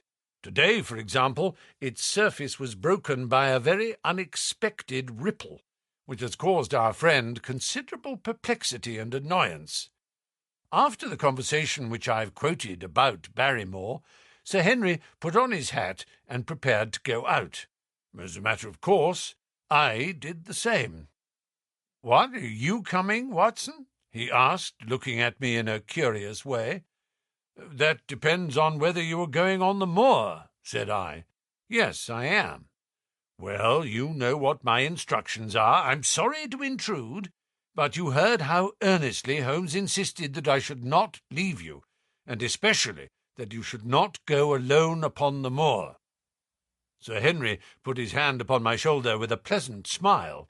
"My dear fellow," said he, "Holmes, with all his wisdom, did not foresee some things which have happened since I have been on the moor. You understand me? I am sure that you are the last man in the world who would wish to be a spoil-sport. I must go out alone." It put me in a most awkward position. I was at a loss what to say or what to do, and before I had made up my mind, he picked up his cane and was gone. But when I came to think the matter over, my conscience reproached me bitterly for having on any pretext allowed him to go out of my sight. I imagine what my feelings would be if I had to return to you and to confess that some misfortune had occurred through my disregard for your instructions. I assure you my cheeks flushed at the very thought. It might not even now be too late to overtake him, so I set off at once in the direction of Merrypit House. I hurried along the road at the top of my speed without seeing anything of Sir Henry until I came to the point where the moor path branches off. There, fearing that perhaps I had come in the wrong direction after all, I mounted a hill from which I could command a view, the same hill which is cut into the dark quarry. Thence I saw him at once. He was on the moor path about 1/4 of a mile off, and a lady was by his side who could only be Miss Stapleton. It was clear that there was already an understanding between them, and that they had met by appointment. They were walking slowly along in deep conversation, and I saw her making quick little movements of her hands, as if she were very earnest in what she was saying, while he listened intently, and once or twice shook his head in strong dissent. I stood among the rocks watching them, very much puzzled as to what I should do next. To follow them and break into their intimate conversation seemed to be an outrage, and yet my clear duty was never for an instant to let him out of my sight. To act the spy upon a friend was a hateful task. Still, I could see no better course than to observe him from the hill, and to clear my conscience by confessing to him afterwards what I had done. It is true that if any sudden danger had threatened him, I was too far away to be of use, and yet I am sure that you will agree with me that the position was very difficult, and that there was nothing more which I could do. Our friend Sir Henry and the lady had halted on the path, and were standing deeply absorbed in their conversation, when I was suddenly aware that I was not the only witness of their interview. A wisp of green floating in the air caught my eye, and another glance showed me that it was carried on a stick by a man who was moving among the broken ground. It was Stapleton with his butterfly net. He was very much closer to the pair than I was, and he appeared to be moving in their direction. At this instant, Sir Henry suddenly drew Miss Stapleton to his side. His arm was round her, but it seemed to me that she was straining away from him with her face averted. He stooped his head to hers, and she raised one hand as if in protest. Next moment I saw them spring apart and turn hurriedly round. Stapleton was the cause of the interruption. He was running wildly towards them, his absurd net dangling behind him. He gesticulated and almost danced with excitement in front of the lovers. What the scene meant I could not imagine, but it seemed to me that Stapleton was abusing Sir Henry, who offered explanations which became more angry as the other refused to accept them. The lady stood by in haughty silence. Finally, Stapleton turned upon his heel and beckoned in a peremptory way to his sister, who, after an irresolute glance at Sir Henry, walked off by the side of her brother. The naturalist's angry gestures showed that the lady was included in his displeasure. The baronet stood for a minute looking after them, and then he walked slowly back the way that he had come, his head hanging, the very picture of dejection. What all this meant I could not imagine, but I was deeply ashamed to have witnessed so intimate a scene without my friend's knowledge. I ran down the hill, therefore, and met the baronet at the bottom. His face was flushed with anger, and his brows were wrinkled like one who is at his wit's end what to do. "Hello, Watson, where have you dropped from?" said he. "You don't mean to say that you came after me in spite of all?" I explained everything to him, how I had found it impossible to remain behind, how I had followed him, and how I had witnessed all that had occurred. For an instant his eyes blazed at me, but my frankness disarmed his anger, and he broke at last into a rather rueful laugh. "You would have thought the middle of that prairie a fairly safe place for a man to be private," said he, "but by thunder, the whole countryside seems to have been out to see me do my wooing, and a mighty poor wooing at that. Where had you engaged a seat?"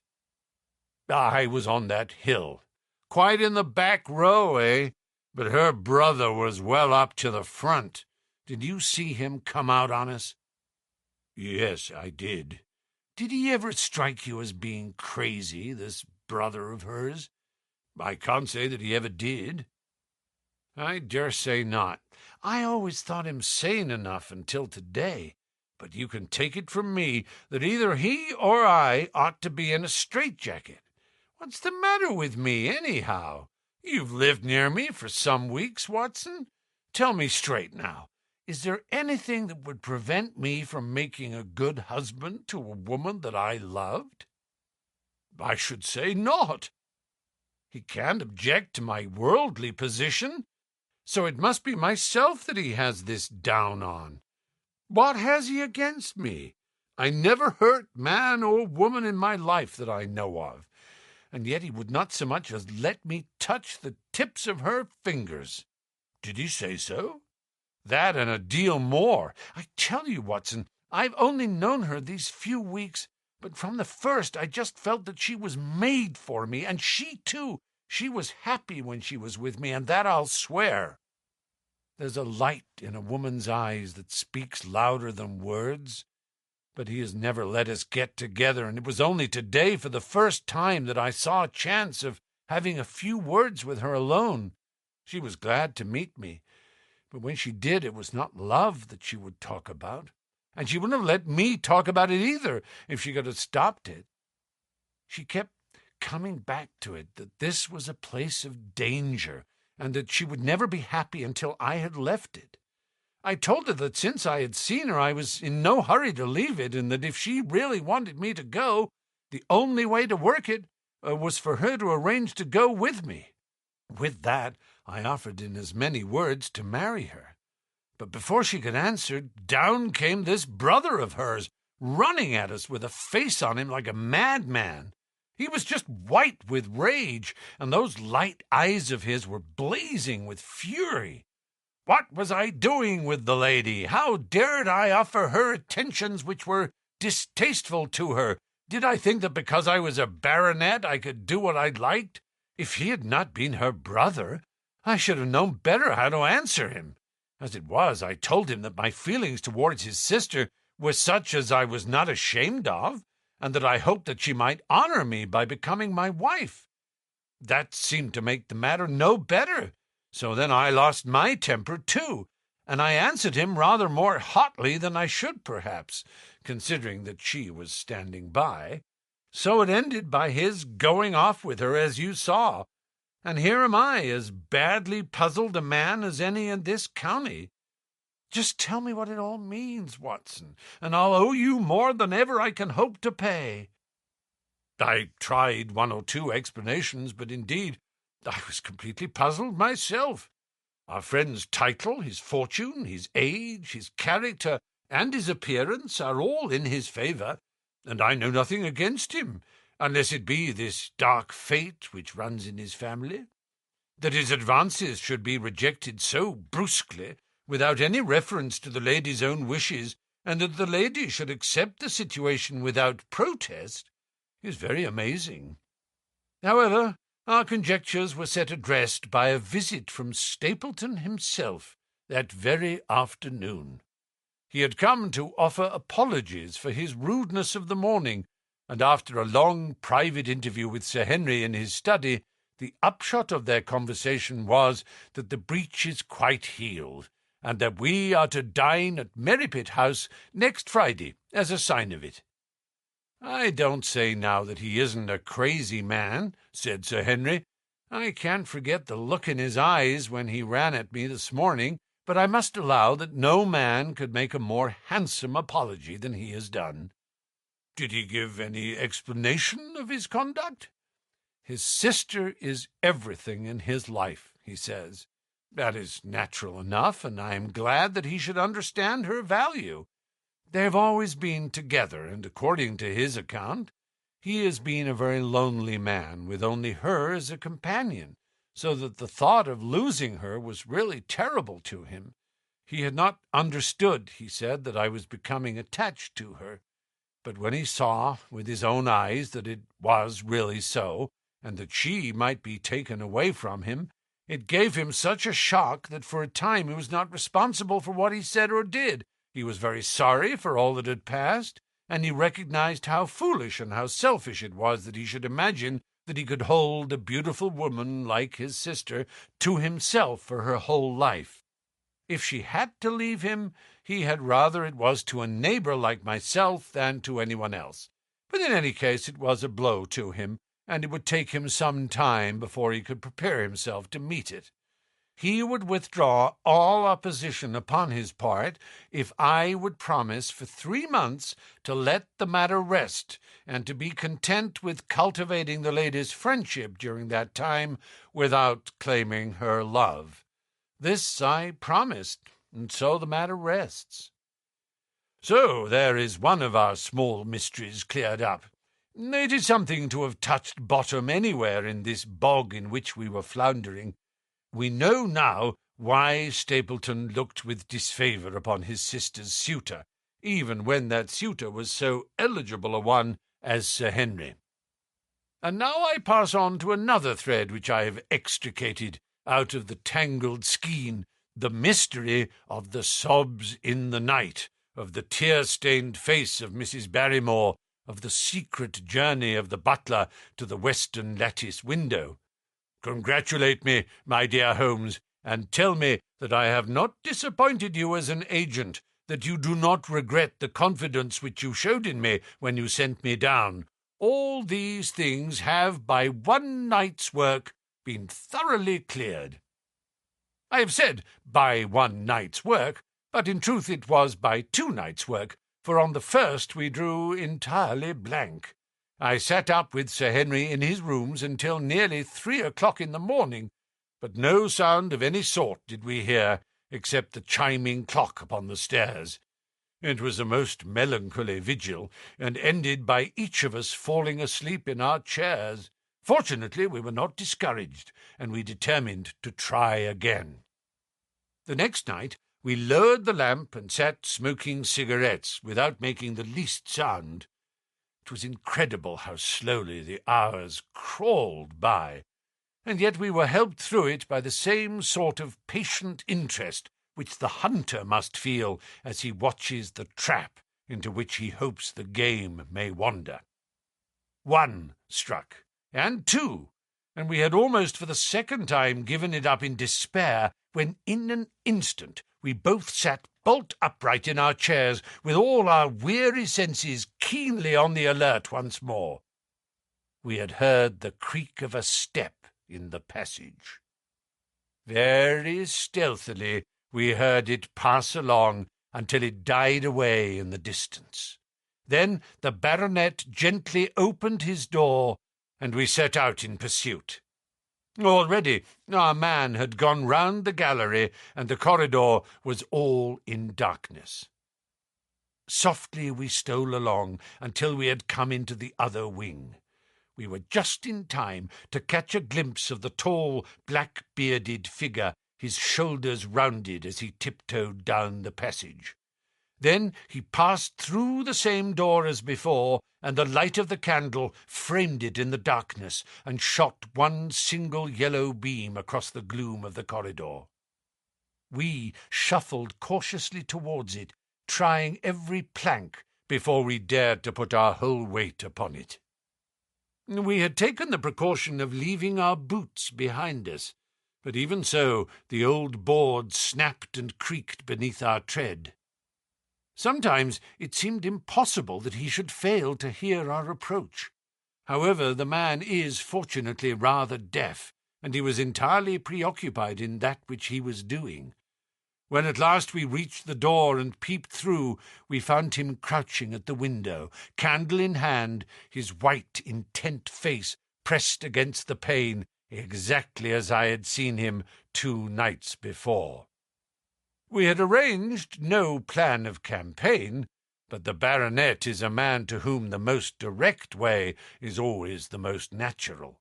He walked into the room, and as he did so, Barrymore sprang up from the window with a sharp hiss of his breath and stood livid and trembling before us. His dark eyes, glaring out of the white mask of his face, were full of horror and astonishment as he gazed from Sir Henry to me. "What are you doing here, Barrymore?" "Nothing, sir." His agitation was so great that he could hardly speak, and the shadows sprang up and down from the shaking of his candle.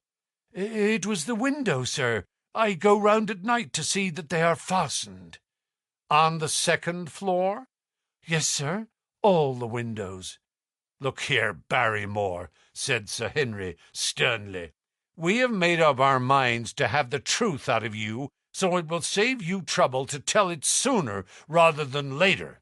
Come now, no lies.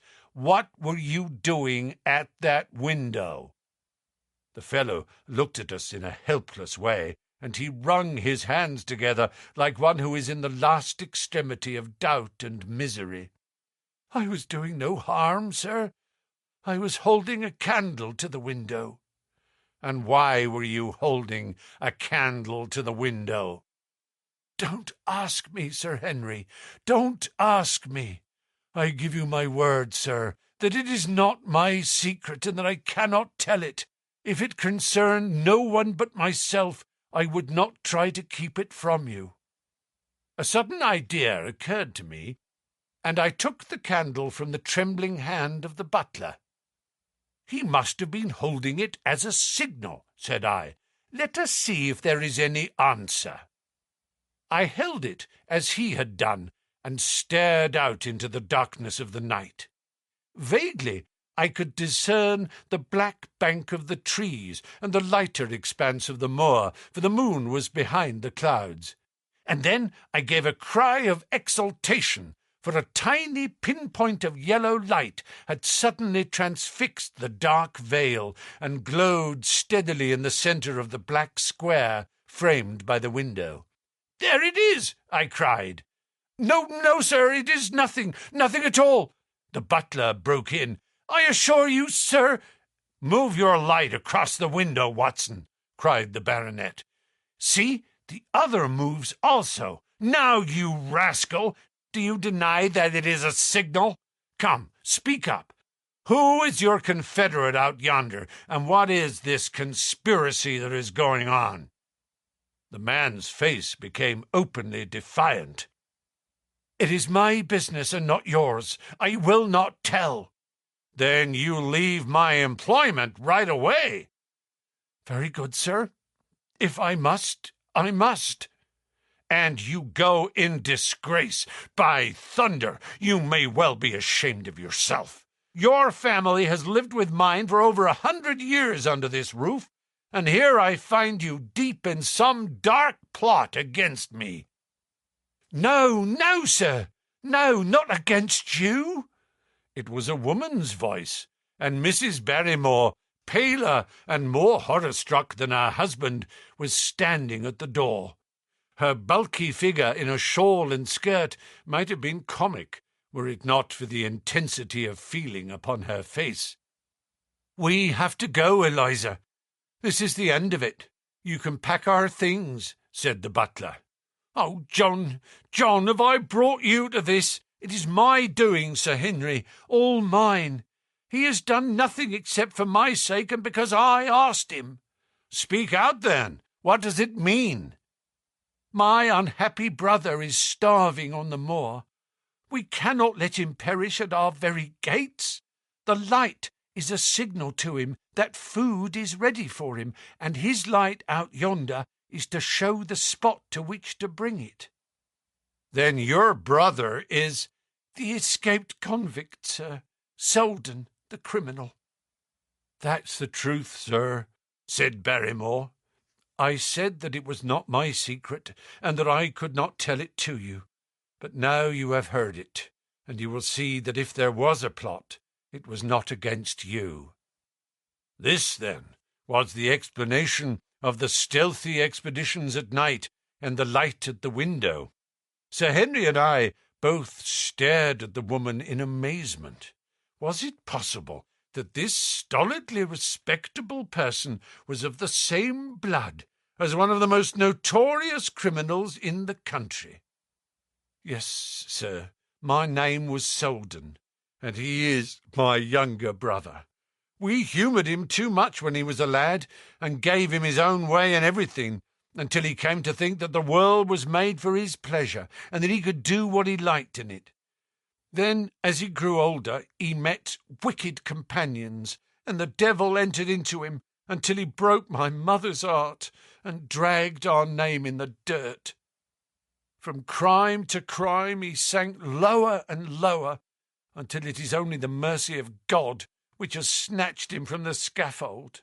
But to me, sir, he was always the little curly-headed boy that I had nursed and played with as an elder sister would. That was why he broke prison, sir. He knew that I was here, and that we could not refuse to help him. When he dragged himself here one night, weary and starving, with the warders hard at his heels, what could we do? We took him in and fed him and cared for him.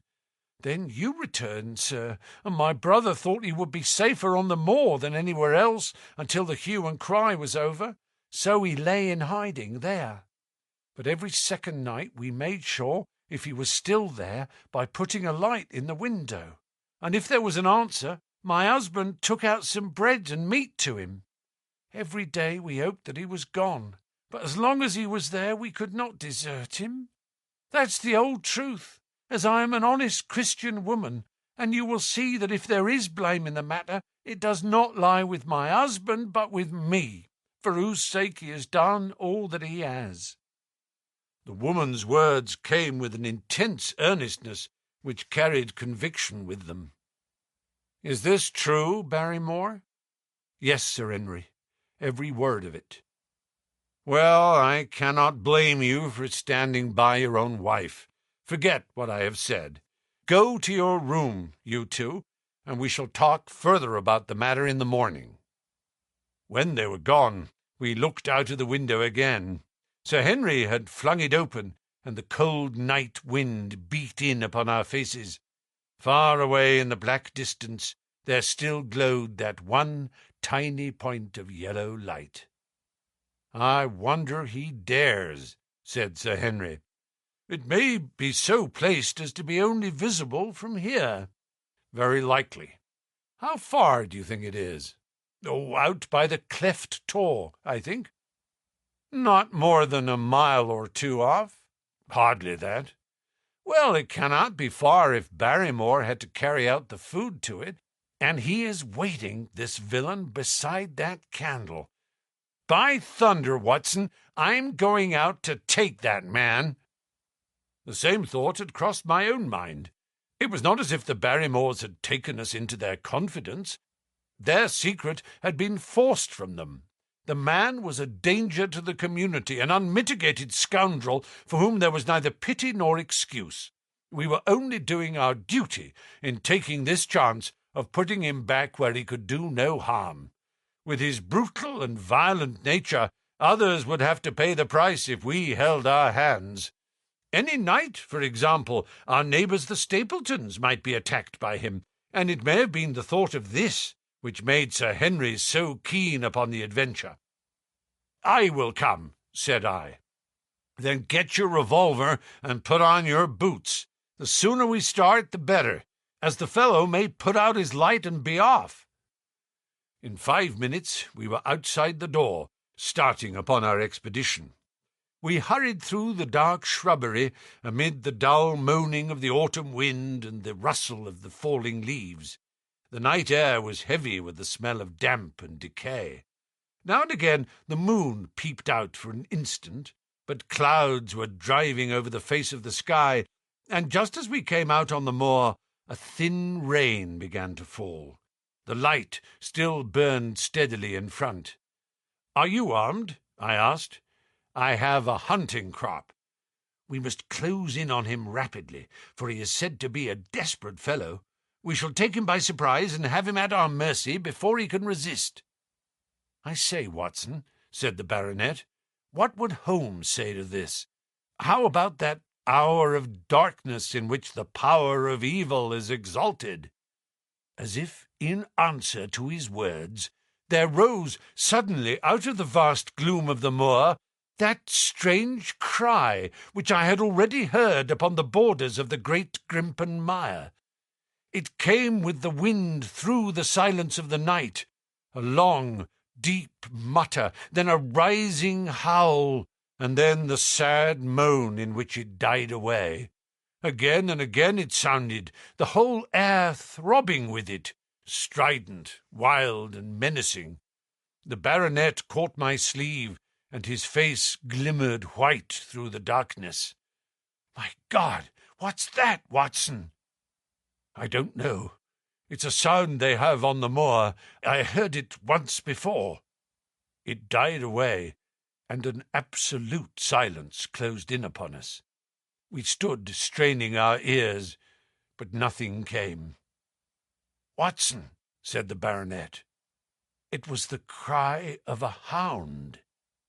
My blood ran cold in my veins, for there was a break in his voice which told of the sudden horror which had seized him. "What do they call this sound?" he asked. "Who?" "The folk on the countryside." "Oh, they are ignorant people. Why should you mind what they call it? Tell me, Watson, what do they say of it?" I hesitated, but could not escape the question. "They say it is the cry of the Hound of the Baskervilles." He groaned and was silent for a few moments. "A hound it was," he said at last, "but it seemed to come from miles away, over yonder, I think. It was hard to say whence it came. It rose and fell with the wind. Isn't that the direction of the great Grimpen mire?" "Yes, it is. Well, it was up there." "Come now, Watson, didn't you think yourself that it was the cry of a hound? I'm not a child. You need not fear to speak the truth." "Stapleton was with me when I heard it last. He said that it might be the calling of a strange bird." No, it was a hound." "My God, can there be some truth in all these stories? Is it possible that I am really in danger from so dark a cause? You don't believe it, do you, Watson?" No. "And yet it was one thing to laugh about it in London, and it is another to stand out here in the darkness of the moor and to hear such a cry as that. And my uncle! There was the footprint of the hound beside him as he lay. It all fits together. I don't think that I am a coward, Watson, but that sound seemed to freeze my very blood. Feel my hand. It was as cold as a block of marble. You'll be all right tomorrow." "I don't think I'll get that cry out of my head." "What do you advise that we do now? Shall we turn back?" "No, by thunder! We have come out to get our man, and we will do it. We after the convict, and a hellhound, as likely as not, after us. Come on, we'll see it through if all the fiends of the pit were loose upon the moor." We stumbled slowly along in the darkness, with the black loom of the craggy hills around us and the yellow speck of light burning steadily in front. There is nothing so deceptive as the distance of a light upon a pitch-dark night, and sometimes the glimmer seemed to be far away upon the horizon, and sometimes it might have been within a few yards of us. But at last we could see whence it came, and then we knew that we were indeed very close. A guttering candle was stuck in a crevice of the rocks which flanked it on each side, so as to keep the wind from it, and also to prevent it from being visible, save in the direction of Baskerville Hall. A boulder of granite concealed our approach, and crouching behind it, we gazed over it at the signal light. It was strange to see this single candle burning there in the middle of the moor, with no sign of life near it, just the one straight yellow flame and the gleam of the rock on each side of it. "What shall we do now?" whispered Sir Henry. "Wait here. He must be near his light. Let us see if we can get a glimpse of him." The words were hardly out of my mouth when we both saw him. Over the rocks, in the crevice of which the candle burned, there was thrust out an evil yellow face, a terrible animal face, all seamed and scored with vile passions. Foul with mire, with a bristling beard, and hung with matted hair, it might well have belonged to one of those old savages who dwelt in the burrows on the hillsides. The light beneath him was reflected in his small, cunning eyes, which peered fiercely to right and left through the darkness like a crafty and savage animal who has heard the steps of the hunters. Something had evidently aroused his suspicions. It may have been that Barrymore had some private signal which we had neglected to give, or the fellow may have had some other reason for thinking that all was not well, but I could read his fears upon his wicked face. Any instant he might dash out the light and vanish in the darkness. I sprang forward, therefore, and Sir Henry did the same. At the same moment the convict screamed out a curse at us and hurled a rock which splintered up against the boulder which had sheltered us. I caught one glimpse of his short, squat, strongly built figure as he sprang to his feet and turned to run. At the same moment, by a lucky chance, the moon broke through the clouds. We rushed over the brow of the hill, and there was our man, running with great speed down the other side, springing over the stones in his way with the activity of a mountain goat. A lucky long shot of my revolver might have crippled him, but I had brought it only to defend myself if attacked, and not to shoot an unarmed man who was running away. We were both swift runners and in fairly good training, but we soon found that we had no chance of overtaking him. We saw him for a long time in the moonlight, until he was only a small speck, moving swiftly among the boulders upon the side of a distant hill. We ran and ran until we were completely blown, but the space between us grew ever wider. Finally we stopped and sat, panting, on two rocks, while we watched him disappearing in the distance. And it was at this moment that there occurred a most strange and unexpected thing. We had risen from our rocks and were turning to go home, having abandoned the hopeless chase. The moon was low upon the right, and the jagged pinnacle of a granite tor stood up against the lower curve of its silver disk. There, outlined as black as an ebony statue on that shining background, I saw the figure of a man upon the tor. Do not think that it was a delusion, Holmes. I assure you that I have never in my life seen anything more clearly. As far as I could judge, the figure was that of a tall, thin man. He stood with his legs a little separated, his arms folded, his head bowed, as if he were brooding over that enormous wilderness of peat and granite which lay before him. He might have been the very spirit of that terrible place. It was not the convict. This man was far from the place where the latter had disappeared. Besides, he was a much taller man. With a cry of surprise, I pointed him out to the baronet, but in the instant during which I had turned to grasp his arm, the man was gone. There was the sharp pinnacle of granite still cutting the lower edge of the moon, but its peak bore no trace of that silent and motionless figure. I wished to go in that direction and to search the tor, but it was some distance away. The baronet's nerves were still quivering from that cry, which recalled the dark story of his family, and he was not in the mood for fresh adventures. He had not seen this lonely man upon the tor, and could not feel the thrill which his strange presence and his commanding attitude had given to me. "A warder, no doubt," said he. "The moor has been thick with them since this fellow escaped." Well, perhaps his explanation might be the right one, but I should like to have some further proof of it. Today we mean to communicate to the Princetown people where they should look for their missing man, but it is hard lines that we have not actually had the triumph of bringing him back as our own prisoner.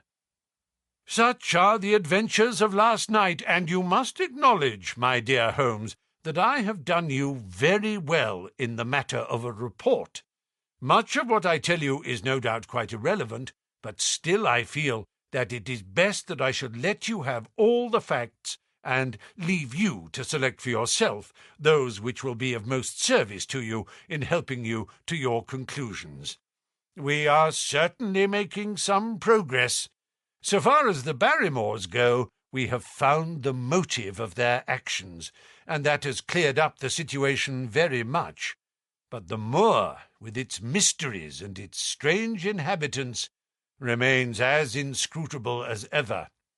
Perhaps in my next I may be able to throw some light upon this also.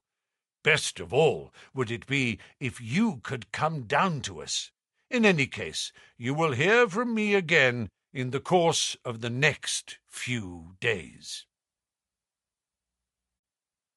Chapter 10. Extract from the Diary of Dr. Watson. So far, I have been able to quote from the reports which I have forwarded during these early days to Sherlock Holmes. Now, however, I have arrived at a point in my narrative where I am compelled to abandon this method and to trust once more to my recollections, aided by the diary which I kept at the time. A few extracts from the latter will carry me on to those scenes which are indelibly fixed in every detail upon my memory.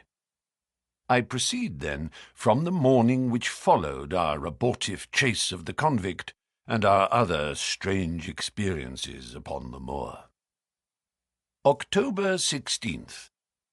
A dull and foggy day with a drizzle of rain. The house is banked in with rolling clouds, which rise now and then to show the dreary curves of the moor, with thin silver veins upon the sides of the hills, and the distant boulders gleaming where the light strikes upon their wet faces. It is melancholy outside and in. The baronet is in a black reaction after the excitements of the night. I am conscious myself of a weight at my heart, and a feeling of impending danger, ever-present danger, which is the more terrible because I am unable to define it. And have I not cause for such a feeling? Consider the long sequence of incidents, which have all pointed to some sinister influence which is at work around us. There is the death of the last occupant of the hall, fulfilling so exactly the conditions of the family legend, and there are the repeated reports from peasants of the appearance of a strange creature upon the moor. Twice I have with my own ears heard the sound which resembled the distant baying of a hound. It is incredible, impossible, that it should really be outside the ordinary laws of nature. A spectral hound which leaves material footmarks and fills the air with its howling is surely not to be thought of. Stapleton may fall in with such a superstition, and Mortimer also, but if I have one quality upon earth, it is common sense, and nothing will persuade me to believe in such a thing. To do so would be to descend to the level of these poor peasants, who are not content with a mere fiend dog, but must needs describe him with hellfire shooting from his mouth and eyes. Holmes would not listen to such fancies, and I am his agent. But facts are facts, and I have twice heard this crying upon the moor. Suppose that there were really some huge hound loose upon it. That would go far to explain everything. But where could such a hound lie concealed? Where did it get its food? Where did it come from? How was it that no one saw it by day? It must be confessed that the natural explanation offers almost as many difficulties as the other. And always, apart from the hound, there is the fact of the human agency in London, the man in the cab, and the letter which warned Sir Henry against the moor. This at least was real, but it might have been the work of a protecting friend as easily as of an enemy. Where is that friend or enemy now? Has he remained in London, or has he followed us down here? Could he be the stranger whom I saw upon the Tor? It is true that I have had only the one glance at him, and yet there are some things to which I am ready to swear. He is no one whom I have seen down here, and I have now met all the neighbours. The figure was far taller than that of Stapleton, far thinner than that of Frankland. Barrymore it might possibly have been, but we had left him behind us, and I am certain that he could not have followed us. A stranger, then, is still dogging us, just as a stranger dogged us in London. We have never shaken him off. If I could lay my hands upon that man, then at last we might find ourselves at the end of all our difficulties. To this one purpose I must now devote all my energies. My first impulse was to tell Sir Henry all my plans. My second and wisest one is to play my own game and speak as little as possible to anyone. He is silent and distrait. His nerves have been strangely shaken by that sound upon the moor. I will say nothing to add to his anxieties, but I will take my own steps to attain my own end. We had a small scene this morning after breakfast. Barrymore asked leave to speak with Sir Henry, and they were closeted in his study some little time. Sitting in the billiard-room, I more than once heard the sound of voices raised, and I had a pretty good idea what the point was which was under discussion. After a time, the baronet opened his door and called for me. "Barrymore considers that he has a grievance," he said. "He thinks that it was unfair on our part to hunt his brother-in-law down when he, of his own free will, had told us the secret." The butler was standing very pale but very collected before us. "I may have spoken too warmly, sir," said he, "and if I have, I am sure that I beg your pardon. At the same time, I was very much surprised when I heard you two gentlemen come back this morning and learned that you had been chasing Selden. The poor fellow has enough to fight against, without my putting more upon his track." "If you had told us of your own free will, it would have been a different thing," said the baronet. "You only told us, or rather your wife only told us, when it was forced from you and you could not help yourself." "I didn't think you would have taken advantage of it, Sir Henry. Indeed, I didn't. The man is a public danger. There are lonely houses scattered over the moor, and he is a fellow who would stick at nothing. You only want to get a glimpse of his face to see that. Look at Mr. Stapleton's house, for example, with no one but himself to defend it. There's no safety for anyone until he is under lock and key." "He'll break into no house, sir. I give you my solemn word upon that. But he will never trouble anyone in this country again. I assure you, Sir Henry, that in a very few days the necessary arrangements will have been made, and he will be on his way to South America. For God's sake, sir, I beg of you not to let the police know that he is still on the moor. They have given up the chase there, and he can lie quiet until the ship is ready for him. You can't tell on him without getting my wife and me into trouble. I beg you, sir, to say nothing to the police." "What do you say, Watson?" I shrugged my shoulders. If he were safely out of the country, it would relieve the taxpayer of a burden. "But how about the chance of his holding someone up before he goes?" "He would not do anything so mad, sir. We have provided him with all that he can want. To commit a crime would be to show where he was hiding." "That is true," said Sir Henry. "Well, Barrymore, God bless you, sir, and thank you from my heart. It would have killed my poor wife had he been taken again." "I guess we are aiding and abetting a felony, Watson. But after what we have heard, I don't feel as if I could give the man up, so there is an end of it. All right, Barrymore, you can go." With a few broken words of gratitude, the man turned, but he hesitated and then came back. "You've been so kind to us, sir, that I should like to do the best I can for you in return. I know something, Sir Henry, and perhaps I should have said it before, but it was long after the inquest that I found it out. I've never breathed a word about it yet to mortal man. It's about poor Sir Charles's death." The baronet and I were both upon our feet. "Do you know how he died?" "No, sir, I don't know that." "What then?" "I know why he was at the gate at that hour. It was to meet a woman." "To meet a woman? He?" "Yes, sir." "And the woman's name?" "I can't give you the name, sir, but I can give you the initials. Her initials were L.L." "How do you know this, Barrymore?" "Well, Sir Henry, your uncle had a letter that morning. He had usually a great many letters, for he was a public man, and well known for his kind heart, so that everyone who was in trouble was glad to turn to him.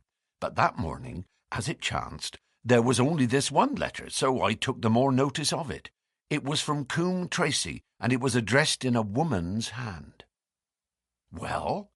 Well, sir, I thought no more of the matter, and never would have done, had it not been for my wife.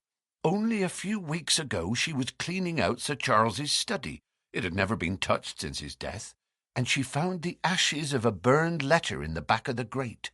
The greater part of it was charred to pieces, but one little slip, the end of a page, hung together, and the writing could still be read, though it was grey on a black ground. It seemed to us to be a postscript at the end of the letter, and it said, "Please, please, as you are a gentleman, burn this letter, and be at the gate by 10 o'clock. Beneath it were signed the initials L.L. Have you got that slip? No, sir, it crumbled all to bits after we moved it. Had Sir Charles received any other letters in the same writing? Well, sir, I took no particular notice of his letters. I should not have noticed this one, only it happened to come alone. And you have no idea who L.L. is? No, sir, no more than you have. But I expect if we could lay our hands upon that lady, we should know more about Sir Charles's death. I cannot understand, Barrymore, how you came to conceal this important information. Well, sir, it was immediately after that our own trouble came to us. And then again, sir, we were both of us very fond of Sir Charles, as we well might be, considering all that he has done for us. To rake this up couldn't help our poor master, and it's well to go carefully when there's a lady in the case, even the best of us. You thought it might injure his reputation? Well, sir, I thought no good could come of it. But now you have been kind to us, and I feel as if it would be treating you unfairly not to tell you all that I know about the matter. Very good, Barrymore. You can go. When the butler had left us, Sir Henry turned to me. Well, Watson, what do you make of this new light? It seems to leave the darkness rather blacker than before. So I think. But if we can only trace L.L., it should clear up the whole business. We have gained that much. We know that there is someone who has the facts, if we can only find her. What do you think we should do? Let Holmes know all about it at once. It will give him the clue for which he has been seeking. I am much mistaken if it does not bring him down. I went at once to my room and drew up my report of the morning's conversation for Holmes. It was evident to me that he had been very busy of late, for the notes which I had from Baker Street were few and short, with no comments upon the information which I had supplied, and hardly any reference to my mission. No doubt his blackmailing case is absorbing all his faculties. And yet this new factor must surely arrest his attention and renew his interest. I wish that he were here. October 17th. All day today the rain poured down, rustling on the ivy and dripping from the eaves. I thought of the convict out upon the bleak, cold, shelterless moor. Poor devil! Whatever his crimes, he has suffered something to atone for them. And then I thought of that other one, the face in the cab, the figure against the moon. Was he also out in that deluge, the unseen watcher, the man of darkness? In the evening I put on my waterproof, and I walked far upon the sodden moor, full of dark imaginings, the rain beating upon my face, and the wind whistling about my ears. God help those who wander into the great mire now, for even the firm uplands are becoming a morass. I found the black tor upon which I had seen the solitary watcher, and from its craggy summit I looked out myself across the melancholy downs. Rain squalls drifted across their russet face, and the heavy slate-coloured clouds hung low over the landscape, trailing in grey wreaths down the sides of the fantastic hills. In the distant hollow on the left, half hidden by the mist, the two thin towers of Baskerville Hall rose above the trees. They were the only signs of human life which I could see, save only those prehistoric huts which lay thickly upon the slopes of the hills. Nowhere was there any trace of that lonely man whom I had seen on the same spot 2 nights before. As I walked back, I was overtaken by Dr. Mortimer driving in his dog-cart over a rough moorland track which led from the outlying farmhouse of Foulmire. He has been very attentive to us, and hardly a day has passed that he has not called at the Hall to see how we were getting on. He insisted upon my climbing into his dog-cart, and he gave me a lift homeward. I found him much troubled over the disappearance of his little spaniel. It had wandered onto the moor and had never come back. I gave him such consolation as I might, but I thought of the pony on the Grimpen Mire, and I do not fancy that he will see his little dog again. "By the way, Mortimer," said I, as we jolted along the rough road, "I suppose there are few people living within driving distance of this whom you do not know?" "Hardly any, I think." "Can you, then, tell me the name of any woman whose initials are L.L.?" He thought for a few minutes. "No," said he. "There are a few gypsies and labouring folk for whom I can't answer, but among the farmers or gentry there is no one whose initials are those. Wait a bit, though," he added after a pause. "There is Laura Lyons. Her initials are L.L., but she lives in Coombe Tracy." "Who is she?" I asked. "She is Franklin's daughter." "What, old Franklin the Crank?"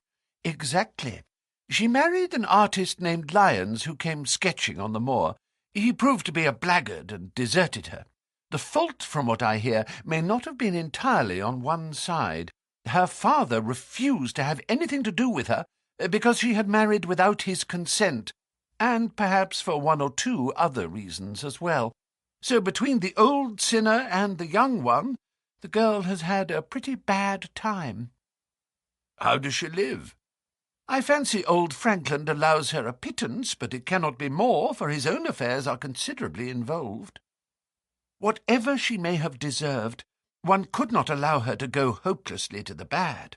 Her story got about, and several of the people here did something to enable her to earn an honest living. Stapleton did for one, and Sir Charles for another. I gave a trifle myself. It was to set her up in a typewriting business." He wanted to know the object of my inquiries, but I managed to satisfy his curiosity without telling him too much, for there is no reason why we should take anyone into our confidence.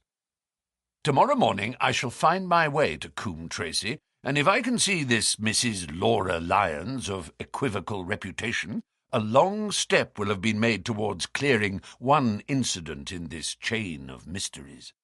I am certainly developing the wisdom of the serpent, for when Mortimer pressed his questions to an inconvenient extent, I asked him casually to what type Franklin's skull belonged, and so heard nothing but craniology for the rest of our drive. I have not lived for years with Sherlock Holmes for nothing. I have only one other incident to record upon this tempestuous and melancholy day. This was my conversation with Barrymore just now, which gives me one more strong card which I can play in due time. Mortimer had stayed to dinner, and he and the baronet played écarté afterwards. The butler brought me my coffee into the library, and I took the chance to ask him a few questions. "Well," said I, "has this precious relation of yours departed, or is he still lurking out yonder?" "I don't know, sir. I hope to heaven that he has gone, for he has brought nothing but trouble here. I've not heard of him since I left out food for him last, and that was 3 days ago." "Did you see him then?" "No, sir, but the food was gone when next I went that way." "Then he was certainly there." "So you would think, sir, unless it was the other man who took it." I sat with my coffee cup halfway to my lips and stared at Barrymore. "You know that there is another man, then?" "Yes, sir, there is another man upon the moor." "Have you seen him?" "No, sir." "How do you know of him, then?" "Selden told me of him, sir, a week ago or more. He's in hiding too, but he's not a convict, as far as I can make out." "I don't like it, Dr. Watson. I tell you straight, sir, that I don't like it." He spoke with a sudden passion of earnestness. "Now, listen to me, Barrymore. I have no interest in this matter but that of your master.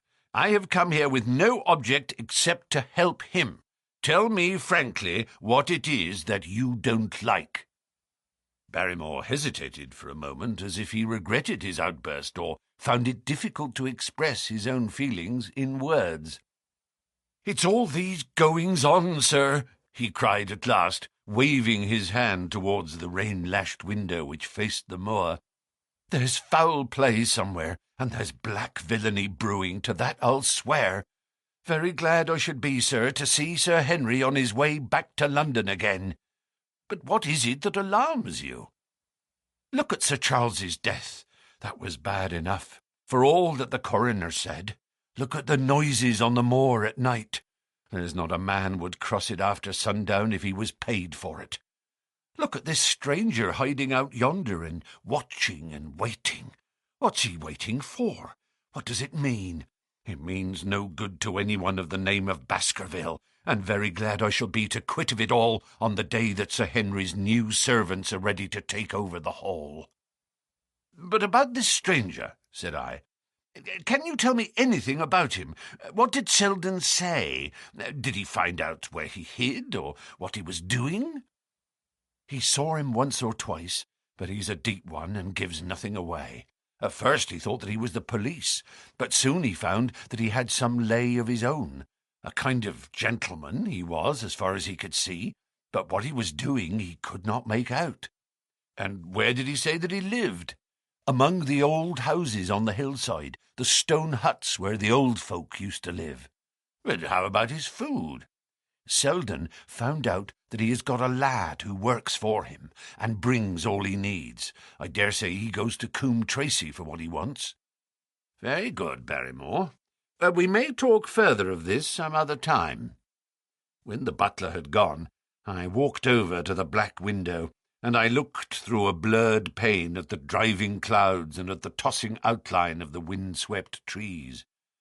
It is a wild night indoors, and what must it be in a stone hut upon the moor? What passion of hatred can it be which leads a man to lurk in such a place at such a time? And what deep and earnest purpose can he have which calls for such a trial?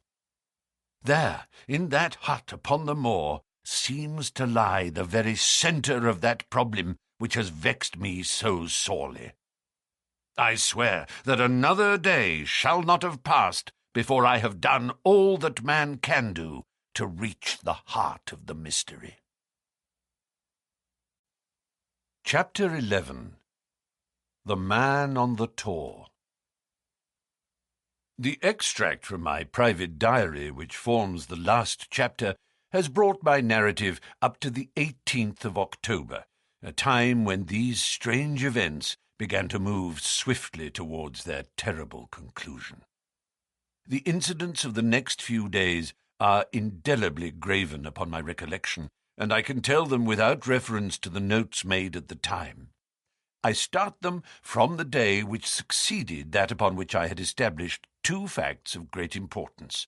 The one, that Mrs. Laura Lyons of Coombe Tracey had written to Sir Charles Baskerville and made an appointment with him at the very place and hour that he met his death. The other, that the lurking man upon the moor was to be found among the stone huts upon the hillside. With these two facts in my possession, I felt that either my intelligence or my courage must be deficient if I could not throw some further light upon these dark places. I had no opportunity to tell the baronet what I had learned about Mrs. Lyons upon the evening before, for Dr. Mortimer remained with him at cards until it was very late. At breakfast, however, I informed him about my discovery, and asked him whether he would care to accompany me to Coombe Tracey. At first he was very eager to come, but on second thoughts it seemed to both of us that if I went alone the results might be better. The more formal we made the visit, the less information we might obtain.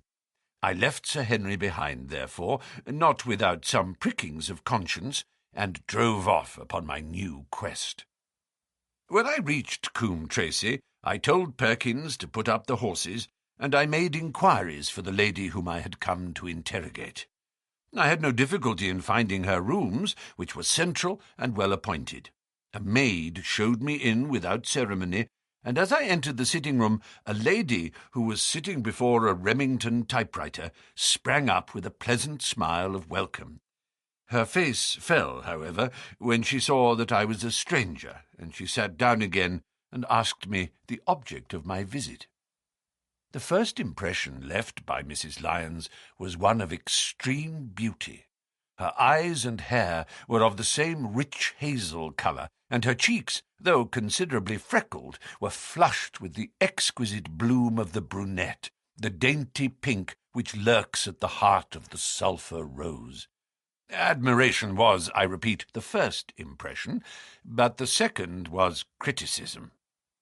There was something subtly wrong with the face, some coarseness of expression, some hardness, perhaps, of eye, some looseness of lip which marred its perfect beauty. But these, of course, are afterthoughts. At the moment, I was simply conscious that I was in the presence of a very handsome woman, and that she was asking me the reasons for my visit. I had not quite understood until that instant how delicate my mission was. "I have the pleasure," said I, "of knowing your father." It was a clumsy introduction, and the lady made me feel it. "There is nothing in common between my father and me," she said. "I owe him nothing, and his friends are not mine. If it were not for the late Sir Charles Baskerville and some other kind hearts, I might have starved for all that my father cared. It was about the late Sir Charles Baskerville that I have come here to see you." The freckles started out on the lady's face. "What can I tell you about him?" she asked, and her fingers played nervously over the stops of her typewriter. "You knew him, did you not?" "I have already said that I owe a great deal to his kindness. If I am able to support myself, it is largely due to the interest which he took in my unhappy situation." "Did you correspond with him?" The lady looked quickly up with an angry gleam in her hazel eyes. "What is the object of these questions?" she asked sharply. "The object is to avoid a public scandal. It is better that I should ask them here than that the matter should pass outside our control." She was silent, and her face was still very pale. At last she looked up with something reckless and defiant in her manner. "Well, I'll answer," she said. "What are your questions?" "Did you correspond with Sir Charles?" "I certainly wrote to him once or twice to acknowledge his delicacy and his generosity." "Have you the dates of those letters?" "No." "Have you ever met him?" "Yes, once or twice, when he came into Coombe Tracey. He was a very retiring man, and he preferred to do good by stealth." "But if you saw him so seldom and wrote so seldom, how did he know enough about your affairs to be able to help you, as you say that he has done?" She met my difficulty with the utmost readiness. "There were several gentlemen who knew my sad history and united to help me.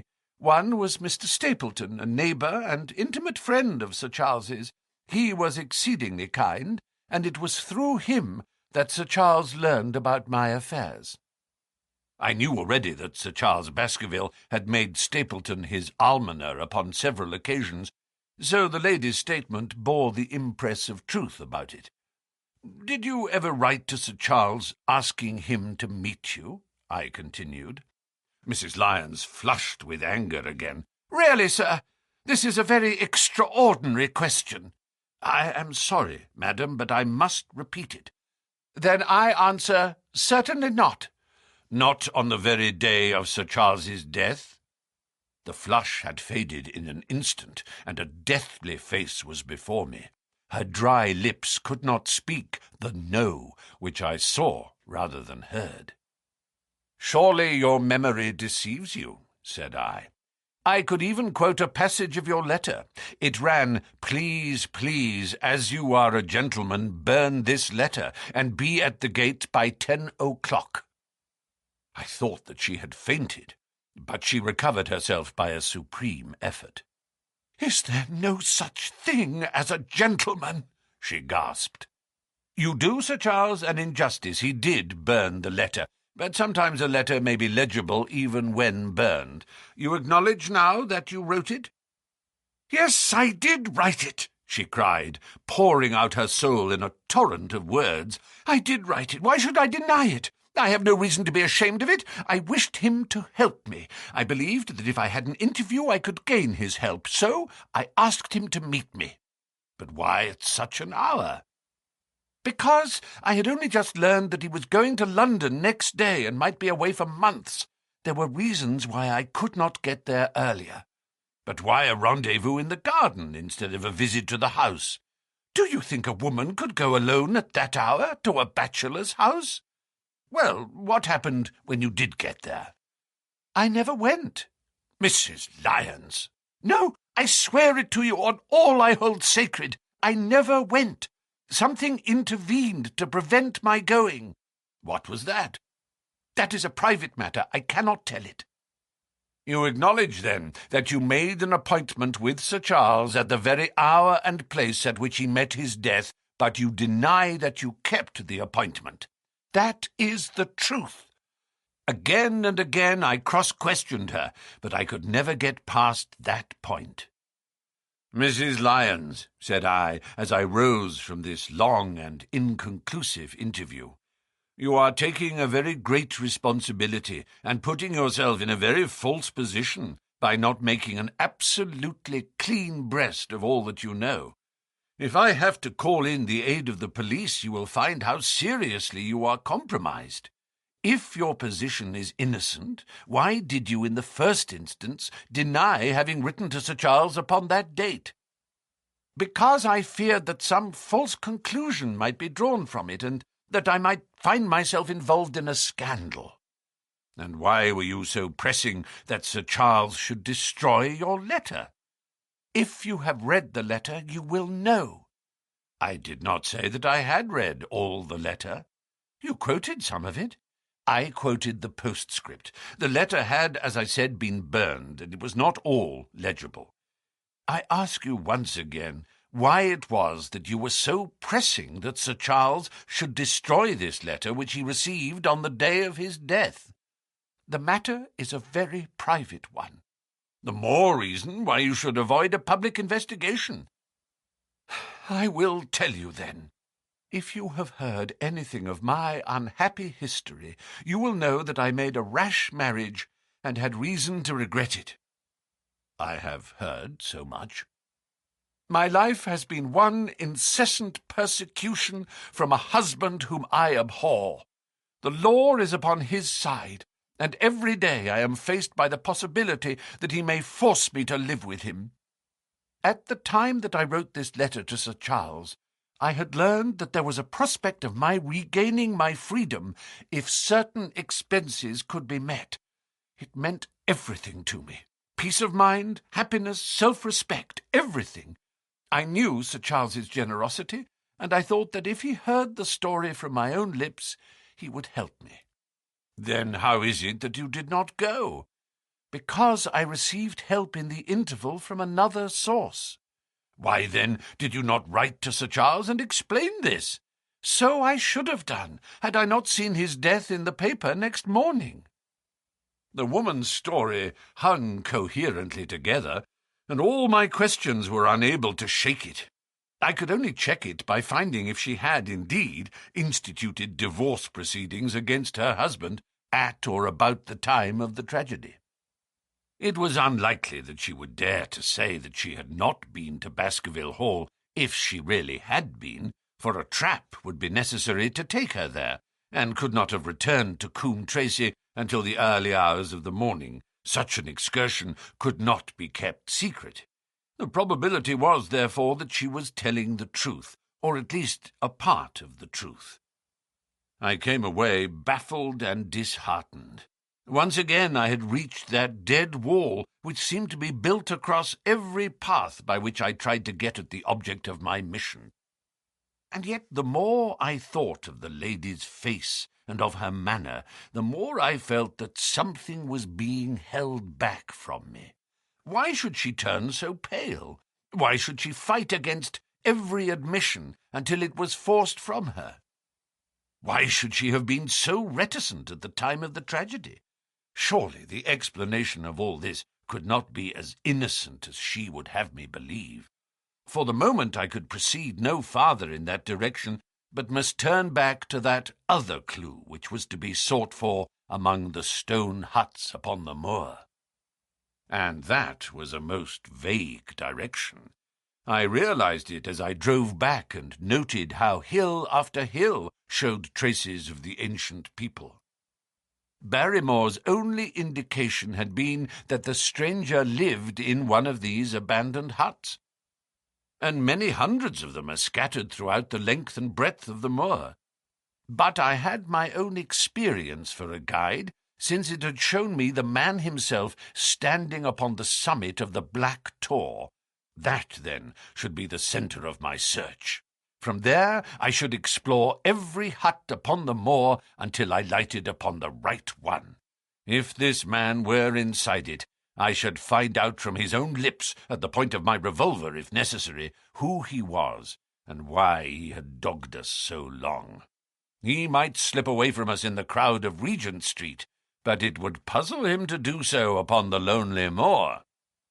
On the other hand, if I should find the hut, and its tenant should not be within it, I must remain there, however long the vigil, until he returned. Holmes had missed him in London. It would indeed be a triumph for me if I could run him to earth where my master had failed. Luck had been against us again and again in this inquiry, but now at last it came to my aid. And the messenger of good fortune was none other than Mr. Frankland, who was standing grey-whiskered and red-faced outside the gate of his garden, which opened onto the high road along which I travelled. "Good day, Dr. Watson," cried he, with unwonted good humour. "You really must give your horses a rest, and come in to have a glass of wine, and to congratulate me." My feelings towards him were very far from being friendly, after what I had heard of his treatment of his daughter, but I was anxious to send Perkins and the wagonette home, and the opportunity was a good one. I alighted and sent a message to Sir Henry that I should walk over in time for dinner. Then I followed Frankland into his dining-room. "It is a great day for me, sir, one of the red-letter days of my life," he cried, with many chuckles. "I have brought off a double event. I mean to teach them in these parts that law is law, and that there is a man here who does not fear to invoke it. I have established a right-of-way through the centre of old Middleton's park, slap across it, sir, within 100 yards of his own front door. What do you think of that? We'll teach these magnates that they cannot ride roughshod over the rights of the commoners, confound them. And I've closed the wood where the Fernworthy folk used to picnic. These infernal people seem to think that there are no rights of property, and that they can swarm where they like with their papers and their bottles. Both cases decided, Dr. Watson, and both in my favour. I haven't had such a day since I had Sir John Morland for trespass because he shot in his own warren. How on earth did you do that? Look it up in the books, sir. It will repay reading. Frankland v. Morland, Court of Queen's Bench. It cost me £200, but I got my verdict. Did it do you any good? None, sir, none. I am proud to say that I had no interest in the matter. I act entirely from a sense of public duty. I have no doubt, for example, that the Fernworthy people will burn me in effigy tonight. I told the police last time they did it that they should stop these disgraceful exhibitions. The county constabulary is in a scandalous state, sir, and it has not afforded me the protection to which I am entitled. The case of Frankland v. Regina will bring the matter before the attention of the public. I told them that they would have occasion to regret their treatment of me, and already my words have come true." "How so?" I asked. The old man put on a very knowing expression. "Because I could tell them what they are dying to know, but nothing would induce me to help the rascals in any way." I had been casting round for some excuse by which I could get away from his gossip, but now I began to wish to hear more of it. I had seen enough of the contrary nature of the old sinner to understand that any strong sign of interest would be the surest way to stop his confidences. "Some poaching case, no doubt," said I, with an indifferent manner. "Ha, ha, my boy, a very much more important matter than that. What about the convict on the moor?" I stared. "You don't mean that you know where he is?" said I. "I may not know exactly where he is, but I am quite sure that I could help the police to lay their hands on him. Has it never struck you that the way to catch the man was to find out where he got his food, and so trace it to him?" He certainly seemed to be getting uncomfortably near the truth. "No doubt," said I, "but how do you know that he is anywhere upon the moor?" "I know it because I have seen with my own eyes the messenger who takes him his food." My heart sank for Barrymore. It was a serious thing to be in the power of this spiteful old busybody, but his next remark took a weight from my mind. "You'll be surprised to hear that his food is taken to him by a child. I see him every day through my telescope upon the roof. He passes along the same path at the same hour, and to whom should he be going, except to the convict?" Here was luck indeed, and yet I suppressed all appearance of interest. A child! Barrymore had said that our unknown was supplied by a boy. It was on his track, and not upon the convict's, that Frankland had stumbled. If I could get his knowledge, it might save me a long and weary hunt. But incredulity and indifference were evidently my strongest cards. "Oh, I should say that it was much more likely that it was the son of one of the moorland shepherds taking out his father's dinner." The least appearance of opposition struck fire out of the old autocrat. His eyes looked malignantly at me, and his grey whiskers bristled like those of an angry cat. "Indeed, sir," said he, pointing out over the wide-stretching moor. "Do you see that black tor over yonder? Well, do you see the low hill beyond with the thorn bush upon it? It is the stoniest part of the whole moor. Is that a place where a shepherd would be likely to take his station? Your suggestion, sir, is a most absurd one." I meekly answered that I had spoken without knowing all the facts. My submission pleased him, and led him to further confidences. "You may be sure, sir, that I have very good grounds before I come to an opinion. I have seen the boy again and again with his bundle. Every day, and sometimes twice a day, I have been able— but wait a moment, Dr. Watson. Do my eyes deceive me, or is there at the present moment something moving upon that hillside?" It was several miles off, but I could distinctly see a small dark dot against the dull green and grey. "Come, sir, come!" cried Frankland, rushing upstairs. "You will see with your own eyes and judge for yourself." The telescope, a formidable instrument mounted upon a tripod, stood upon the flat leads of the house. Frankland clapped his eye to it and gave a cry of satisfaction. "Quick, Dr. Watson, quick, before he passes over the hill!" There he was, sure enough, a small urchin with a little bundle upon his shoulder, toiling slowly up the hill. When he reached the crest, I saw the ragged, uncouth figure outlined for an instant against the cold blue sky. He looked round him with a furtive and stealthy air, as one who dreads pursuit. Then he vanished over the hill. "Well, am I right?" "Certainly. There is a boy who seems to have some secret errand." "And what the errand is, even a county constable could guess. But not one word shall they have from me, and I bind you to secrecy also, Dr. Watson. Not a word, you understand?" "Just as you wish." "They have treated me shamefully, shamefully." When the facts come out in Frankland v. Regina, I venture to think that a thrill of indignation will run through the country.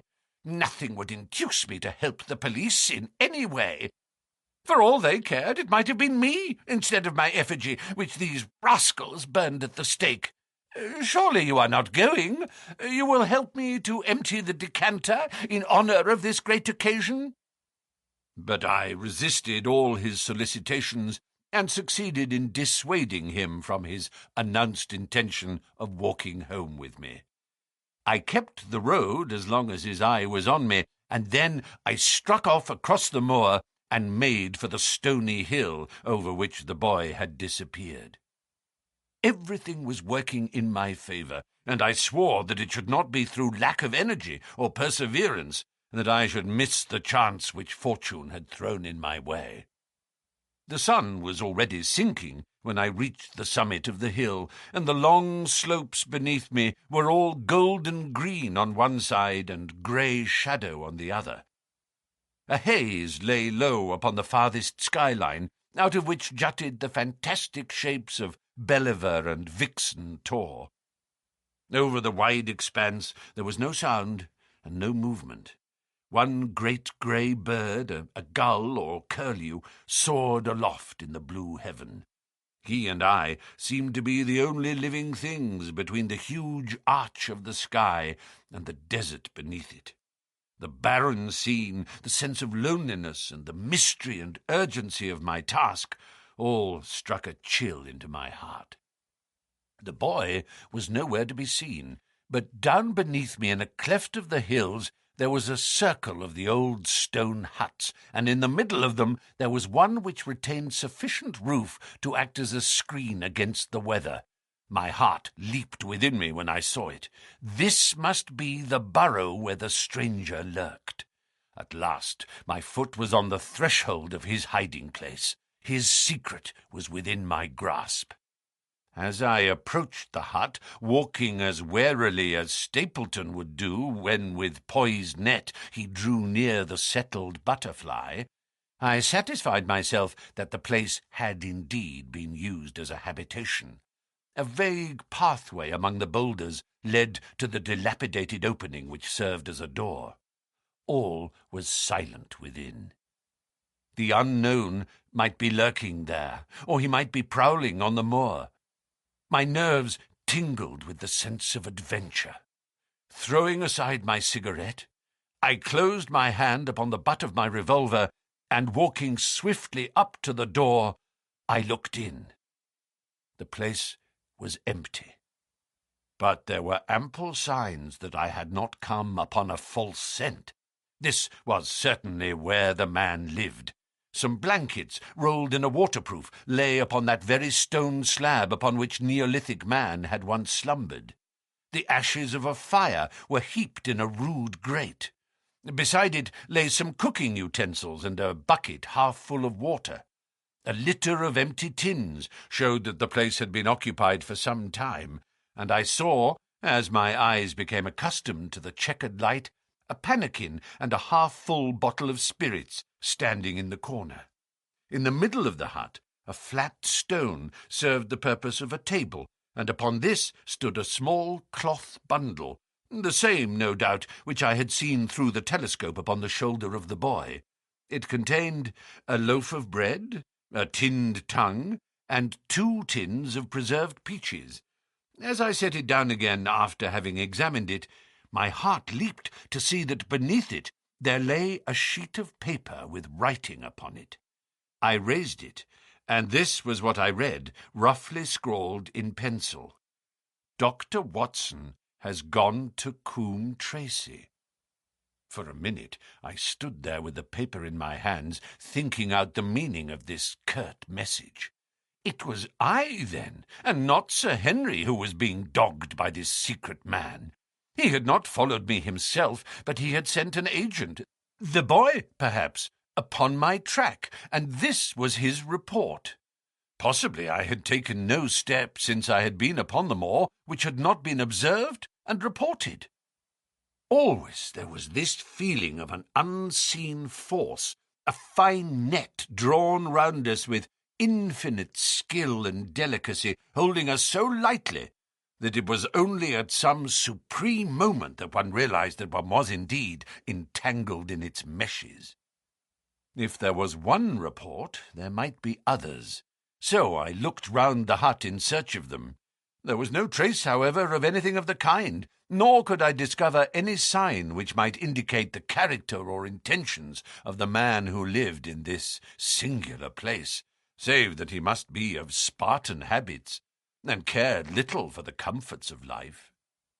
When I thought of the heavy rains and looked at the gaping roof, I understood how strong and immutable must be the purpose which had kept him in that inhospitable abode. Was he our malignant enemy, or was he by chance our guardian angel? I swore that I would not leave the hut until I knew. Outside, the sun was sinking low, and the west was blazing with scarlet and gold. Its reflection was shot back in ruddy patches by the distant pools which lay amid the great Grimpen mire.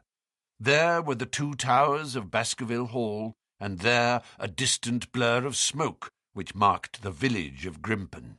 Between the two, behind the hill, was the house of the Stapletons. All was sweet and mellow and peaceful in the golden evening light, and yet as I looked at them, my soul shared none of the peace of nature, but quivered at the vagueness and the terror of that interview which every instant was bringing nearer. With tingling nerves but a fixed purpose, I sat in the dark recess of the hut, and waited with sombre patience for the coming of its tenant. Then at last I heard him. Far away came the sharp clink of a boot striking upon a stone, then another and yet another, coming nearer and nearer. I shrank back into the darkest corner and cocked the pistol in my pocket, determined not to discover myself until I had an opportunity of seeing something of the stranger. There was a long pause, which showed that he had stopped. Then once more the footsteps approached, and a shadow fell across the opening of the hut. "It's a lovely evening, my dear Watson," said a well-known voice. "I really think that you will be more comfortable outside than in." Chapter 12. Death on the Moor. For a moment or two I sat breathless, hardly able to believe my ears.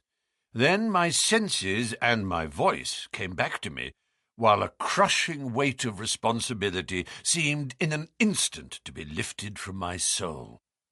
That cold, incisive, ironical voice could belong to but one man in all the world. "Holmes!" I cried. "Holmes!" "Come out," said he, "and please be careful with the revolver." I stooped under the rude lintel, and there he sat upon a stone outside, his grey eyes dancing with amusement as they fell upon my astonished features. He was thin and worn, but clear and alert, his keen face bronzed by the sun and roughened by the wind. In his tweed suit and cloth cap he looked like any other tourist upon the moor, and he had contrived, with that cat-like love of personal cleanliness, which was one of his characteristics, that his chin should be as smooth and his linen as perfect as if he were in Baker Street. "I was never more glad to see anyone in my life," said I, as I wrung him by the hand. "Or more astonished, eh? Well, I must confess to it. The surprise was not all on one side, I assure you. I had no idea that you had found my occasional retreat, still less that you were inside it until I was within 20 paces of the door. My footprint, I presume? No, Watson, I fear that I could not undertake to recognize your footprint amid all the footprints of the world.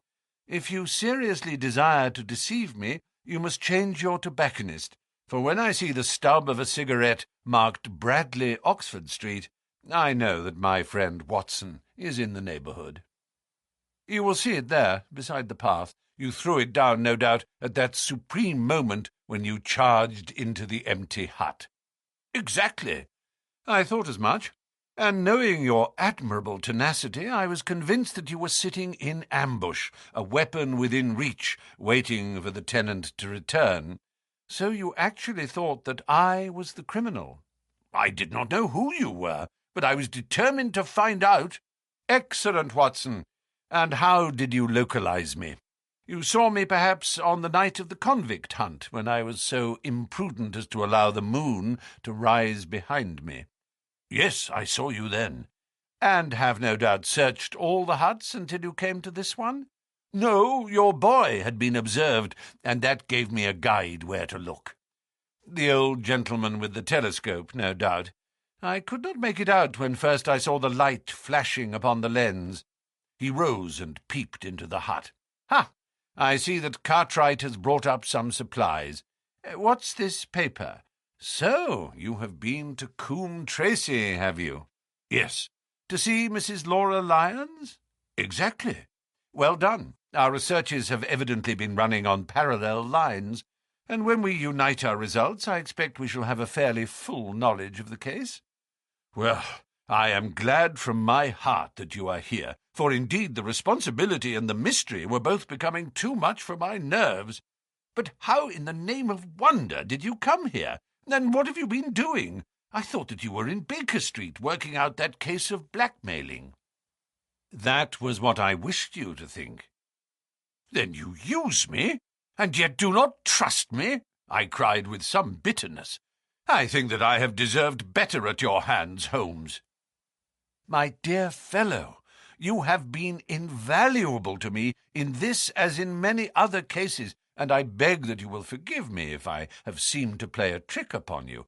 In truth, it was partly for your own sake that I did it, and it was my appreciation of the danger which you ran, which led me to come down and examine the matter for myself. Had I been with Sir Henry and you, it is confident that my point of view would have been the same as yours, and my presence would have warned our very formidable opponents to be on their guard. As it is, I have been able to get about as I could not possibly have done had I been living in the hall, and I remain an unknown factor in the business, ready to throw in all my weight at a critical moment. But why keep me in the dark?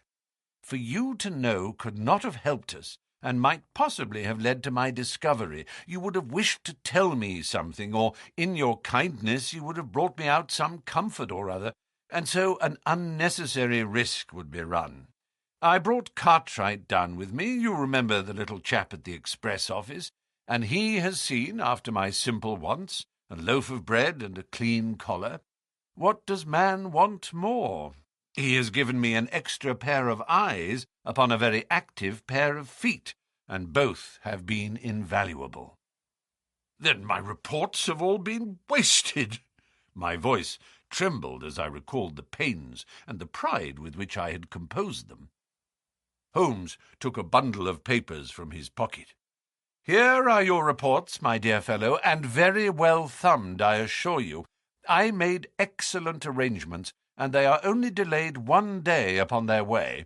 I must compliment you exceedingly upon the zeal and the intelligence which you have shown over an extraordinarily difficult case.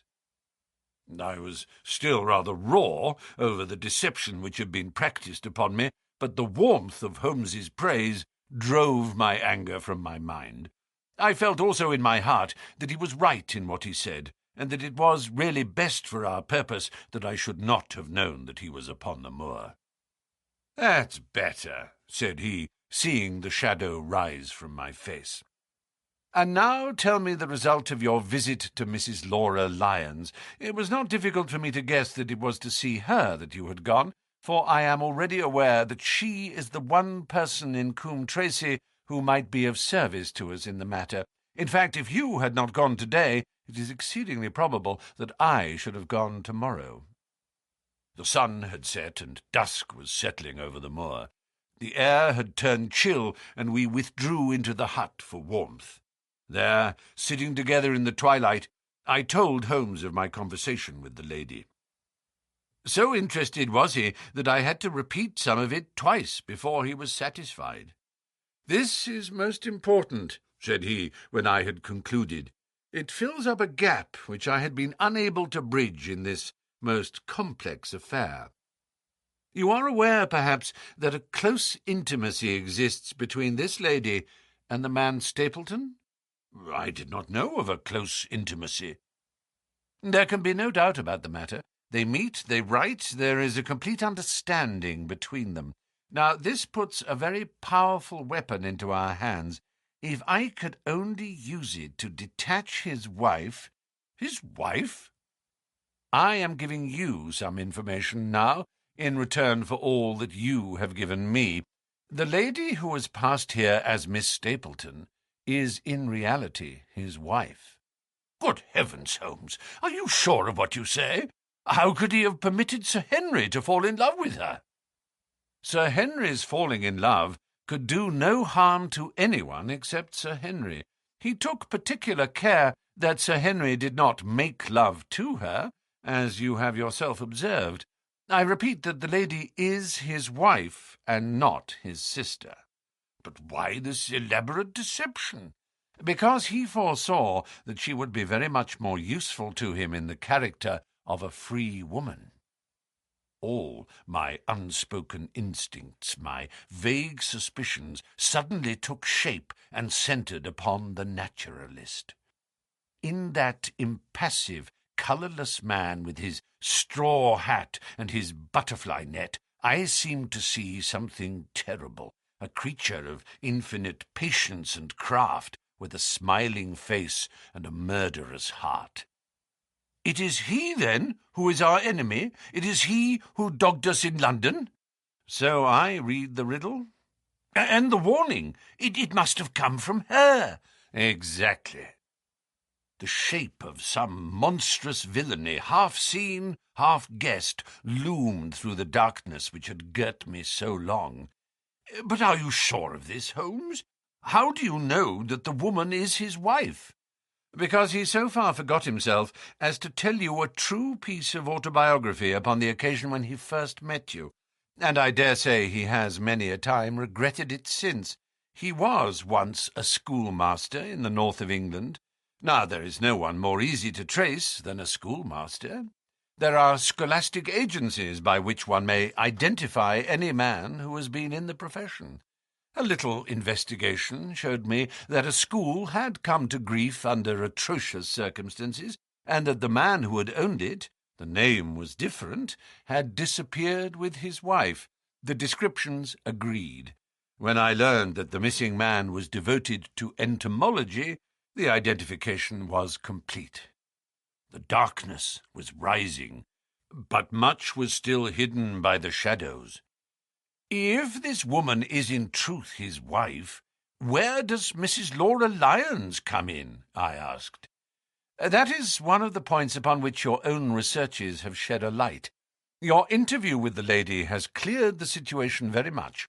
I did not know about a projected divorce between herself and her husband. In that case, regarding Stapleton as an unmarried man, she counted, no doubt, upon becoming his wife. And when she is undeceived? Why, then we may find the lady of service. It must be our first duty to see her, both of us, tomorrow. Don't you think, Watson, that you are away from your charge rather long? Your place should be at Baskerville Hall. The last red streaks had faded away in the west, and night had settled upon the moor. A few faint stars were gleaming in a violet sky. "One last question, Holmes," I said as I rose. "Surely there is no need of secrecy between you and me. What is the meaning of it all? What is he after?" Holmes's voice sank as he answered. "It is murder, Watson. Refined, cold-blooded, deliberate murder. Do not ask me for particulars. My nets are closing upon him, even as his are upon Sir Henry, and with your help he is already almost at my mercy. There is but one danger which can threaten us. It is that he should strike before we are ready to do so. Another day, 2 at the most, and I have my case complete. But until then, guard your charge as closely as ever a fond mother watching her ailing child. Your mission today has justified itself, and yet I could almost wish that you had not left his side. Hark! A terrible scream, a prolonged yell of horror and anguish burst out of the silence of the moor. That frightful cry turned the blood to ice in my veins. "Oh, my God!" I gasped. What is it? What does it mean?" Holmes had sprung to his feet, and I saw his dark, athletic outline at the door of the hut, his shoulders stooping, his head thrust forward, his face peering into the darkness. "Hush!" he whispered. "Hush!" The cry had been loud on account of its vehemence, but it had pealed out from somewhere far off on the shadowy plain. Now it burst upon our ears, nearer, louder, more urgent than before. "Where is it?" Holmes whispered, and I knew from the thrill of his voice that he, the man of iron, was shaken to the soul. "Where is it, Watson?" "There, I think." I pointed into the darkness. "No, there." Again the agonized cry swept through the silent night, louder and much nearer than ever, and a new sound mingled with it, a deep muttered rumble, musical and yet menacing, rising and falling like the low, constant murmur of the sea. "The hound!" cried Holmes. "Come, Watson, come! Great heavens, if we are too late!" He had started running swiftly over the moor, and I had followed at his heels. But now, from somewhere among the broken ground immediately in front of us, there came one last despairing yell, and then a dull, heavy thud. We halted and listened. Not another sound broke the heavy silence of the windless night. I saw Holmes put his hand to his forehead like a man distracted. He stamped his feet upon the ground. "He has beaten us, Watson. We are too late." No, surely not. Fool that I was to hold my hand. And you, Watson, see what comes of abandoning your charge. But by heaven, if the worst has happened, we'll avenge him. Blindly we ran through the gloom, blundering against boulders, forcing our way through gorse bushes, panting up hills and rushing down slopes, heading always in the direction whence those dreadful sounds had come. At every rise, Holmes looked eagerly round him, but the shadows were thick upon the moor, and nothing moved upon its dreary face. "Can you see anything?" "Nothing." "But hark! What is that?" A low moan had fallen upon our ears. There it was again, upon our left. On that side, a ridge of rocks ended in a sheer cliff which overlooked a stone-strewn slope. On its jagged face was spread-eagled some dark, irregular object. As we ran towards it, the vague outline hardened into a definite shape. It was a prostrate man, face downward upon the ground, the head doubled under him at a horrible angle, the shoulders rounded, and the body hunched together as if in the act of throwing a somersault. So grotesque was the attitude that I could not for the instant realize that the moan had been the passing of his soul. Not a whisper, not a rustle rose now from the dark figure over which we stooped. Holmes laid his hand upon him and held it up again with an exclamation of horror. The gleam of the match which he struck shone upon his clotted fingers and upon the ghastly pool which widened slowly from the crushed skull of the victim. And it shone upon something else, which turned our hearts sick and faint within us, the body of Sir Henry Baskerville. There was no chance of either of us forgetting that peculiar ruddy tweed suit, the very one which he had worn on the first morning that we had seen him in Baker Street. We caught the one clear glimpse of it, and then the match flickered and went out. Even as the hope had gone out of our souls, Holmes groaned, and his face glimmered white through the darkness. "The brute! The brute!" I cried with clenched hands. "Oh, Holmes, I shall never forgive myself for having left him to his fate. I am more to blame than you, Watson. In order to have my case well rounded and complete, I have thrown away the life of my client. It is the greatest blow which has befallen me in my career. But how could I know? How could I know that he would risk his life alone upon the moor in the face of all my warnings? That we should have heard his screams, my God, those screams, and yet have been unable to save him. Where is this brute of a hound which drove him to his death? It may be lurking among these rocks at this instant. And Stapleton, where is he? He shall answer for this deed. He shall. I will see to that. Uncle and nephew have been murdered, the one frightened to death by the very sight of a beast which he thought to be supernatural, the other driven to his end in his wild flight to escape from it. But now we have to prove the connection between the man and the beast. Save from what we heard, we cannot even swear to the existence of the latter, since Sir Henry has evidently died from the fall. But by heavens, cunning as he is, the fellow shall be in my power before another day is past. We stood with bitter hearts on either side of the mangled body, overwhelmed by this sudden and irrevocable disaster, which had brought all our long and weary labours to so piteous an end. Then, as the moon rose, we climbed to the top of the rocks over which our poor friend had fallen, and from the summit we gazed out over the shadowy moor, half silver and half gloom. Far away, miles off, in the direction of Grimpen, a single steady yellow light was shining. It could only come from the lonely abode of the Stapletons. With a bitter curse, I shook my fist at it as I gazed. Why should we not seize him at once? Our case is not complete. The fellow is wary and cunning to the last degree. It is not what we know, but what we can prove. If we make one false move, the villain may escape us yet. What can we do? There will be plenty for us to do tomorrow. Tonight we can only perform the last offices to our poor friend. Together we made our way down the precipitous slope and approached the body, black and clear against the silvered stones. The agony of those contorted limbs struck me with a spasm of pain and blurred my eyes with tears. We must send for help, Holmes. We cannot carry him all the way to the hall. Good heavens, are you mad? He had uttered a cry and bent over the body. Now he was dancing and laughing and wringing my hand. Could this be my stern, self-contained friend? These were hidden fires indeed.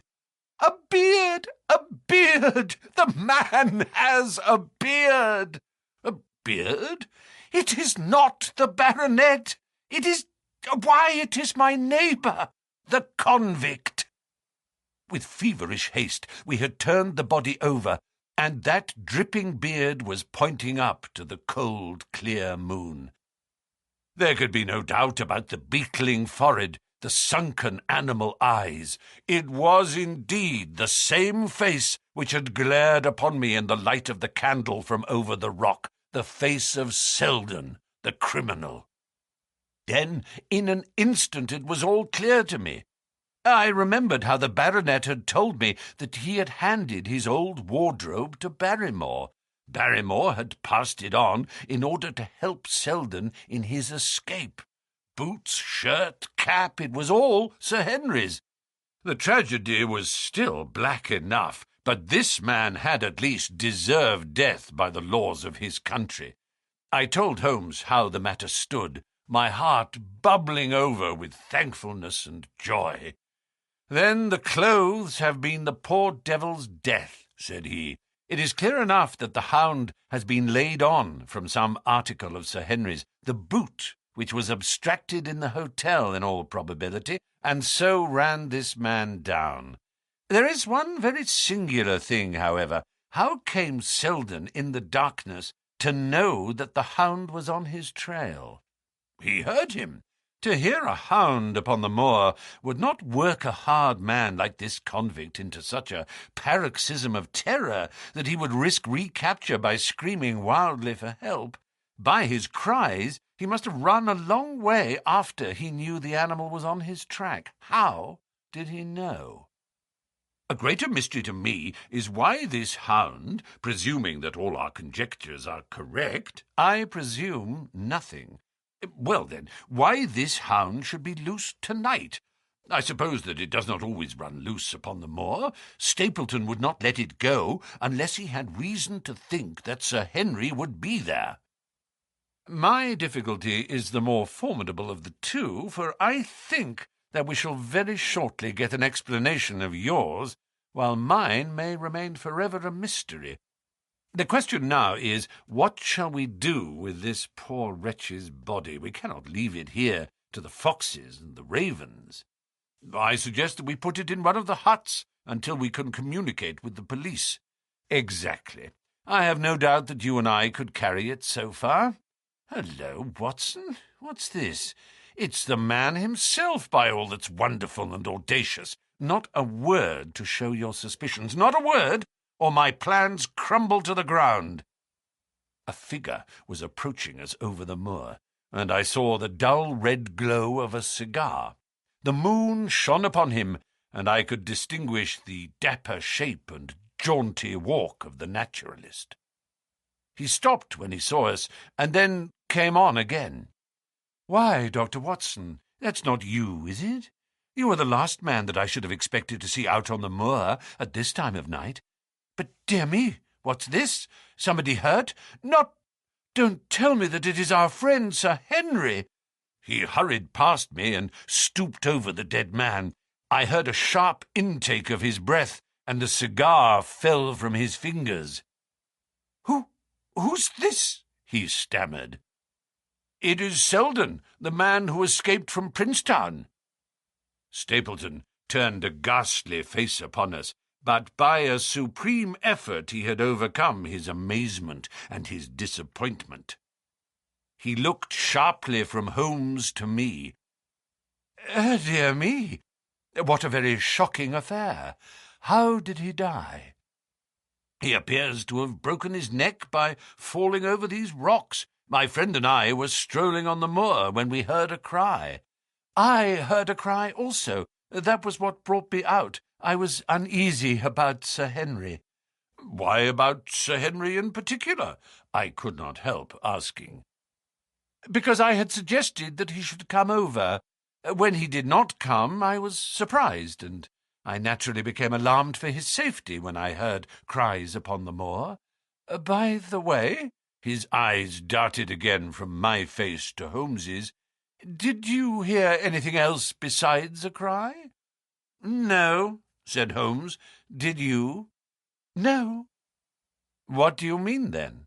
"Oh, you know the stories that the peasants tell about a phantom hound and so on. It is said to be heard at night upon the moor. I was wondering if there were any evidence of such a sound tonight." "We heard nothing of the kind," said I. "And what is your theory of this poor fellow's death?" "I have no doubt that anxiety and exposure have driven him off his head. He has rushed about the moor in a crazy state and eventually fallen over here and broken his neck." "That seems the most reasonable theory," said Stapleton, and he gave a sigh which I took to indicate his relief. "What do you think about it, Mr. Sherlock Holmes?" My friend bowed his compliments. "You are quick at identification," said he. "We have been expecting you in these parts since Dr. Watson came down. You are in time to see a tragedy." "Yes, indeed. I have no doubt that my friend's explanation will cover the facts. I will take an unpleasant remembrance back to London with me tomorrow." "Oh, you return tomorrow?" "That is my intention." "I hope your visit has cast some light upon those occurrences which have puzzled us." Holmes shrugged his shoulders. "One cannot always have the success for which one hopes.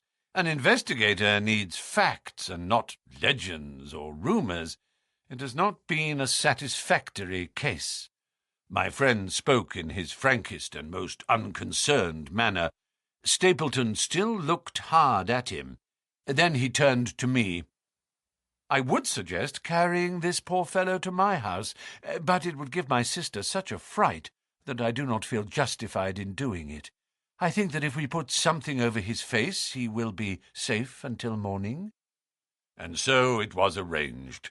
Resisting Stapleton's offer of hospitality, Holmes and I set off to Baskerville Hall, leaving the naturalist to return alone. Looking back, we saw the figure moving slowly away over the broad moor, and behind him that one black smudge on the silvered slope, which showed where the man was lying who had come so horribly to his end. Chapter 13. Fixing the Nets. "We're at close grips at last," said Holmes, as we walked together across the moor. "What a nerve the fellow has! How he pulled himself together in the face of what must have been a paralyzing shock when he found that the wrong man had fallen a victim to his plot. I told you in London, Watson, and I tell you now again, that we have never had a foeman more worthy of our steel. I'm sorry that he has seen you, and so was I at first, but there was no getting out of it. What effect do you think it will have upon his plans, now that he knows you are here? It may cause him to be more cautious, or it may drive him to desperate measures at once. Like most clever criminals, he may be too confident in his own cleverness, and imagine that he has completely deceived us. Why should we not arrest him at once? My dear Watson, you were born to be a man of action. Your instinct is always to do something energetic. But supposing, for argument's sake, that we had him arrested tonight, what on earth the better off should we be for that? We could prove nothing against him. There's the devilish cunning of it. If he were acting through a human agent, we could get some evidence. But if we were to drag this great dog to the light of day, it would not help us in putting a rope round the neck of its master. Surely we have a case. Not a shadow of one, only surmise and conjecture.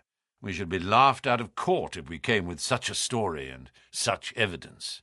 There is Sir Charles's death, found dead without a mark upon him. You and I know that he died of sheer fright. And we know also what frightened him, but how are we to get 12 stolid jurymen to know it? What signs are there of a hound? Where are the marks of its fangs? Of course, we know that a hound does not bite a dead body, and that Sir Charles was dead before ever the brute overtook him, but we have to prove all this, and we are not in a position to do it. Well then, tonight. We are not much better off tonight. Again, there was no direct connection between the hound and the man's death. We never saw the hound. We heard it, but we could not prove that it was running upon this man's trail. There is a complete absence of motive. No, my dear fellow, we must reconcile ourselves to the fact that we have no case at present, and that it is worth our while to run any risk in order to establish one. And how do you propose to do so? I have great hopes of what Mrs. Laura Lyons may do for us when the position of affairs is made clear to her, and I have my own plan as well. Sufficient for tomorrow is the evil thereof, but I hope before the day is past to have the upper hand at last." I could draw nothing further from him, and he walked, lost in thought, as far as the Baskerville gates. "Are you coming up?" "Yes, I see no reason for further concealment. But one last word, Watson. Say nothing of the hound to Sir Henry. Let him think that Selden's death was as Stapleton would have us believe. He will have a better nerve for the ordeal which he will have to undergo tomorrow, when he is engaged, if I remember your report aright, to dine with these people." "And so am I." "Then you must excuse yourself, and he must go alone. That will be easily arranged. And now, if we are too late for dinner, I think that we are both ready for our suppers." Sir Henry was more pleased than surprised to see Sherlock Holmes, for he had for some days been expecting that recent events would bring him down from London. He did raise his eyebrows, however, when he found that my friend had neither any luggage nor any explanations for its absence. Between us we soon supplied his wants, and then, over a belated supper, we explained to the baronet as much of our experience as it seemed desirable that he should know. But first I had the unpleasant duty of breaking the news to Barrymore and his wife. To him it may have been an unmitigated relief, but she wept bitterly in her apron. To all the world he was the man of violence, half animal and half demon, but to her he always remained the little wilful boy of her own girlhood, the child who had clung to her hand. Evil indeed is the man who has not one woman to mourn him. "I've been moping in the house all day since Watson went off in the morning," said the baronet. "I guess I should have some credit, for I have kept my promise. If I hadn't sworn not to go about alone, I might have had a more lively evening, for I had a message from Stapleton asking me over there." "I have no doubt that you would have had a more lively evening," said Holmes dryly.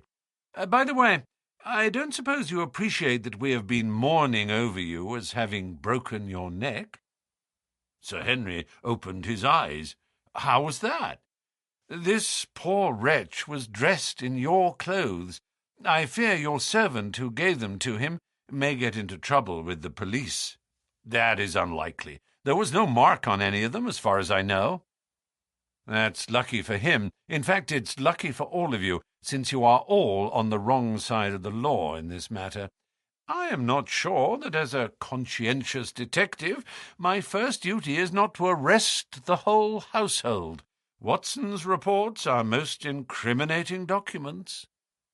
"But how about the case?" asked the baronet. "Have you made anything out of the tangle? I don't know that Watson and I are much the wiser since we came down." "I think that I shall be in a position to make the situation rather more clear to you before long. It has been an exceedingly difficult and most complicated business. There are several points upon which we still want light, but it is coming all the same. We've had one experience, as Watson has no doubt told you. We heard the hound on the moor, so I can swear that it is not all empty superstition. I had something to do with dogs when I was out west, and I know one when I hear one. If you can muzzle that one and put him on a chain, I'll be ready to swear you are the greatest detective of all time." "I think I will muzzle him and chain him all right, if you will give me your help." "Whatever you tell me to do, I will do." "Very good. And I will ask you also to do it blindly, without always asking the reason. Just as you like. If you will do this, I think the chances are that our little problem will soon be solved. I have no doubt—" He stopped suddenly and stared fixedly up over my head into the air. The lamp beat upon his face, and so intent was it, and so still, that it might have been that of a clear-cut classical statue, a personification of alertness and expectation. "What is it?" we both cried. I could see, as he looked down, that he was repressing some internal emotion. His features were still composed, but his eyes shone with amused exultation. "Excuse the admiration of a connoisseur," said he, as he waved his hand towards the line of portraits which covered the opposite wall. "Watson won't allow that I know anything of art, but that is mere jealousy, because our views upon the subject differ. Now, these are a really very fine series of portraits." "Well, I'm glad to hear you say so," said Sir Henry, glancing with some surprise at my friend. "I don't pretend to know much about these things, and I'd be a better judge of a horse or a steer than of a picture. I didn't know that you found time for such things." "I know what is good when I see it, and I see it now. That's a Nella, I'll swear, that lady in the blue silk over yonder. And the stout gentleman with the wig ought to be a Reynolds. They're all family portraits, I presume?" "Every one." "Do you know the names?" "Barrymore has been coaching me in them, and I think I can say my lessons fairly well." Who is the gentleman with the telescope?" "That is Rear Admiral Baskerville, who served under Rodney in the West Indies. The man with the blue coat and the roll of paper is Sir William Baskerville, who was chairman of committees of the House of Commons under Pitt." "And this cavalier opposite to me, the one with the black velvet and the lace?" "Ah, you have a right to know about him. That is the cause of all the mischief, the wicked Hugo, who started the Hound of the Baskervilles. We're not likely to forget him." I gazed with interest and some surprise upon the portrait. "Dear me," said Holmes, "he seems a quiet, meek-mannered man enough, but I dare say that there was a lurking devil in his eyes. I had pictured him as a more robust and ruffianly person. Oh, there is no doubt about the authenticity, for the name and the date, 1647, are on the back of the canvas." Holmes said little more, but the picture of the old roisterer seemed to have a fascination for him, and his eyes were continually fixed upon it during supper. It was not until later, when Sir Henry had gone to his room, that I was able to follow the trend of his thoughts. He led me back into the banqueting hall, his bedroom candle in his hand, and he held it up against the time-stained portrait on the wall. "Do you see anything there?" I looked at the broad-plumed hat, the curling love-locks, the white lace collar, and the straight, severe face which was framed between them. It was not a brutal countenance, but it was prim, hard, and stern, with a firm-set, thin-lipped mouth and a coldly intolerant eye. "Is it like anyone you know?" "There is something of Sir Henry about the jaw."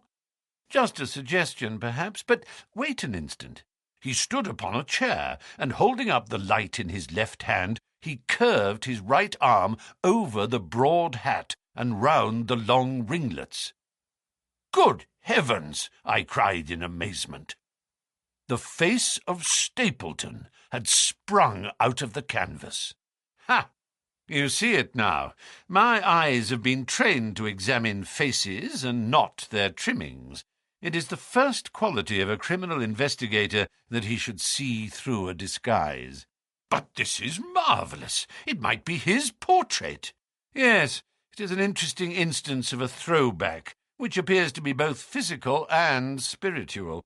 A study of family portraits is enough to convert a man to the doctrine of reincarnation.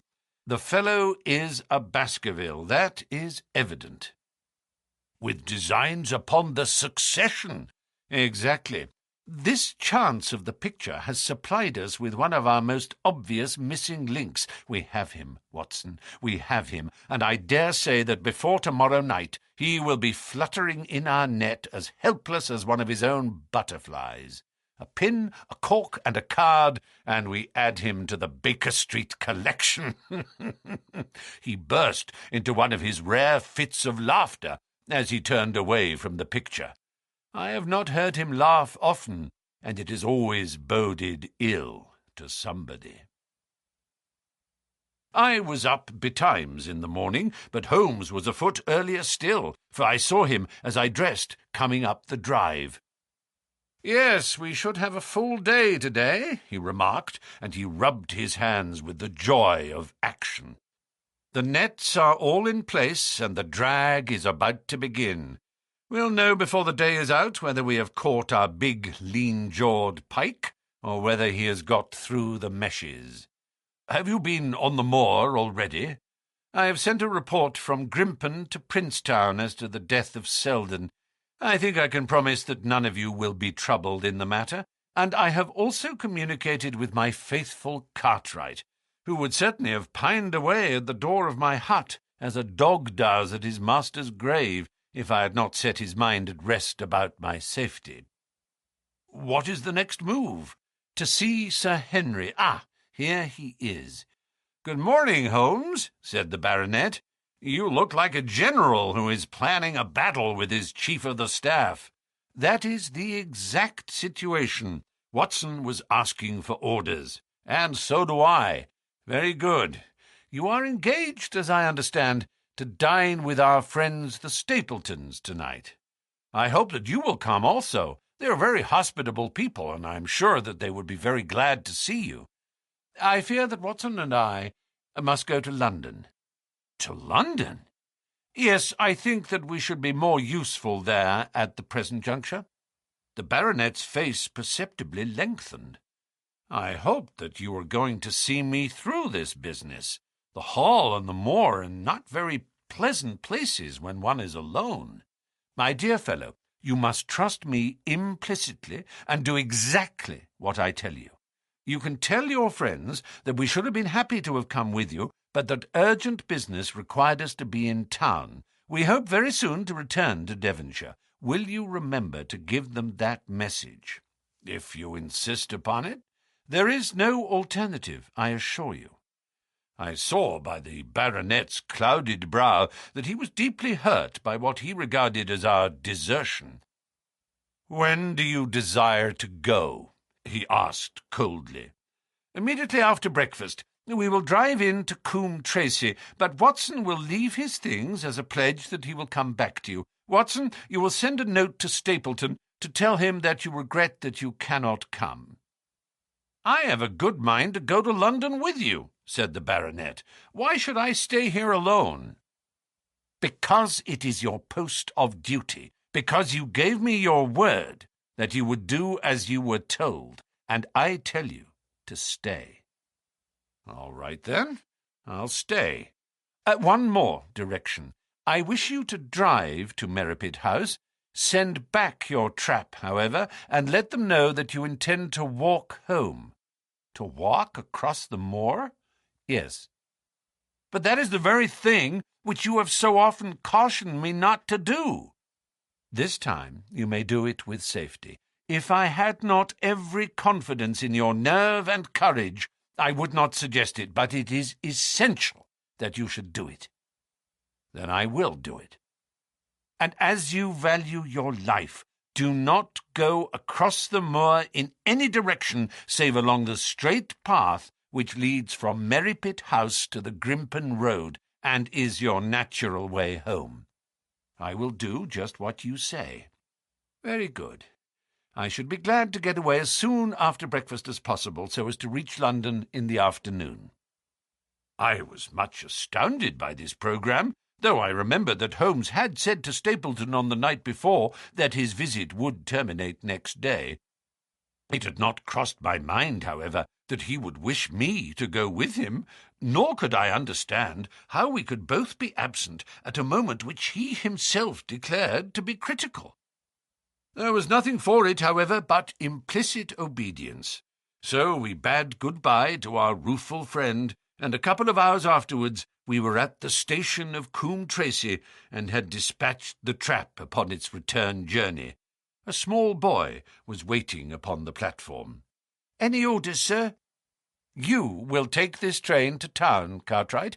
The moment you arrive, you will send a wire to Sir Henry Baskerville in my name to say that if he finds the pocket-book which I have dropped, he is to send it by registered post to Baker Street." "Yes, sir." "And ask at the station office if there is a message for me." The boy returned with a telegram, which Holmes handed to me. It ran, "Wire received. Coming down with unsigned warrant. Arrive 5:40. Lestrade." That is in answer to mine of this morning. He is the best of the professionals, I think, and we may need his assistance. Now, Watson, I think that we cannot employ our time better than by calling upon your acquaintance, Mrs. Laura Lyons.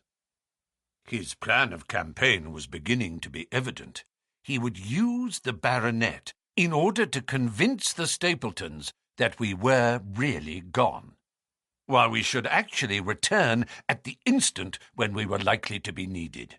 That telegram from London, if mentioned by Sir Henry to the Stapletons, must remove the last suspicions from their minds. Already I seem to see our nets drawing closer around that lean-jawed pike. Mrs. Laura Lyons was in her office, and Sherlock Holmes opened his interview with a frankness and directness which considerably amazed her. "I am investigating the circumstances which attended the death of the late Sir Charles Baskerville," said he. "My friend here, Dr. Watson, has informed me of what you have communicated, and also of what you have withheld in connection with that matter." "What have I withheld?" she asked defiantly. "You have confessed that you asked Sir Charles to be at the gate at 10 o'clock. We know that that was the place and hour of his death. You have withheld what the connection is between these events." "There is no connection." "In that case, the coincidence must indeed be an extraordinary one. But I think that we shall succeed in establishing a connection after all. I wish to be perfectly frank with you, Mrs. Lyons. We regard this case as one of murder, and the evidence may implicate not only your friend Mr. Stapleton, but his wife as well." The lady sprang from her chair. "His wife?" she cried. "The fact is no longer a secret. The person who has passed for his sister is really his wife." Mrs. Lyons had resumed her seat. Her hands were grasping the arms of her chair, and I saw that the pink nails had turned white with the pressure of her grip. "His wife," she said again. "His wife. He is not a married man." Sherlock Holmes shrugged his shoulders. "Prove it to me, prove it to me, and if you can do so—" The fierce flash of her eyes said more than any words. "I have come prepared to do so," said Holmes, drawing several papers from his pocket. "Here is a photograph of the couple taken in York 4 years ago. It is endorsed Mr. and Mrs. Vandeleur, but you will have no difficulty in recognizing him, and her also, if you know her by sight. Here are 3 written descriptions by trustworthy witnesses of Mr. and Mrs. Vandeleur, who at that time kept St. Oliver's private school. Read them, and see if you can doubt the identity of these people." She glanced at them, and then looked up at us with the set, rigid face of a desperate woman. "Mr. Holmes," she said, "this man had offered me marriage on condition that I could get a divorce from my husband. He has lied to me, the villain, in every conceivable way. Not one word of truth has he ever told me. And why? Why? I imagined that all was for my own sake. But now I see that I was never anything but a tool in his hands. Why should I preserve faith with him who never kept any with me? Why should I try to shield him from the consequences of his own wicked acts? Ask me what you like, and there is nothing which I shall hold back. One thing I swear to you, and that is that when I wrote the letter, I never dreamed of any harm to the old gentleman who had been my kindest friend." "I entirely believe you, madam," said Sherlock Holmes. "The recital of these events must be very painful to you, and perhaps it will make it easier if I tell you what occurred, and you can check me if I make any material mistake. The sending of this letter was suggested to you by Stapleton. He dictated it. I presume that the reason he gave was that you would receive help from Sir Charles for the legal expenses connected with your divorce." "Exactly. And then, after you had sent the letter, he dissuaded you from keeping the appointment.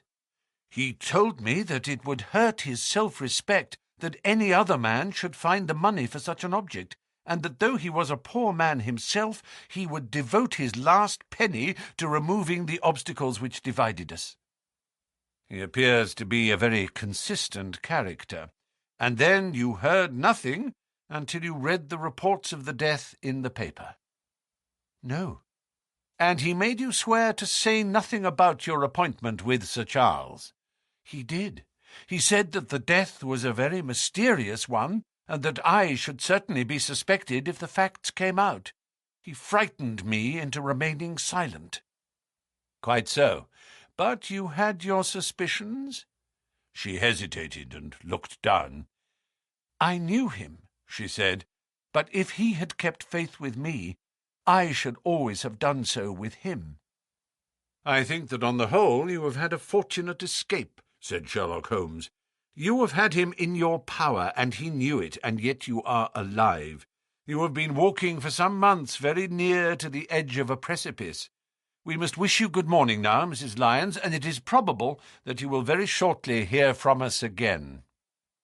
Our case becomes rounded off, and difficulty after difficulty thins away in front of us," said Holmes, as we stood waiting for the arrival of the express from town. "I shall soon be in the position of being able to put into a single connected narrative one of the most singular and sensational crimes of modern times. Students of criminology will remember the analogous incidents in Godno in Little Russia in the year 66, and of course there are the Anderson murders in North Carolina, but this case possesses some features which are entirely its own. Even now we have no clear case against this very wily man. But I shall be very much surprised if it is not clear enough before we go to bed this night." The London express came roaring into the station, and a small, wiry bulldog of a man had sprung from a first-class carriage. We all three shook hands, and I saw at once from the reverential way in which Lestrade gazed at my companion that he had learned a good deal since the days when they had first worked together. I could well remember the scorn which the theories of the reasoner used then to excite in the practical man. "Anything good?" he asked. "The biggest thing for years," said Holmes.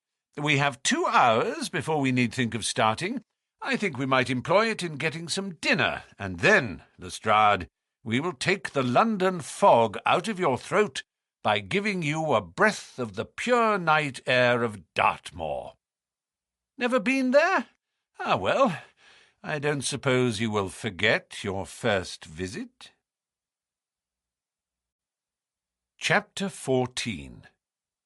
The Hound of the Baskervilles. One of Sherlock Holmes's defects, if indeed one may call it a defect, was that he was exceedingly loath to communicate his full plans to any other person until the instant of their fulfilment. Partly it came no doubt from his own masterful nature, which loved to dominate and surprise those who were around him, partly also from his professional caution, which urged him never to take any chances. The result, however, was very trying for those who were acting as his agents and assistants. I had often suffered under it, but never more so than during that long drive in the darkness. The great ordeal was in front of us. At last we were about to make our final effort, and yet Holmes had said nothing, and I could only surmise what his course of action would be. My nerves thrilled with anticipation when at last the cold wind upon our faces and the dark, void spaces on either side of the narrow road told me that we were back upon the moors once again. Every stride of the horses and every turn of the wheels was taking us nearer to our supreme adventure. Our conversation was hampered by the presence of the driver of the hired wagonette, so that we were forced to talk of trivial matters when our nerves were tense with emotion and anticipation. It was a relief to me, after that unnatural restraint, when we at last passed Franklin's house and knew that we were drawing near to the hall and to the scene of action. We did not drive up to the door, but got down near the gate of the avenue. The wagonette was paid off and ordered to return to Coombe Tracy forthwith, while we started to walk to Merrypit House. "Are you armed, Lestrade?" The little detective smiled. "As long as I have my trousers, I have a hip pocket, and as long as I have my hip pocket, I have something in it." "Good. My friend and I are also ready for emergencies." You're mighty close about this affair, Mr. Holmes. What's the game now?" "A waiting game." "My word, it does not seem a very cheerful place," said the detective with a shiver, glancing round him at the gloomy slopes of the hill and at the huge lake of fog which lay over the Grimpen Mire. "I see the lights of a house ahead of us. That is Merripit House and the end of our journey. I must request you to walk on tiptoe and not to talk above a whisper." We moved cautiously along the track as if we were bound for the house, but Holmes halted us when we were about 200 yards from it. "This will do," said he. "These rocks upon the right make an admirable screen. We are to wait here? Yes, we shall make our little ambush here. Get into this hollow, Lestrade. You have been inside the house, have you not, Watson? Can you tell the position of the rooms? What are those latticed windows at this end?" "I think they are the kitchen windows." "And the one beyond, which shines so brightly?" "That is certainly the dining room." "The blinds are up. You know the lie of the land best. Creep forward quietly and see what they are doing, but for heaven's sake, don't let them know that they are watched." I tiptoed down the path and stooped behind the low wall which surrounded the stunted orchard. Creeping in its shadow, I reached a point whence I could look straight through the uncurtained window. There were only 2 men in the room, Sir Henry and Stapleton. They sat with their profiles towards me on either side of the round table. Both of them were smoking cigars, and coffee and wine were in front of them. Stapleton was talking with animation, but the baronet looked pale and distrait. Perhaps the thought of that lonely walk across the ill-omened moor was weighing heavily upon his mind. As I watched them, Stapleton rose and left the room, while Sir Henry filled his glass again and leaned back in his chair, puffing at his cigar. I heard the creak of a door and the crisp sound of boots upon gravel. The steps passed along the path on the other side of the wall under which I crouched. Looking over, I saw the naturalist pause at the door of an outhouse in the corner of the orchard. A key turned in a lock, and as he passed in, there was a curious scuffling noise from within. He was only a minute or so inside, and then I heard the key turn once more, and he passed me and re-entered the house. I saw him rejoin his guest, and I crept quietly back to where my companions were waiting to tell them what I had seen. "You say, Watson, that the lady is not there?" Holmes asked when I had finished my report. "No. Where can she be, then, since there is no light in any other room except the kitchen? I cannot think where she is." I have said that over the great Grimpen Mire there hung a dense white fog. It was drifting slowly in our direction and banked itself up like a wall on that side of us, low but thick and well-defined. The moon shone on it, and it looked like a great shimmering ice field, with the heads of the distant tors as rocks borne upon its surface. Holmes's face was turned towards it, and he muttered impatiently as he watched its sluggish drift. "It's moving towards us, Watson." "Is that serious?" "Very serious indeed. The one thing upon earth which could have disarranged my plans. He can't be very long now. It is already 10 o'clock. Our success and even his life may depend upon his coming out before the fog is over the path." The night was clear and fine above us. The stars shone cold and bright, while a half-moon bathed the whole scene in a soft, uncertain light. Before us lay the dark bulk of the house, its serrated roof and bristling chimneys hard outlined against the silver-spangled sky. Broad bars of golden light from the lower windows stretched across the orchard and the moor. One of them was suddenly shut off. The servants had left the kitchen. There only remained the lamp in the dining room where the 2 men, the murderous host and the unconscious guest, still chatted over their cigars. Every minute that white, woolly plain, which covered one half of the moor, was drifting closer and closer to the house. Already the first thin wisps of it were curling across the golden square of the lighted window. The farther wall of the orchard was already invisible, and the trees were standing out of a swirl of white vapour. As we watched it, the fog wreaths came crawling round both corners of the house and rolled slowly into one dense bank on which the upper floor and the roof floated like a strange ship upon a shadowy sea. Holmes struck his hand passionately upon the rock in front of us and stamped his feet in his impatience. "If he isn't out in a quarter of an hour, the path will be covered. In half an hour, we won't be able to see our hands in front of us. Shall we move farther back upon higher ground?" "Yes, I think it would be as well."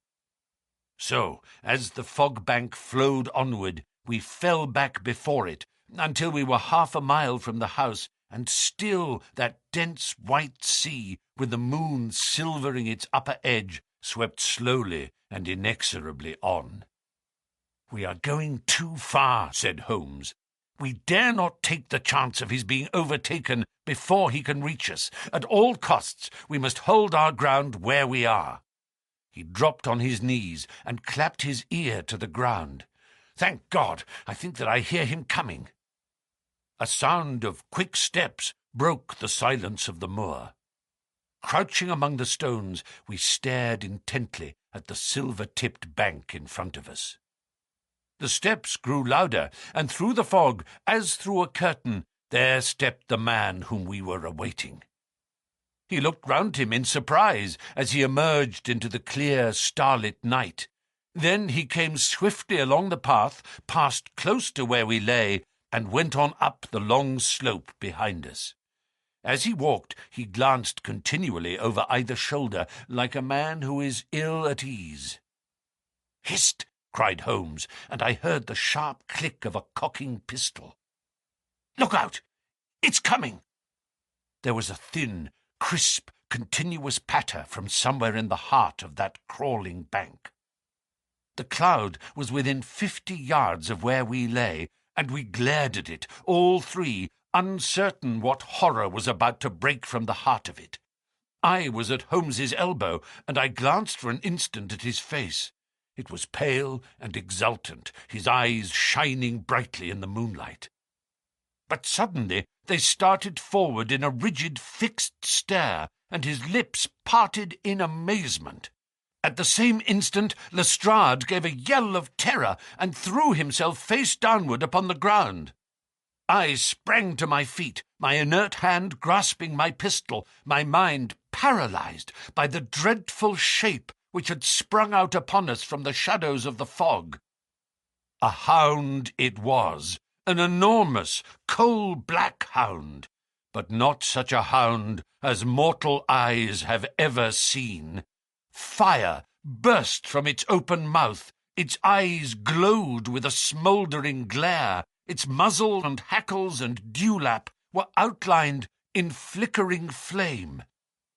Never, in the delirious dream of a disordered brain, could anything more savage, more appalling, more hellish be conceived than that dark form and savage face which broke upon us out of the wall of fog. With long bounds, the huge black creature was leaping down the track, following hard upon the footsteps of our friend. So paralyzed were we by the apparition that we allowed him to pass before we had recovered our nerve. Then Holmes and I both fired together, and the creature gave a hideous howl, which showed that one at least had hit him. He did not pause, however, but bounded onward. Far away on the path we saw Sir Henry looking back, his face white in the moonlight, his hands raised in horror, glaring helplessly at the frightful thing which was hunting him down. But that cry of pain from the hound had blown all our fears to the winds. If he was vulnerable, he was mortal, and if we could wound him, we could kill him. Never have I seen a man run as Holmes ran that night. I am reckoned fleet of foot, but he outpaced me as much as I outpaced the little professional. In front of us, as we flew up the track, we heard scream after scream from Sir Henry and the deep roar of the hound. I was in time to see the beast spring upon its victim, hurl him to the ground, and worry at his throat. But the next instant Holmes had emptied 5 barrels of his revolver into the creature's flank. With a last howl of agony and a vicious snap in the air, it rolled upon its back, 4 feet, pawing furiously, and then fell limp upon its side. I stooped, panting, and pressed my pistol to the dreadful shimmering head. But it was useless to press the trigger. The giant hound was dead. Sir Henry lay insensible where he had fallen. We tore away his collar, and Holmes breathed a prayer of gratitude when we saw that there was no sign of a wound, and that the rescue had been in time. Already our friend's eyelids shivered, and he made a feeble effort to move. Lestrade thrust his brandy flask between the baronet's teeth, and 2 frightened eyes were looking up at us.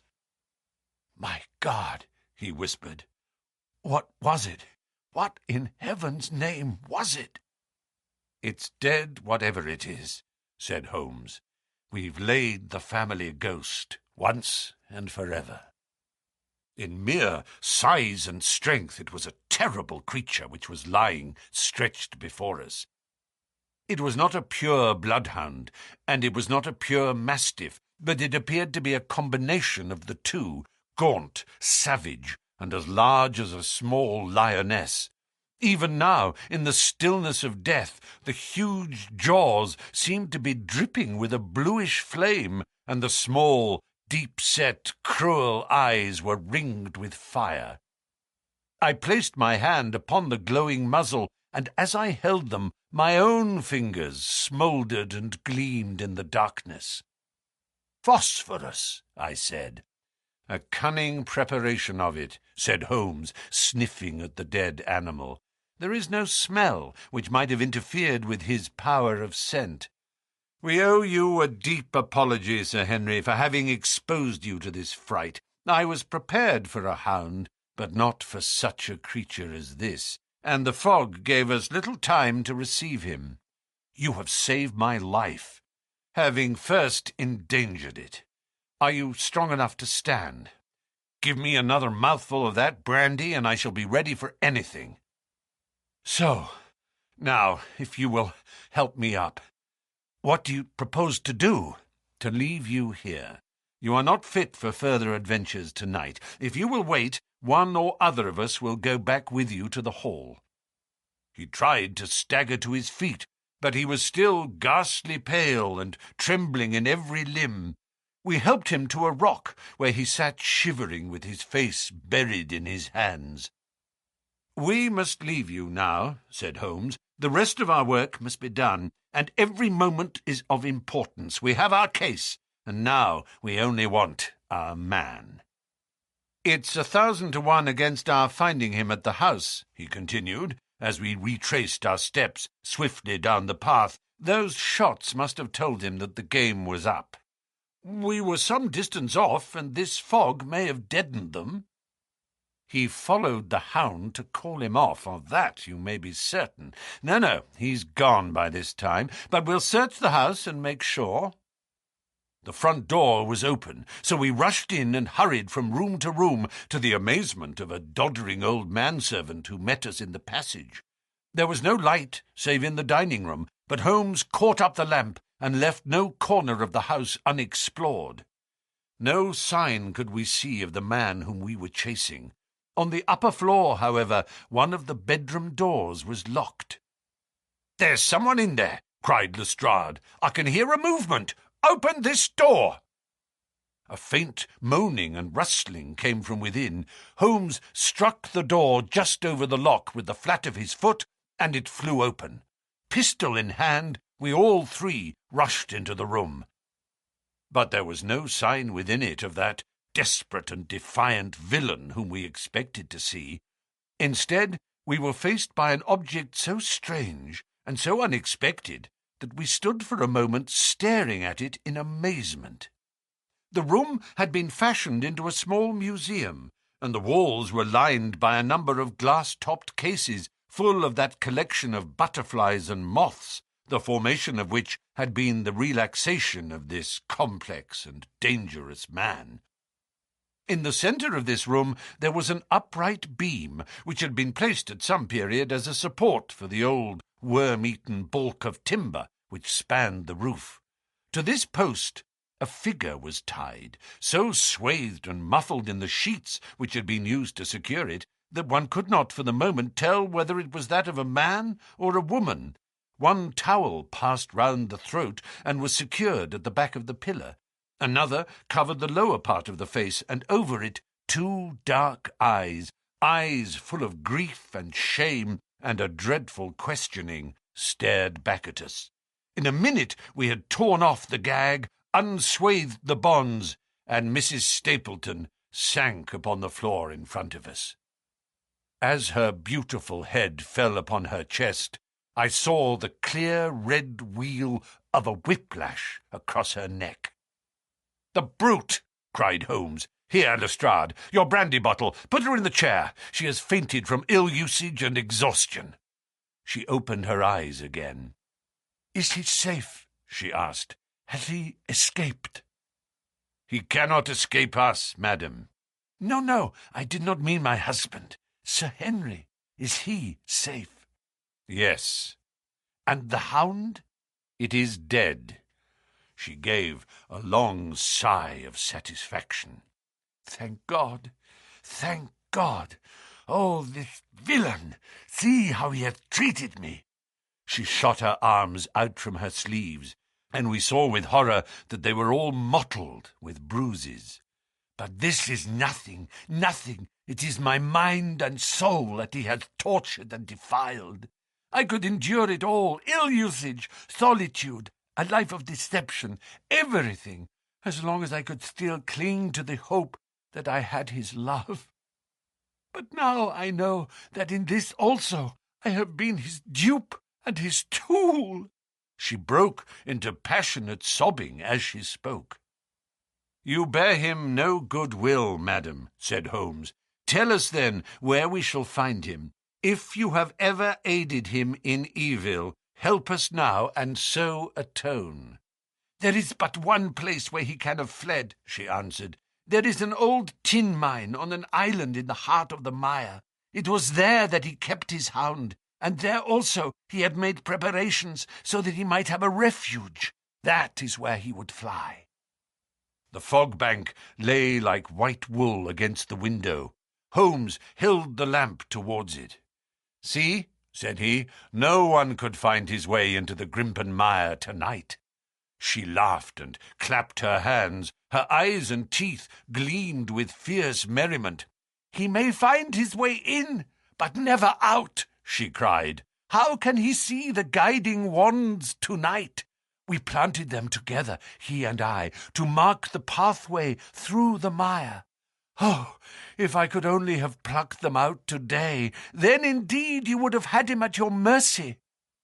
It was evident to us that all pursuit was in vain until the fog had lifted. Meanwhile, we left Lestrade in possession of the house, while Holmes and I went back with the baronet to Baskerville Hall. The story of the Stapletons could no longer be withheld from him, but he took the blow bravely when he learned the truth about the woman whom he had loved. But the shock of the night's adventures had shattered his nerves, and before morning he lay delirious in a high fever under the care of Dr. Mortimer.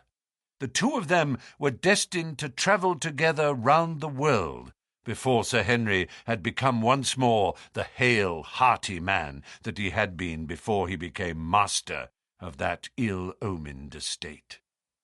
And now I come rapidly to the conclusion of this singular narrative, in which I have tried to make the reader share those dark fears and vague surmises which clouded our lives so long and ended in so tragic a manner. On the morning after the death of the Hound, the fog had lifted, and we were guided by Mrs. Stapleton to the point where they had found a pathway through the bog.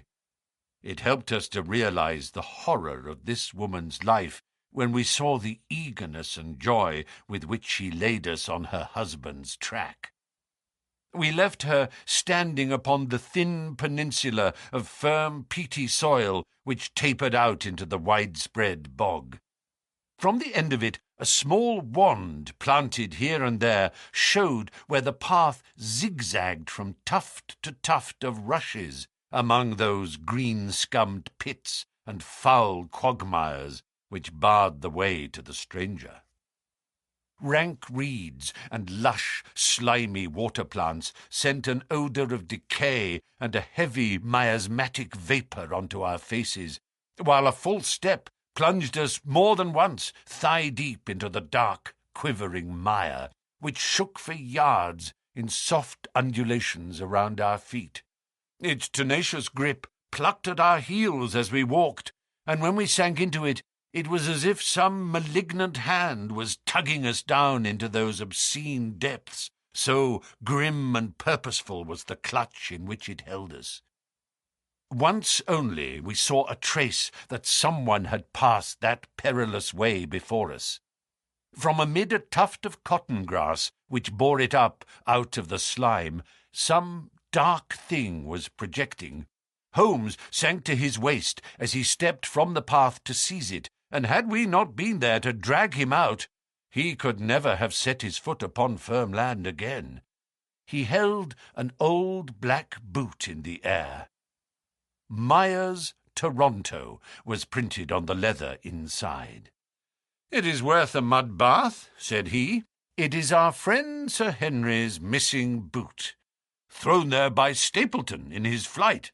"Exactly. He retained it in his hand after using it to set the Hound upon the track. He fled when he knew the game was up, still clutching it, and he hurled it away at this point of his flight.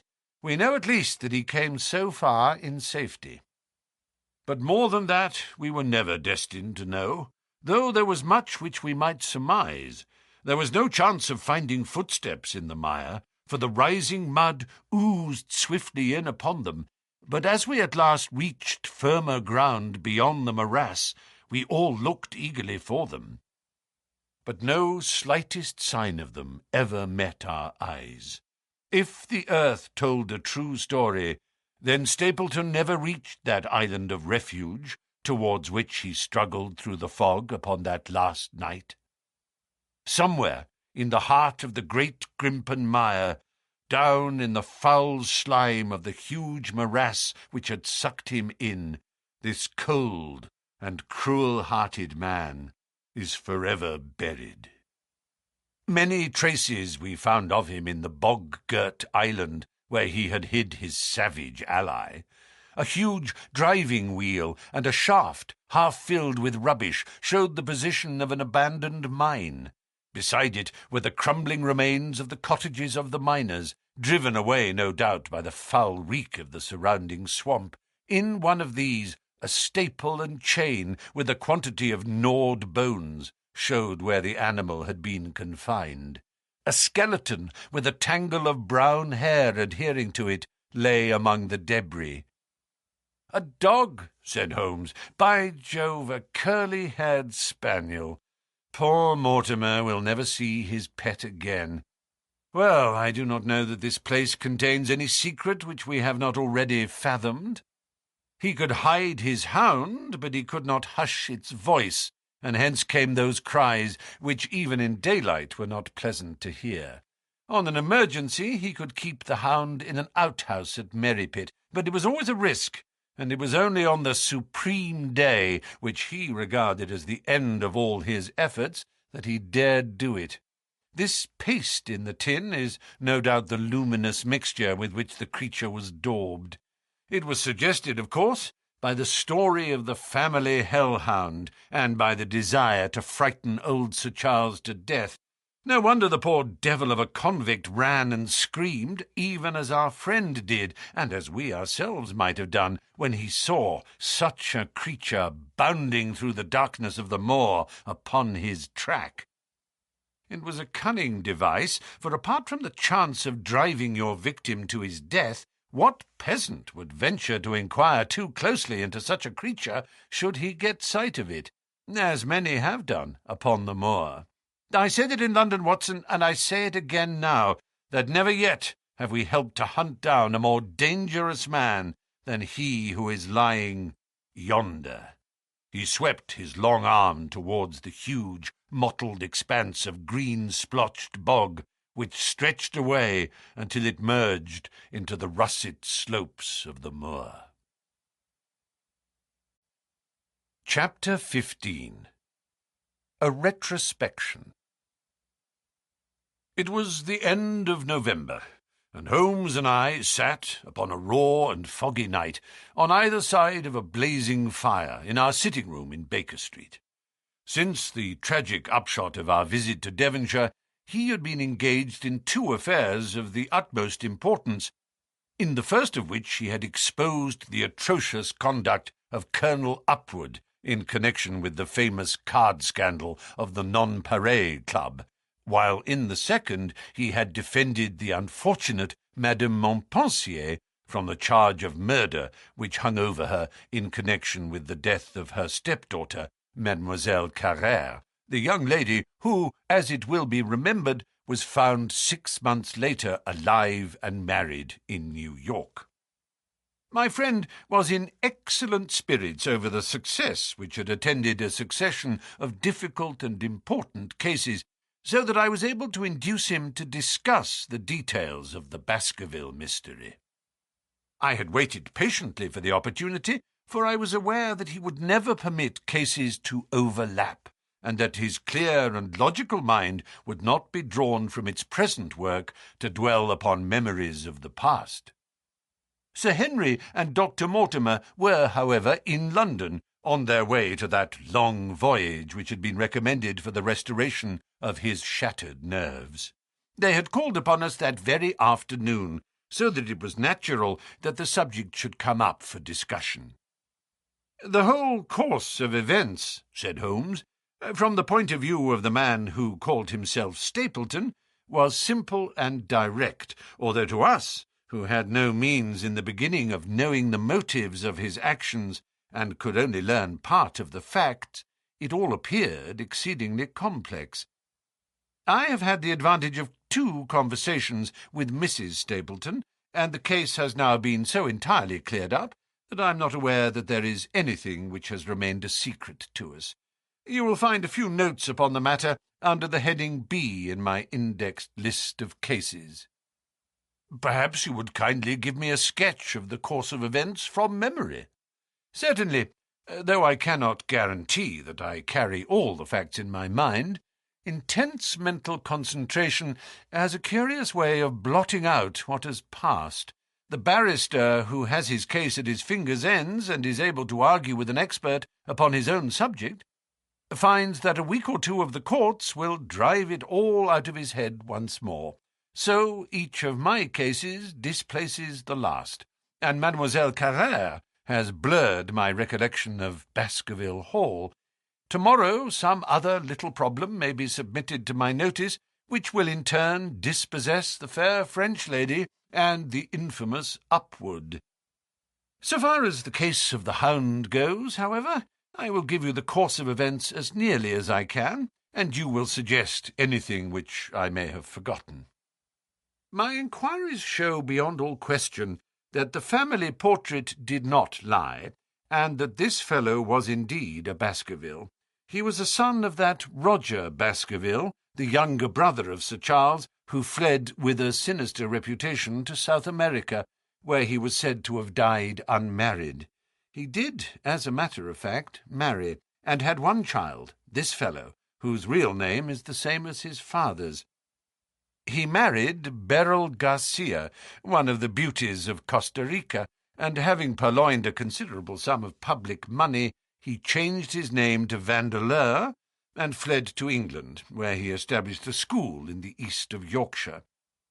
His reason for attempting this special line of business was that he had struck up an acquaintance with a consumptive tutor upon the voyage home, and that he had used this man's ability to make the undertaking a success. Fraser, the tutor, died, however, and the school, which had begun well, sank from disrepute into infamy.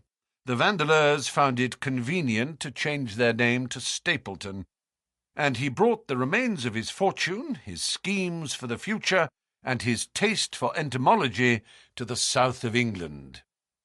I learned at the British Museum that he was a recognized authority upon the subject, and that the name of Vandeleur has been permanently attached to a certain moth which he had in his Yorkshire days been the first to describe.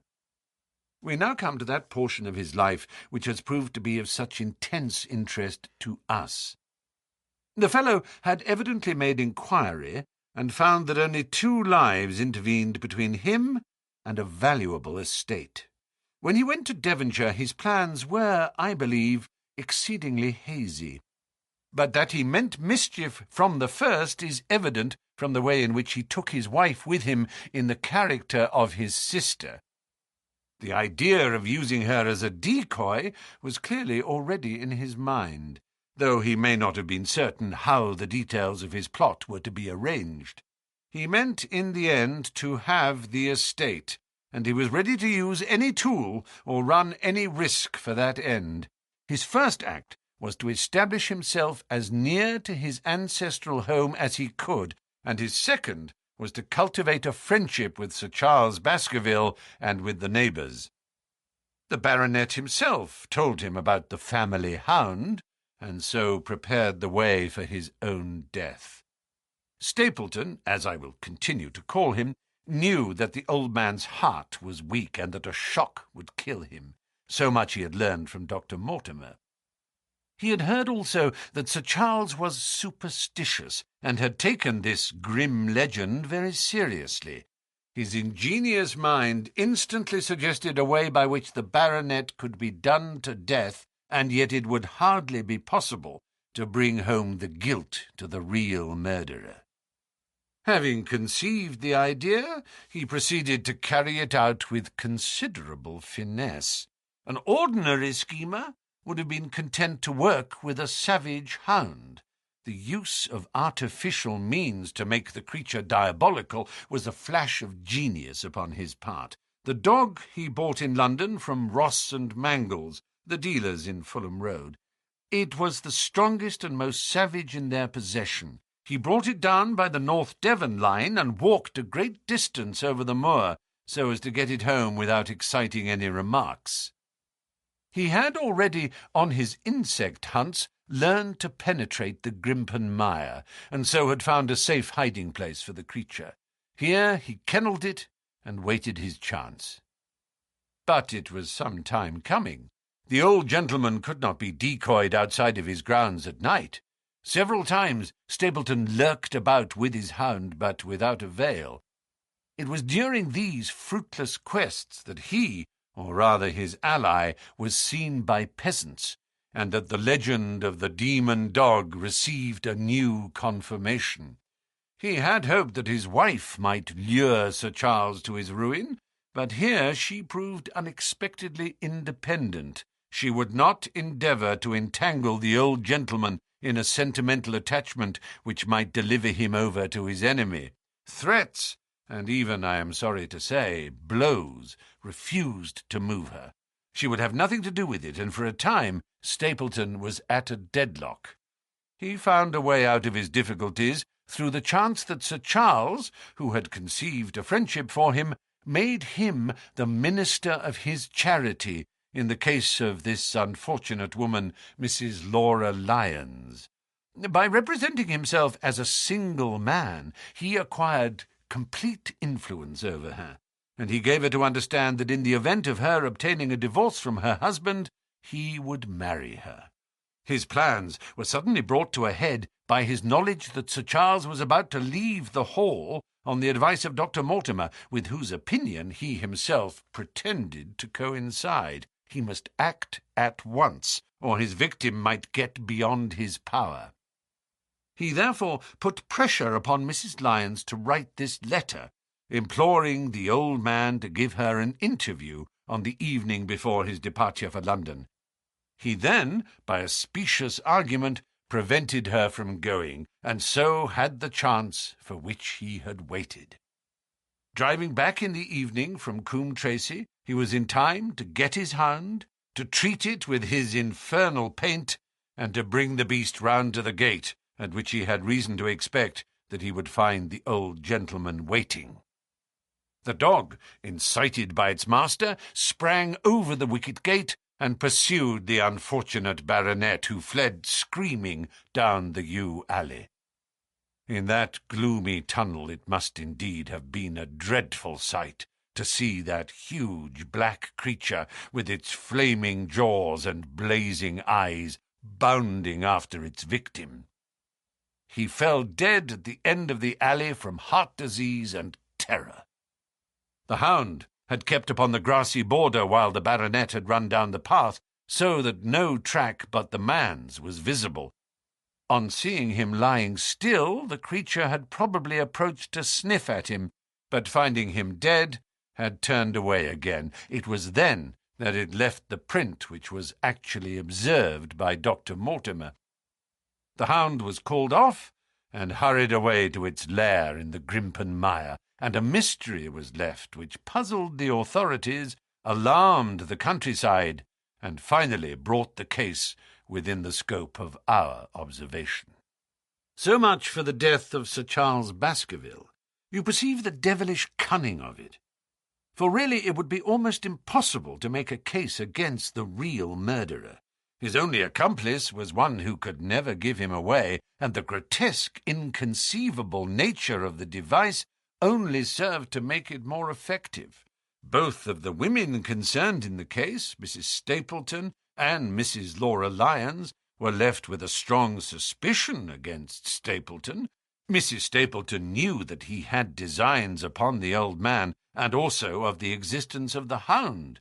Mrs. Lyons knew neither of these things, but had been impressed by the death occurring at the time of an uncancelled appointment which was only known to him. However, both of them were under his influence, and he had nothing to fear from them. The first half of his task was successfully accomplished, but the more difficult still remained. It is possible that Stapleton did not know of the existence of an heir in Canada. In any case, he would very soon learn it from his friend Dr. Mortimer, and he was told by the latter all details about the arrival of Henry Baskerville. Stapleton's first idea was that this young stranger from Canada might possibly be done to death in London without coming down to Devonshire at all.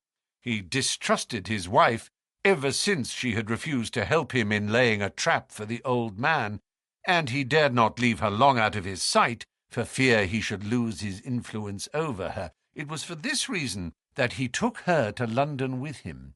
They lodged, I find, at the Macabre private hotel in Craven Street, which was actually one of those called upon by my agent in search of evidence. Here he kept his wife imprisoned in her room, while he, disguised in a beard, followed Dr. Mortimer to Baker Street, and afterwards to the station and to the Northumberland Hotel. His wife had some inkling of his plans, but she had such a fear of her husband, a fear founded upon brutal ill-treatment, that she dare not write to warn the man whom she knew to be in danger. If the letter should fall into Stapleton's hands, her own life would not be safe. Eventually, as we know, she adopted the expedient of cutting out the words which would form the message and addressing the letter in a disguised hand. It reached the baronet and gave him the first warning of his danger. It was very essential for Stapleton to get some article of Sir Henry's attire, so that, in case he was driven to use the dog, he might always have the means of setting him upon his track.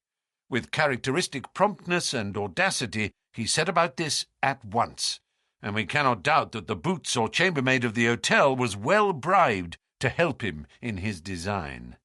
By chance, however, the first boot which was procured for him was a new one, and therefore useless for his purpose. He then had it returned, and obtained another, a most instructive incident, since it proved conclusively to my mind that we were dealing with a real hound, as no other supposition could explain this anxiety to obtain an old boot, and this indifference to a new one. The more outré and grotesque an incident is, the more carefully it deserves to be examined, and the very point which appears to complicate a case is, when duly considered and scientifically handled, the one which is most likely to elucidate it. Then we had the visit from our friends next morning, shadowed always by Stapleton in the cab. From his knowledge of our rooms and of my appearance, as well as from his general conduct, I am inclined to think that Stapleton's career of crime has been by no means limited to this single Baskerville affair. It is suggestive that during the last 3 years there have been 4 considerable burglaries in the West Country, for none of which was any criminal ever arrested. The last of these, at Folkestone Court in May, was remarkable for the cold-blooded pistoling of the page who surprised the masked and solitary burglar. I cannot doubt that Stapleton recruited his waning resources in this fashion, and that for years he has been a desperate and dangerous man. We had an example of his readiness of resource that morning, when he got away from us so successfully, and also of his audacity in sending back my own name to me through the cabman. From that moment he understood that I had taken over the case in London, and that therefore there was no chance for him there. He returned to Dartmoor, and awaited the arrival of the baronet. "One moment," said I. "You have, no doubt, described the sequence of events correctly, but there is one point which you have left unexplained. What became of the Hound when its master was in London?" "I have given some attention to this matter, and it is undoubtedly of importance. There can be no question that Stapleton had a confidant, though it is unlikely that he ever placed himself in his power by sharing all his plans with him. There was an old manservant at Merrypit House whose name was Antony. His connection with the Stapletons can be traced for several years, as far back as the schoolmastering days, so that he must have been aware that his master and mistress were really husband and wife. This man has disappeared and has escaped from the country. It is suggestive that Antony is not a common name in England, while Antonio is so in all Spanish or Spanish-American countries. The man, like Mrs. Stapleton herself, spoke good English, but with a curious lisping accent. I have myself seen this old man cross the Grimpen Mire by the path which Stapleton had marked out. It is very probable, therefore, that in the absence of his master it was he who cared for the hound, though he may never have known the purpose for which the beast was used. The Stapletons then went down to Devonshire, whither they were soon followed by Sir Henry and you. One word now as to how I stood myself at that time. It may possibly recur to your memory that when I examined the paper upon which the printed words were fastened, I made a close inspection for the watermark. In doing so, I held it within a few inches of my eyes, and was conscious of a faint smell of the scent known as white jessamine. There are 75 perfumes which it is very necessary that a criminal expert should be able to distinguish from each other, and cases have more than once, within my own experience, depended upon their prompt recognition. The scent suggested the presence of a lady, and already my thoughts began to turn towards the Stapletons. Thus I had made certain of the Hound, and had guessed at the criminal before ever we went to the West Country. It was my game to watch Stapleton. It was evident, however, that I could not do this if I were with you, since he would be keenly on his guard.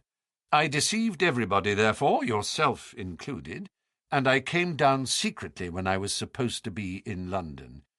My hardships were not so great as you imagined, though such trifling details must never interfere with the investigation of a case. I stayed for the most part at Coombe Tracy, and only used the hut upon the moor when it was necessary to be near the scene of action. Cartwright had come down with me, and in his disguise as a country boy he was of great assistance to me. I was dependent upon him for food and clean linen. When I was watching Stapleton, Cartwright was frequently watching you, so that I was able to keep my hand upon all the strings. I have already told you that your reports reached me rapidly, being forwarded instantly from Baker Street to Coombe Tracy. They were of great service to me, and especially that one incidentally truthful piece of biography of Stapleton's. I was able to establish the identity of the man and the woman, and knew at last exactly how I stood. The case had been considerably complicated through the incident of the escaped convict, and the relations between him and the Barrymores. This also you cleared up in a very effective way, though I had already come to the same conclusions from my own observations. By the time that you discovered me upon the moor, I had a complete knowledge of the whole business, but I had not a case which could go to a jury. Even Stapleton's attempt upon Sir Henry that night, which ended in the death of the unfortunate convict, did not help us much in proving murder against our man. There seemed to be no alternative but to catch him red-handed, and to do so we had to use Sir Henry, alone and apparently unprotected, as a bait. We did so, and at the cost of a severe shock to our client, we succeeded in completing our case and driving Stapleton to his destruction. That Sir Henry should have been exposed to this is, I must confess, a reproach to my management of the case, but we had no means of foreseeing the terrible and paralyzing spectacle which the beast presented, nor could we predict the fog which enabled him to burst upon us at such short notice. We succeeded in our object at a cost which both the specialist and Dr. Mortimer assure me will be a temporary one. A long journey may enable our friend to recover not only from his shattered nerves, but also from his wounded feelings. His love for the lady was deep and sincere, and to him the saddest part of all this black business was that he should have been deceived by her. It only remains to indicate the part which she had played throughout. There can be no doubt that Stapleton exercised an influence over her which may have been love, or may have been fear, or very possibly both, since they are by no means incompatible emotions. It was at least absolutely effective. At his command, she consented to pass as his sister, though he found the limits of his power over her when he endeavoured to make her the direct accessory to murder. She was ready to warn Sir Henry so far as she could, without implicating her husband, and again she tried to do so. Stapleton himself seems to have been capable of jealousy, and when he saw the baronet paying court to the lady, even though it was part of his own plan, still he could not help interrupting with a passionate outburst which revealed the fiery soul which his self-contained manner so cleverly concealed. By encouraging the intimacy, he made it certain that Sir Henry would frequently come to Merrypit House, and that he would sooner or later get the opportunity which he desired. On the day of the crisis, however, his wife turned suddenly against him. She had learned something of the death of the convict, and she knew that the Hound was being kept in the outhouse on the evening that Sir Henry was coming to dinner. She taxed her husband with his intended crime, and a furious scene followed, in which he showed her for the first time that she had a rival in his love. Her fidelity turned in an instant to bitter hatred, and he saw that she would betray him. He tied her up, therefore, that she might have no chance of warning Sir Henry, and he hoped, no doubt, that when the whole countryside put down the baronet's death to the curse of his family, as they certainly would do, he could win his wife back to accept an accomplished fact, and to keep silent upon what she knew. In this I fancy that in any case he made a miscalculation, and that, if we had not been there, his doom would nonetheless have been sealed. A woman of Spanish blood does not condone such an injury so lightly. And now, my dear Watson, without referring to my notes, I cannot give you a more detailed account of this curious case. I do not know that anything essential has been left unexplained. He could not hope to frighten Sir Henry to death, as he had done the old uncle with his bogey hound. The beast was savage and half-starved. If its appearance did not frighten its victim to death, at least it would paralyze the resistance which might be offered. No doubt. There only remains one difficulty. If Stapleton came into the succession, how could he explain the fact that he, the heir, had been living unannounced under another name so close to the property? How could he claim it without causing suspicion and inquiry? It is a formidable difficulty, and I fear that you ask too much when you expect me to solve it.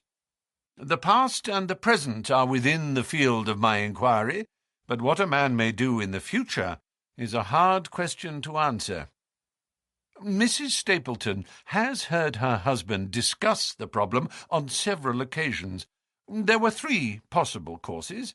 He might claim the property from South America, establish his identity before the British authorities there, and so obtain the fortune without ever coming to England at all.